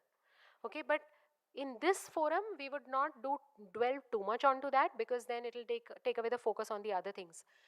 Okay, but to just simplify it, risk की हम बात करें, risk basically means losing your capital. Okay, हमारी जो मूड़ी है, जो हमारा मेन इन्वेस्टमेंट एवेन्यू है, जो अमाउंट है वो ही ज़ीरो हो जाता है, that is risk. Then second risk is what? Second risk is in terms of the returns being less. हमने सोचा था 10% मिलेगा और हमें सिर्फ 3% मिल रहा है, दैट इज ऑल्सो रिस्क. ठीक है, so we have to understand that. Okay, now when it comes to share market or equity market, what are the perceptions that we all have? Can I have, how many of women sitting over here have actually invested into share market? Superb. This is the best part about being in Gujarat. But though there are females from outside of Gujarat also. So outside of Gujarat, if anybody can share that, you know, what is the perception about share market? कि अभी better हो गया है. I want to feel it. Anybody from north? Chalu, I mean, people are investing. Good. So this is the thing that, you know, risk की investment है, risky investment है share market, but we have ways and means to reduce the risk. Okay, risk कभी भी eliminate नहीं हो सकता, but कम ज़रूर हो सकता है.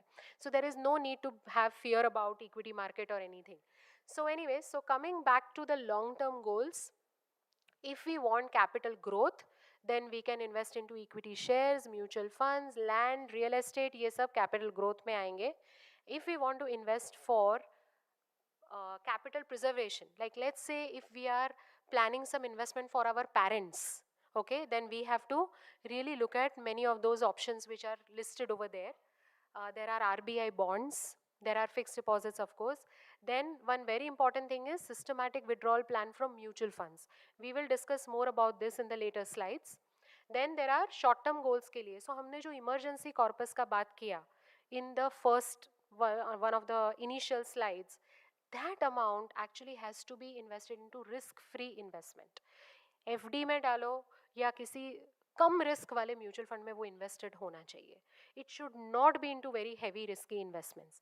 So one of my clients, you know, apparently had given me some data to analyze, wherein in emergency corpus he had written land in Mysore. उसने मैसूर में कोई लैंड लेके रखा होगा, वो इमरजेंसी कॉर्पस में वो डाल रहा है. So that is like absolutely incorrect. Okay, emergency corpus का मतलब होता है म्यूचुअल फंड में सेफ में या तो फिर एफडी में आपके पास उतना 6 महीने का या 1 साल का वो पड़ा होना चाहिए. Okay, so that is land आप एकदम से इमीडिएटली लिक्विडेट नहीं कर सकते. So it can not be an emergency corpus. Okay, so yes, so present scenario, now this is where we need to devolve upon that. अभी क्या लग रहा है? Okay, Trump's policies, this that, equity markets, gold, silver already peaking. So what will be the future returns and all? So let's delve into this. So there are certain investment options that we can consider. So ये हम अभी ये journey शुरू करते हैं. So now interestingly, there are two news, good and bad. Okay, like always. So the bad news is that the market cannot be predicted. Gold, silver rates cannot be predicted. However, there is some assessment that we can provide, but it cannot be predicted. But the good news is it is not necessary in order to really make money. What an irony कि market कहीं भी जाए, gold and silver कहीं भी जाए, okay, ऊपर जाए नीचे जाए, उससे हमारे portfolio return पे कम से कम असर पड़ेगा. So our portfolio should be like that. So that is what we will understand how. Okay, so what are some must-haves in every women's portfolio, or I would say everybody's portfolio? Okay, यहाँ पे men women का कुछ नहीं है, but mutual funds. Okay, today mutual funds have become like basic दाल चावल की तरह. Okay, it has to be there in your portfolio. आपको investment mutual funds में definitely करना है. क्यों करना है? The reason being, it is one of the brilliant financial products which is made. Okay, it is regulated. Okay, it is regulated by SEBI there, and you have lot of options to choose from. Very convenient to invest, okay, and it is absolutely liquid. You can get the funds into your account within 24 to 48 hours, basically on the higher side 48 hours. There are certain schemes wherein you can get the money in 48 hours. There are certain schemes you can even get the money into your account in 24 hours. So mutual funds is a must have in your portfolio. It is it's professionally managed by a fund manager, and you can build a safety also through mutual funds. So these are the things that I think all of us know. Mutual fund sahi hai ads, which we have been seeing. This we have already discussed. One very important point is also risk diversification. Okay, कि जो risk है ना वो concentrated नहीं रहता, it is already diversified. Okay, so when you directly go and buy shares, okay, from your demat account, okay, what happens is that basically the risk remains concentrated into those shares. But with the same money, if you just buy a mutual fund, you will basically be able to buy 50-60 stocks. So it's very important कि हम mutual fund को choose करें. Mutual fund SIPs, I think one of the most, I would say, eighth wonder of the world, power of compounding. Okay, I'm sure हमने सबने सुना है. So SIP is nothing but breaking up the investment into a very small unit. You know how small? 100 rupees. So today, whether we are working at some level, or whether we are in a top position, or whether we are really working at a junior level or even below that, at any level, you can easily do investment of 100 rupees into every month into mutual funds through SIP, and it is really a brilliant concept. Here I would want to play that clip if we can. I'll go ahead with the further slides. Let me know. Sorry? Huh.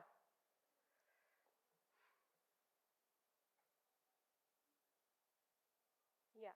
इसके नीचे वाला.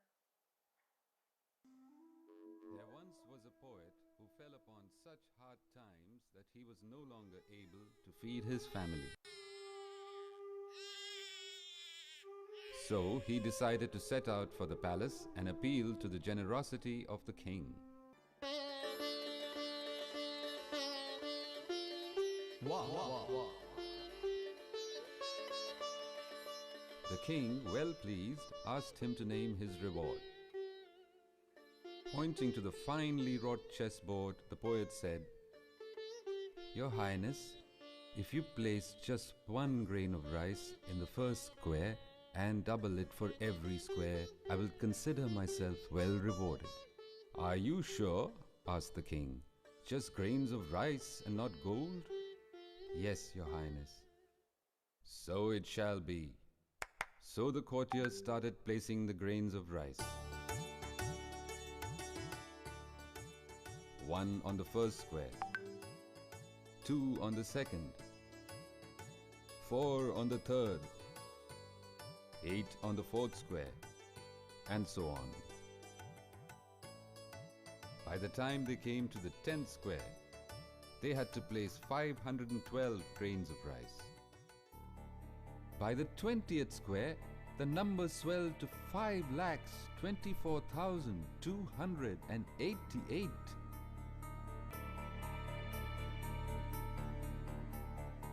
When they came to the halfway mark, the 32nd square, the grain count was 214 crores, 74 lakhs, 83,648. Soon the count increased to lakhs of crores. Eventually, the hapless king had to hand over his entire kingdom to the clever poet. And it all began with 1 grain of rice. Moral. Great. So that really is the power of compounding. And I really want all of you to understand this. And this is a power that we should use to our advantage. Okay? So coming back to mutual funds, yeah, SIP is this. Okay? It's about investing that little sums of money. Just give it time of 3 to 5 years to compound and you can see the difference. Okay? So I'll tell you my interesting story. So I was working for Citibank and I started investing from day one. After I got married, I started investing in my daughter's name from the day she was born. And I went back to office after that. And then I had a son also. And then I would laugh, like, I would just show the statement to my husband and I'll tell ki, ek pe ek free hai. Like, so whatever I was investing for my daughter, that whatever was the accumulation was also good enough for my son. But I had started investment from day one when she was like, roughly about 6 months old. Okay, so this is really is the power of compounding. Yeah, so I'm sure this is all numbers. I think we can skip this. Okay, now this is what is something that all of us can do.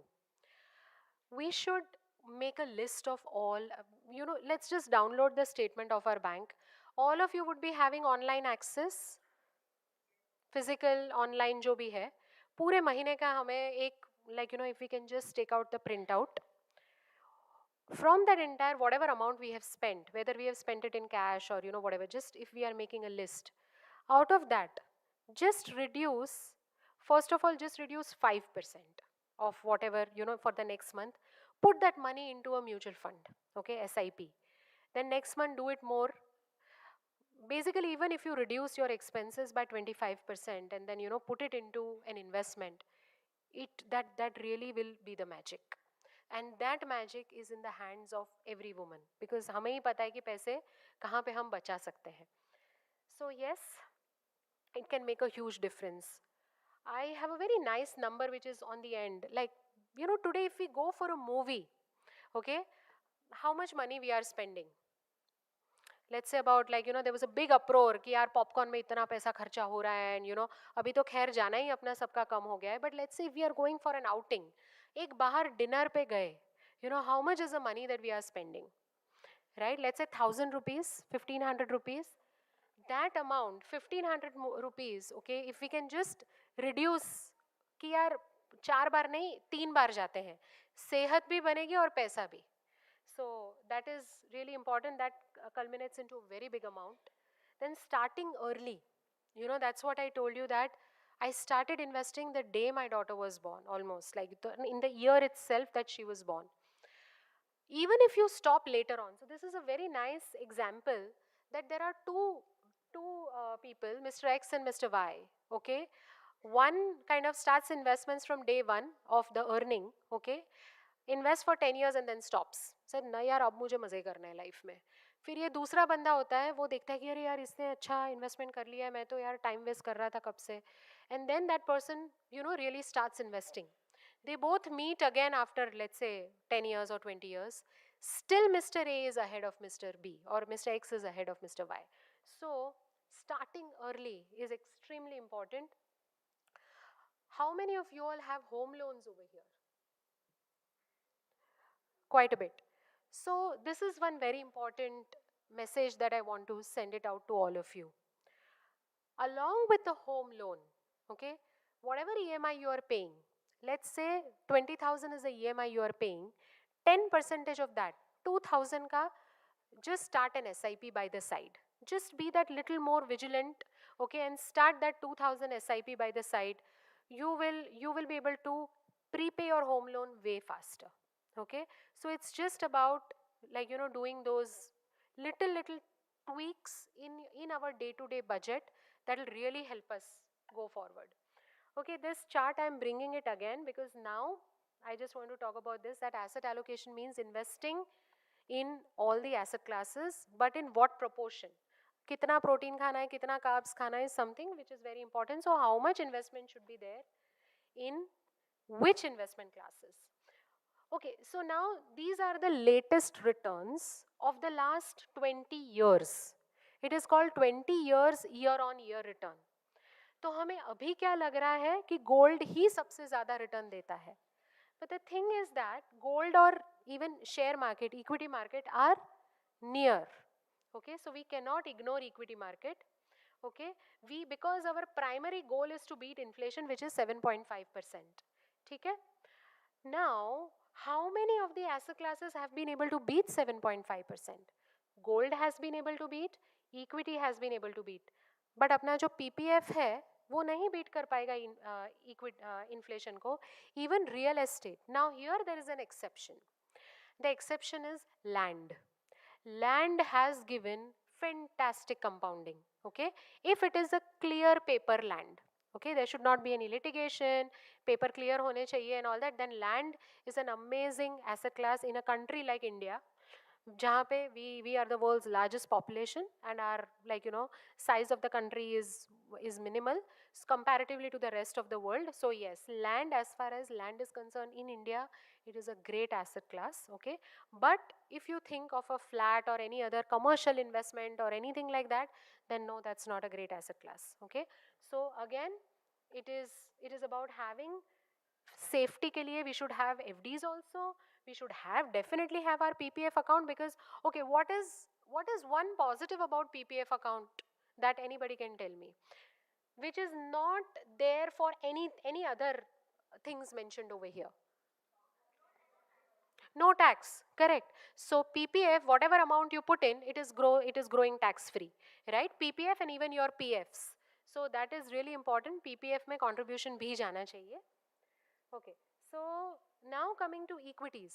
This is a very interesting chart that, what is the average return has been. That's what 13-14% has been the average return.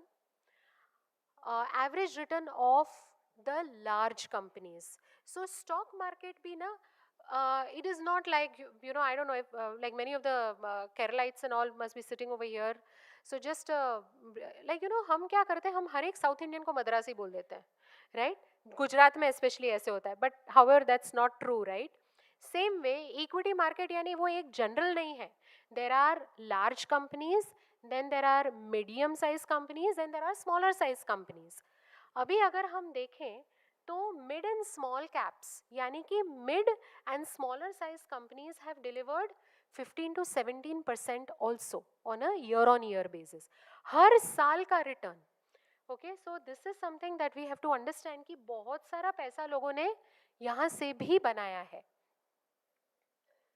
So what should we do? Well managed diversified equity mutual funds have outperformed index over the long run. So mutual funds की ये खासियत है, आप just एक 20-year return देखो 15, 14, 12 और कहाँ अपना FD का return है 7%. Okay, so FD होना चाहिए but not in disproportionate manner. Most of your FDs you keep it for emergency corpus. Okay, but apart from that, you have to now start converting it into mutual funds or even the other asset classes. Yeah, now comes the role of a financial advisor. So many a times, people may feel it challenging कि यार हम घर भी संभाल रहे हैं, office भी जा रहे हैं, investments, I don't want to really go through the grind. My suggestion over here is, okay, understand everything. आपको समझ तो हर चीज़ की होनी चाहिए, but there is no harm in seeking help. Okay, financial advisors, okay, is something that is a fraternity that you should really reach out to. It can be your chartered accountant giving you advice. It can be independent people like how our firm is, or it can even be your banker. It can be whoever, but have a good trusted financial advisor. He or she should be really able to guide you properly. Okay, now there are some 3-4 slides and then we would end the presentation. So here I have made some ready-made templates for all of you. You all can take the picture if you want that. Emergency corpus के लिए हमें कहाँ invest करना चाहिए? What is the return? What is the liquidity? What is the taxation of that? And what is the risk? Like whether it is safe or not, moderate risk है, क्या है? This entire thing we have kind of really made this template for all of you. So I will just tell you that for any goal, especially गलतियाँ कहाँ पे हो रही हैं, तो somewhere 3 to 5 years के range में I have seen people making mistakes. Okay, that for example, if you want to invest something for 3 years, okay, or else let's say you want to invest if you want to travel. Okay, every year मुझे travel करना है and all that. That's where your investment should definitely be into a category which is called as balanced mutual funds या hybrid या multi asset funds. यहाँ पे आपका investment definitely होना चाहिए. So this is one thing which I am telling you, that consider balance funds and multi asset funds and all that. Risk कम है. Okay, do it in the form of an SIP. आपके पास एक पैसा इकट्ठा हो जाएगा. After 1 year 2 years whatever, you would want to use it for whatever goals you want, especially like travel, yeah, like any kind of expenses that you want to do, even if you want to give it to your family member. जो भी है, ये एक category is very very relevant for all the women. That's what I thought I'll just mention apart from everything else. अब आते हैं हम long term goals के लिए. So what is most important, I have written it in the red. Do not go on tips. ये tip ले लिया, ये invest कर दिया and all that. Definitely never go on tips. Okay, use your own common sense. Ask your investment advisor, and then if you do the investment, it will really prove to be fruitful. Okay, so this is something that is really important. Secondly, what is important is something which has gone up. जैसे कि for example कभी कभी है कि यार ये market बहुत ही चढ़ गया है, ठीक है, उस टाइम पे थोड़ा सांस ले लो. Don't put all the money immediately. Okay, wait for the market to correct. There should not be any FOMO, fear of missing out. जैसी कोई चीज़ नहीं होती, चाहे वो गोल्ड हो, सिल्वर हो या शेयर बाजार हो. There is nothing like fear of missing out. आराम से उसको प्लान करके इन्वेस्ट करो. लॉन्ग टर्म के लिए इन्वेस्ट करोगे तो today also gold and silver will give you returns, and even equity market will also give you returns, but provided we have patience and we stick to a consistent investment pattern. ठीक है, so these are the important things that we should understand. So small and mid cap funds भी invest कर सकते हैं. We can also look at investment into unit linked insurance plans जो होते हैं. There is a lot of bad publicity in the media in the actual market for this, but 2.5 lakhs तक इसमें भी tax का काफ़ी benefit मिलता है, up to 2.5 lakhs of investment. So these are all some little things which I feel makes a huge difference in a person's portfolio. Okay, now when it comes to अगर हम if we are looking at generating income, let's say if we are closer to retirement, or if we are planning sometimes or giving guidance to our parents for investments, then you can definitely look at RBI bonds. Okay, RBI bonds, and if our parents are in the 12 lakh income category, तो पूरा का पूरा interest उनको tax free मिल जाता है. So this is also again a very very brilliant investment. It is safe. Okay, and people really don't know about it because it's not like FDs and all that which everybody knows. So these are the things it should be considered for investment options when it comes to long-term investments and all that. Now again a very important slide, investment for children and grandchildren. Okay, बच्चों के लिए कहाँ investment होना चाहिए? Sukanya Samruddhi, how many of you have girl child less than 10 years? Has everyone done the Sukanya Samruddhi investment? Mostly yes. जिसने भी नहीं किया है, if your child is less than 10 years, please start a Sukanya Samruddhi account. Okay, very important. I know this can be a little this thing, but ये करना ही करना है. So Sukanya Samruddhi investment for the girl child compulsory for everybody. I think we should really tell this even to our people who are nearby, right? Like our maids हैं, ये वो है, उनको भी ये सब नहीं पता है. They have a simple bank account. They can just go and do Sukanya Samruddhi for the girls especially. Okay, it is a tax free investment. Again, it is just like PPF जैसा इसमें भी tax free investment है. Then gold and silver, abhi even as digital, somebody just mentioned about digital gold and digital, so go for ETFs. Okay, ETFs are nothing but exchange traded mutual funds. Go for mutual funds of gold and silver. आप हमेशा easy है वो.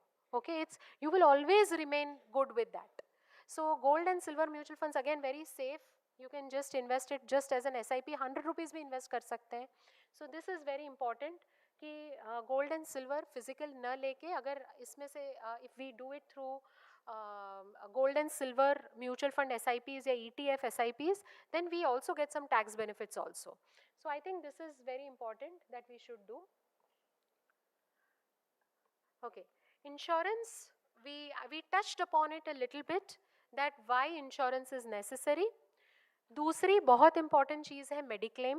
Okay, health में हमेशा mediclaim एक अपना floater policy होना चाहिए. पूरे फैमिली के लिए होना चाहिए. And we should also go for a top up. Top ups are cheaper. Okay, ask your banker or ask your financial advisor to give you a good plan. Don't neglect it, because it is going to be very relevant in the future. The medical costs are rising more than 10% per annum. 10% से ज़्यादा ही medical cost अपने rise होने वाले हैं. Okay, and the way we all are living the lifestyle, we will need it. So have a good mediclaim policy. Secondly, many a times we forget about seeing to it that, you know, our dependent parents are adequately insured or not in terms of mediclaim. Okay, just check that. If you are working woman, then they can be enrolled as your dependent parent. But if you are going to change jobs and all that, then please see to it कि उनका cover miss out ना हो जाए. So this is also something that is very relevant and very important. Okay. Yeah, so this we have already seen, insurance planning. Now, we are almost coming towards how do we pass this on to our next generation. Okay, the legacy, the wealth that we have already generated, created, kept it aside, invested properly. अब इसको properly हम how do we pass it on to the next generation? 2-3 important points. The first and foremost point is nominations. Now any which ways RBI has also made it very compulsory. Bank भी आपके पास सामने से आके पूछेगा कि nominate नहीं किया है, इसमें nominate करो and all that. So very important. Just make sure that you have nominations in all your investments. Okay, whether it is your husband or children or whichever way it is, nominations ज़रूर से रखो. Secondly, make a will. Okay. Will does not mean, it is not कि वो मरने के time पे बनाना है. Actually, what is the main risk that we all have? The main risk that we all have is if we die today. Okay, so will is something जो एक बार बना लेना चाहिए. It is not at all a difficult exercise. It is a plain simple एक paper पे we should just write it down, like, you know, that मोटा मोटी these are the assets that I have, and God forbid if something were to happen to me, it should go into this manner, to this way, to my children, to my family, whatever you want to write it there. Okay, there has to be 2 witnesses. And अगर आपके नाम पे property है तो उस चीज़ को register कराना ज़रूरी है. ओके, बट अगर प्रॉपर्टी नहीं है तो a well documented will with 2 witnesses is good enough. Okay, and will can always be amended later on. उसमें हमेशा हम ऐड सब्ट्रैक्ट सब कर सकते हैं. So again my question, how many of you all have already made a will? Okay, 1 person, very good. हम तो जीने वाले हैं यार, हम सब we all are going to live forever. Okay, because I'll tell you what, even if nominations are there in place, okay, the transmission of assets from one generation to the other becomes very tricky. How many of you have faced problems when, you know, claiming assets, you know, from whoever has passed away, whether your parents side or your in-laws side? Can I have some hand raise? किसी को दिक्कत हुई है पैसा मिलने के लिए? Right? So yes, so there are these cases, there are these horror stories which, like, you know, we come across, that, you know, there is a lot of challenge in terms of getting that paperwork cleared and all that. So will hamesha bana ke rakhna chahiye. One very important point on inheritance that I'll tell you, you know what, agar if something happens to a married woman, okay, and there is no will, okay, do you know what happens to that money? How is it distributed?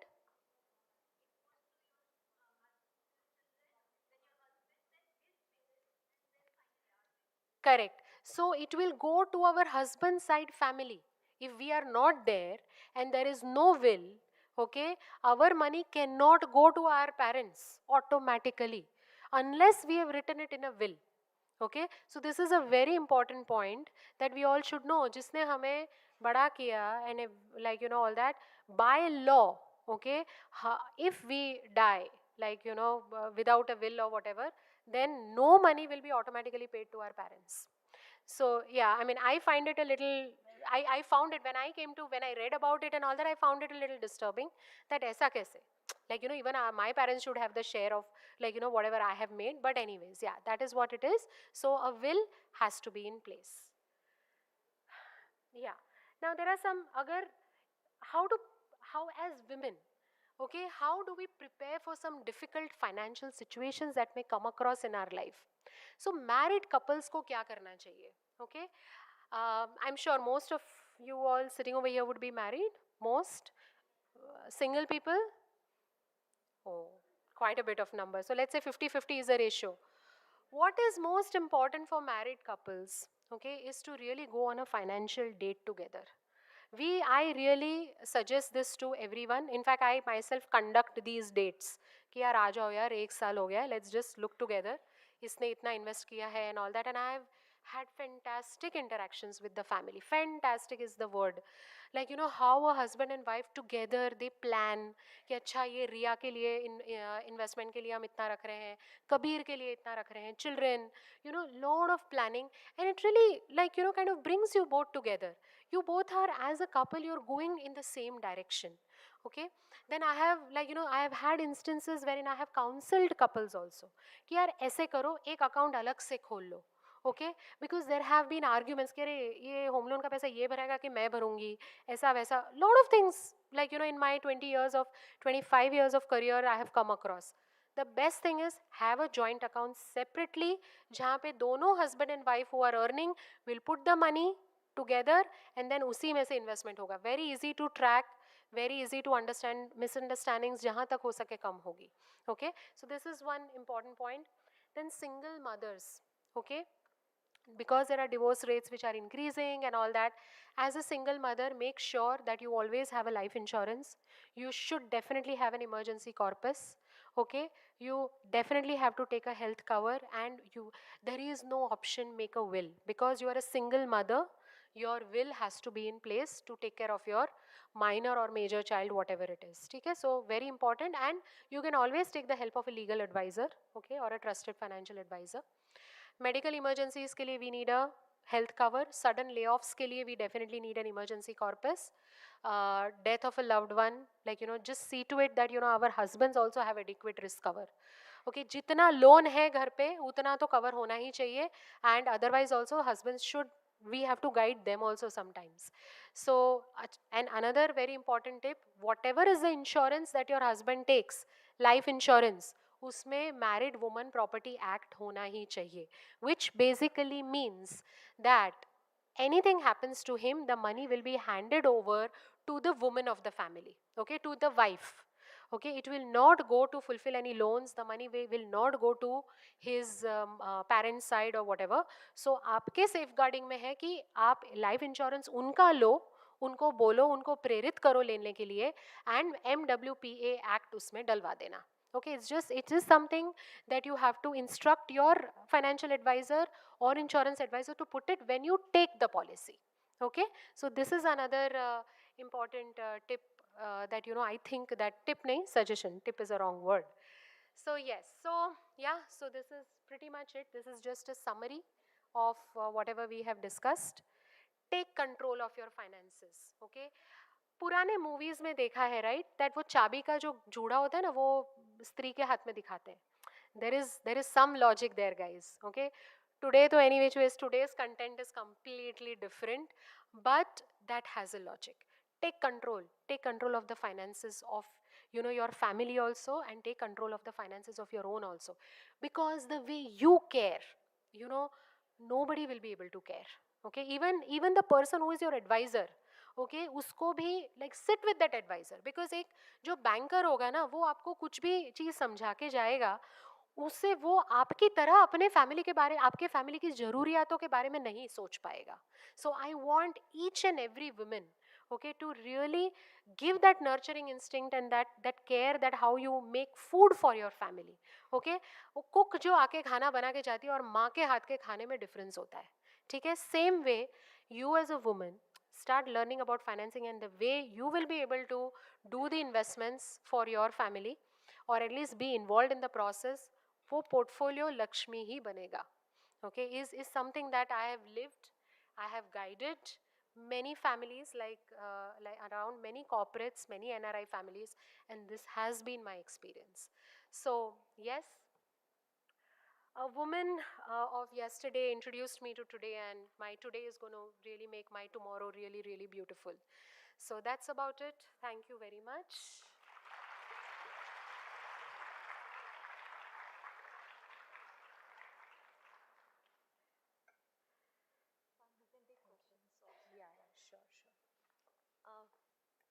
We'll now take questions for Sonal Madam if there are any, please.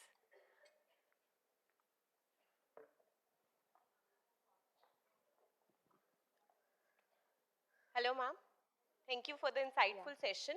So, I have a question. What will you advise a person how to go about choosing from a pool of investment tools? So, for say, if I want to invest in a mutual fund, how can me being from a non-financial background, I will go about seeing from a pool of mutual funds available, be it in the large cap, mid cap or small cap, and choose the right one for me as per my risk appetite. So, and the condition is I don't understand a lot of financial terms. I don't understand a lot of financial background. Yes, I understand your query. Thank you. Thank you for this question. And that is exactly the reason why advisors are there, basically.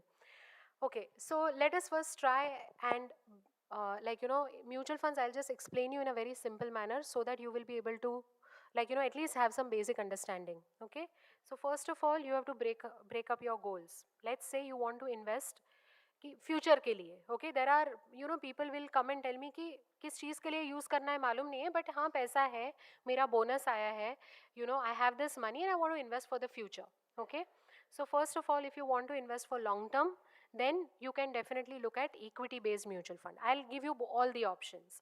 Okay, so you have to look at equity based mutual funds. Okay, now in equity based mutual funds don't overcomplicate it. Just go for large, mid, flexi, small. Always think of it, जो भी पैसा है, okay, whatever the amount is there, divide it into 2 or 3 categories. Just don't stick to one category. Divide it into 2 or 3 categories. ठीक है? It can be a large cap, mid cap, and it can be a multi-asset. As I told you, always take a multi-asset fund in today's scenario for the next 5 years, I'm telling you. Okay? Take a multi-asset fund definitely. So this is how you have to do it, that long term equity based mutual funds, pick one fund from each category even if you don't understand a lot, whatever, but pick divide your corpus into 2 or 3 mutual funds is my first answer. The second thing is that take the help of an advisor. That will really be helpful because uske sath baat karo, charcha karo, and invest it. Start your journey. Then always look at your portfolio once in a year. Once in a year, evaluate it. Ki at least minimum. So what is our goal? Evaluation is very simple and easy. What is our goal? Inflation beat hona chahiye. That is 7.5 ko to beat karna hi karna hai. Secondly, Google kar lene ka what has been the index return. Okay, index has given, let's say, 10% return. Then your portfolio of mutual fund should at least give you 12% return and plus. So it should beat the inflation, it should beat the index. Okay, so while I understand non-financial background, but this is a life skill. Finance is a life skill, usko seekhna padega. Okay, so try and get into it. It's not very difficult at all. ये लोग सब ना finance industry वाले उसको बहुत glamorous और उसको बहुत ही एक्सक्लूसिव बना देते हैं. Actually finance is very simple, very very simple. Common sense use करो. लॉन्ग टर्म, ओके, रिस्क ज़्यादा है, डजेंट मैटर. रिस्क को हम कम कैसे करेंगे? SIP करेंगे. So the simplest thing you can do is do SIP in 2 or 3 mutual funds. That's it. Okay, so yeah, I mean, I hope I was able to give some answer.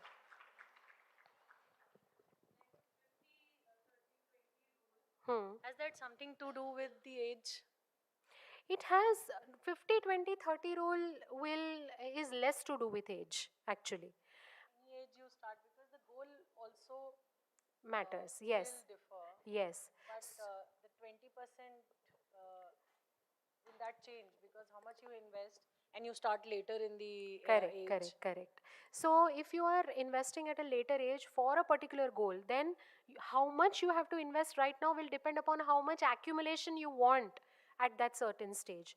To give you an example, my daughter is 21 right now. Okay, I'm planning for her marriage when she is, let's say, about at least 24 or 25 years. Okay, and let's say I want to accumulate 25 lakhs. Okay, so that 25 lakhs I have to break it up कि मुझे अभी कितना मुझे invest करना है. ठीक है? Yes. So there are calculators, financial calculators which are available online. Okay, just Google it. In fact, it is available even on our website also. We've just kept it in our first landing page. Integrity Investments is the name of the website. Okay, but there are many other websites also. One more question. Normally, a lot of times, what is your long-term goal? You don't know.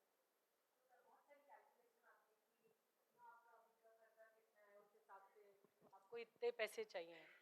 But what exactly is that calculator? Because a lot of people will not know what my long-term goal is. Okay.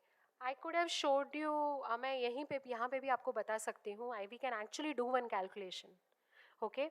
So, see, इसमें भी go to a website. Like for example, I'm just giving an example कि हमारे website में calculator है. Okay. जिसमें लिखा है retirement planning. Okay. जो आपने बोला that you know let's say if your gold is away, उसमें बहुत सारा calculation है. कुछ नहीं, आज का खर्चा हमें मालूम है. Okay. Let's say today we need 50,000 rupees. Okay. वही अमाउंट उसमें लिखना है कि आज हमें 50,000 रुपीज़ चाहिए. ठीक है. इन्फ्लेशन हमें क्या लग रहा है, महंगाई कितनी होगी, गूगल कर लो वरना वो टाइम पे कि what is general inflation what ever. 7 मैं बता रही हूँ 7.5%. ठीक है, या 7% मान लो. सो 7% उसमें आप इन्फ्लेशन का नंबर डालो. Okay. And what is your age currently, let's say you are 35 years of age, your retirement is at 60 और 58. ओके, वो दोनों एज आप डालो, वो आपको कैलकुलेट करके खुद बता देगा कि अभी कितनी SIP करनी है. Okay. Secondly, it will also give you an amount कि लमसम आपको कितना करना है. Let's say 20 lakhs you to do lump sum. ठीक है, तो 20 lakhs में से यू वुड से कि यार मेरा ऑलरेडी मेरे पास 6 लाख के शेयर्स पड़े हैं, मेरे पास मेरा PPF का बैलेंस इतना पड़ा है, तो मुझे बाकी कितना करना रहा, उतना ही हमें करना है. So this is basic simple arithmetic maths है वो. So you will have to get that, and it's very simple and easy. So that is the reason, like, you know, why today online has become so important, is because, you know, consultants are available online. वो लोग online आपको guide करेंगे कि so like, you know, we have lot of clients like that कि जो लोग हमें इस तरह से पूछेंगे और हमें उन्हें guide करते हैं कि यार इतना करना है. So कभी भी गोल overwhelming नहीं लगता. I mean, imagine something that I would need 5 crores at retirement. Seems very overwhelming कि यार 5 करोड़ यानी वो 5 करोड़ रुपया चाहिए, बट देन उसको ब्रेकअप कर दो. I mean imagine, just remember that video कि उसका पूरा राजपाट एक खाली एक चेस के बोर्ड में खत्म हो गया. राइट. सो कितना है power of compounding. Right. So if you break down things into small tiny habits. Okay, investment को ना एक हैबिट बना दो. Okay, it will the goal अपने आप खत्म भी हो जाए, पूरा हो जाएगा, आपको लगेगा अरे इतने पैसे इकट्ठा हो गए. So that is exactly how it should be done. Break down your goals into smaller amounts and it will be very easy to achieve. Very easy, I'm telling you. But of course, and if you need guidance, take help. But ये basic maths है, ये आपको online बहुत अच्छे से मिल जाता है. And these are all mostly reliable calculators. We have used them. Mostly reliable calculators. So, yes.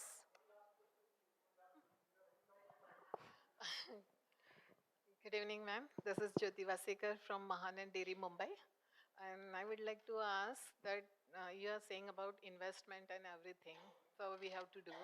I want to ask that whatever we are investing, and that money not go to the nominee, but we can use our hard-earned money for ourselves. So Absolutely. please put some light on that. Yeah, so interesting. The answer of this is there in our scriptures. जो हम, you know, very interesting. I have read this book called Yogic Wealth. Okay, it is by this author called Gaurav Mashruwala. Kiran ji also started her presentation with our scriptures. Okay, our scriptures actually have given how to do this, you know, in terms of should we enjoy, how much should we enjoy, and how much should we pass it on to the next generation. ये जो dilemma है, ये शास्त्रों में बताया गया है. Okay, और वो शास्त्रों में इस तरह से बताया गया है. What is written is in our scriptures, this is the Indian ethos. You know, it can be different for different, it can be tweaked as per the current situation, but the Indian ethos says that firstly, whatever you are making, okay, let's say we are earning 100 rupees. सबसे पहले you give it, like, you know, 20% to the forward generation, like, you know, पहले अपने से आगे. So सबसे पहले अपने dependent generation को दो 25%. Okay, 25% give it to our future generation, अपने बच्चों के लिए रखो 25%. Then 25% keep it within you in the sense, like basically it talks about charity. Okay, कि 25% हमें चैरिटी में देना चाहिए और बाद में जो बचा ना 25% वो हमें खुद यूज़ करना चाहिए. So this is what our scriptures have said. Okay, this is what our like it's there in our ethos, Indian ethos. But now in a modern day scenario, we can actually tweak it also. हम इसमें थोड़ा सा फेरबदल कर सकते हैं. दान definitely देना चाहिए. Charity is something which is really I feel very very important. Okay, but whatever your earning keep something for, keep 50% for yourself. Okay, and remaining you can keep it in such a way कि यार बच्चों के education and all that के लिए, बच्चों के education में भी we can also give them the responsibility कि you take the loan for, like for example, I'll give you an example how I have done it in my family. Okay, and this is a real life case. So the way I have done it is, as I told you, I have been investing for both my children the moment in the first year of their birth. Okay, now my daughter is in college right now. She's in the final year of college. Okay, so when she wants to do her masters, मैं उसके साथ portfolio का statement लेके बैठी. मैंने बोला देख, you want to do your masters, this is the money that I have kept it for you. There is a separate amount which I have for me. उसमें से this much is what I can give you, this is your budget.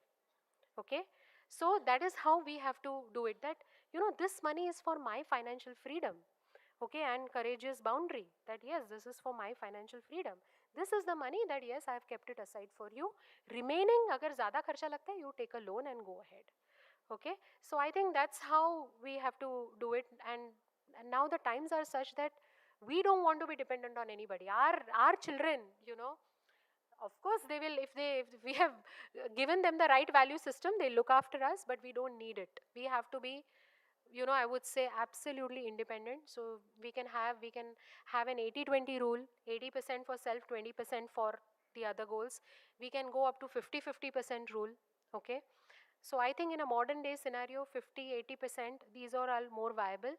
जो हमें शास्त्रों में सिखाया गया उसमें तो हमारा पोर्शन सिर्फ 25% आता है. So that is exactly how it is. We have to keep tweaking this.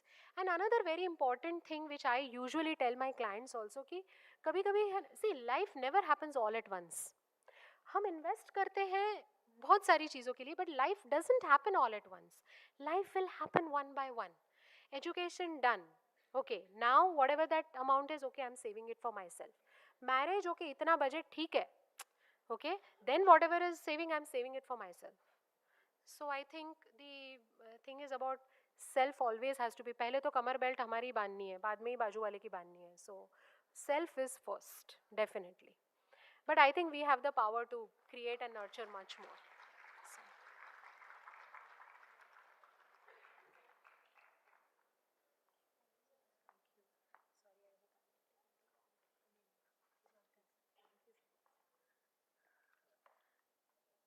Thank you so much, ma'am, for putting up such. Friends, one small request, like, we are running out of time. There are people who have to leave today.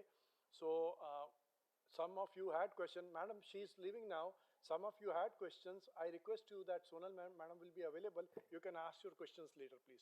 You can be staying here for some time. Chairman will be joining us in another 5 minutes time. I request all of you to stay put here. Thank you so much.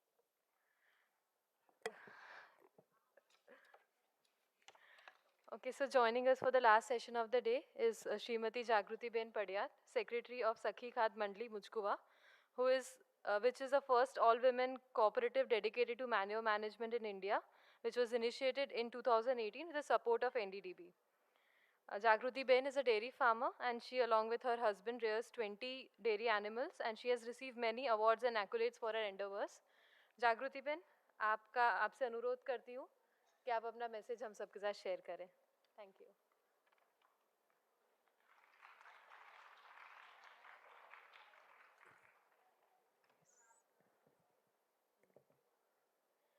नमस्ते, मैं जागृति बहन संजय भाई पडियार. मेरा गांव का नाम मुचकुआ है. मैं पशुपालन करती हूँ. मैं 2 पशु से शुरुआत की थी. अभी हमारे पास 20 पशु है. एनडीडीबी की सहायता से हमने 2018 में हमारे गांव में एससी गोबर गैस लगाए हुए थे और इस गोबर गैस को हमें पहले हम उपले बनाते थे, लकड़े काटने के लिए बाहर जाना पड़ता था और सिलेंडर की अब ज़रूरत नहीं होती है। अभी हम हमारा परिवार का खाना है इस गोबर गैस से ही हम बनाते हैं।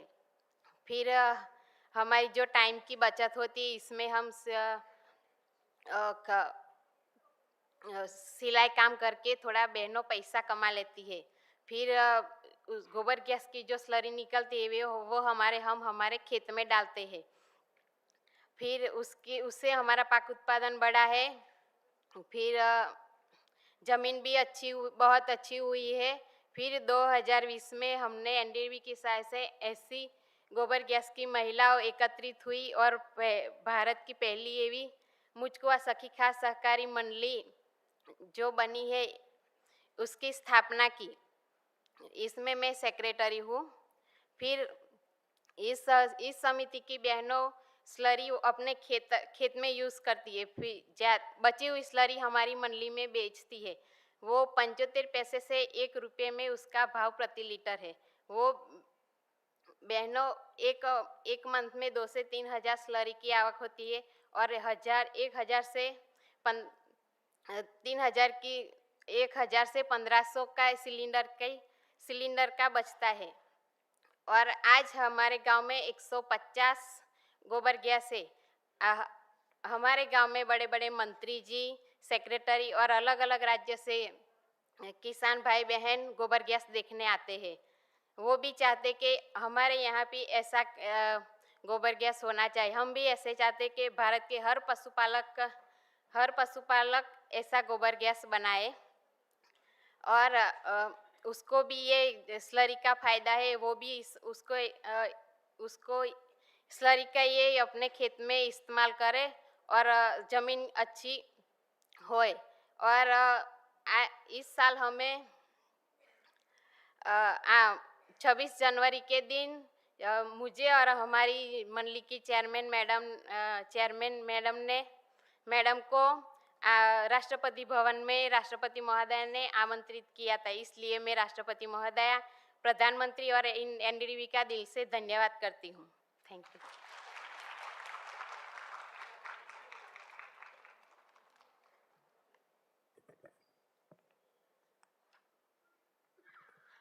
We'll wait for a few minutes. Chairman would be joining us for the last felicitation session and valedictory, please. Thank you. Yeah.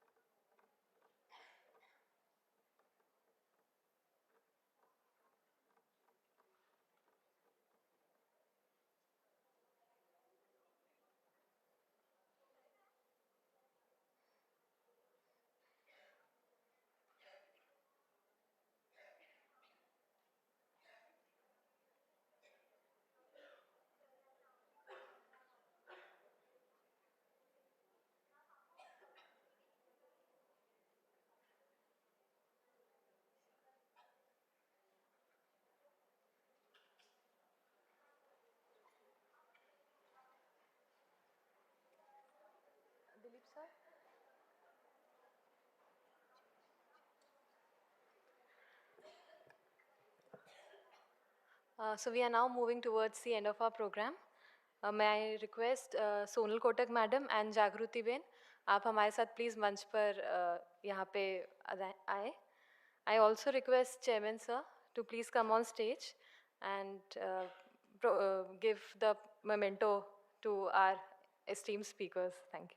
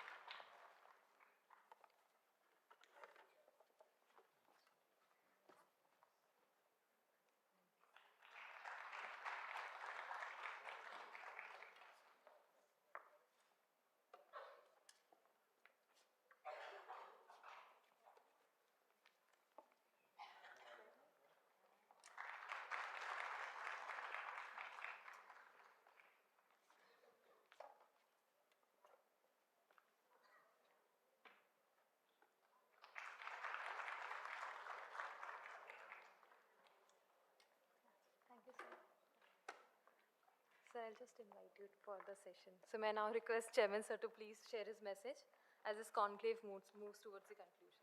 Thank you. So good evening. तो कल मैंने बोला था first word that I am so happy to see all of you. तो आज भी वही बोल रहा हूँ. Are you all happy? Good, good. So I think the purpose is served. We had a great, discussions and deliberations for last 2 days. And this is maybe for us also, this is first time that we are having such a large scale program only dedicated to the women professionals of our dairy sector. And I am also happy that we could get the galaxy of speakers from different fields who shared their experiences, who shared their knowledge. And somehow I think going forward, we are going to use this, whatever we have learned in the future for our career, for our growth, personal, even in the personal life. So thank you all. You have traveled a long distance to be here. On our invitation, you have been here. So I thank you all for taking time out, being present for 2 days for such lengthy sessions, and also giving your best time for learning. We continue to provide such learning platforms going forward, and I think let us dedicate all of us together that we take advantage of such forums, such conclaves wherever we have, give our best and try to learn from such platforms for our growth. With that, I think thank you so much. मैं आप सब लोगों का आभारी हूँ. आप इतनी दूर से हमारे बीच आए, 2 दिन हमारे साथ रहे. एनडीडीबी कैंपस भी शायद काफ़ी लोगों ने पहली बार देखा होगा. So thank you all for making these 2 days, a great memory for us also at NDDB Anand. And see you all next time for such conclave. Thank you.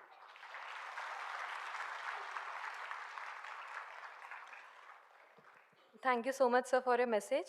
With this, we conclude HRD Conclave 2025. Let us all meet outside for refreshments. Thank you.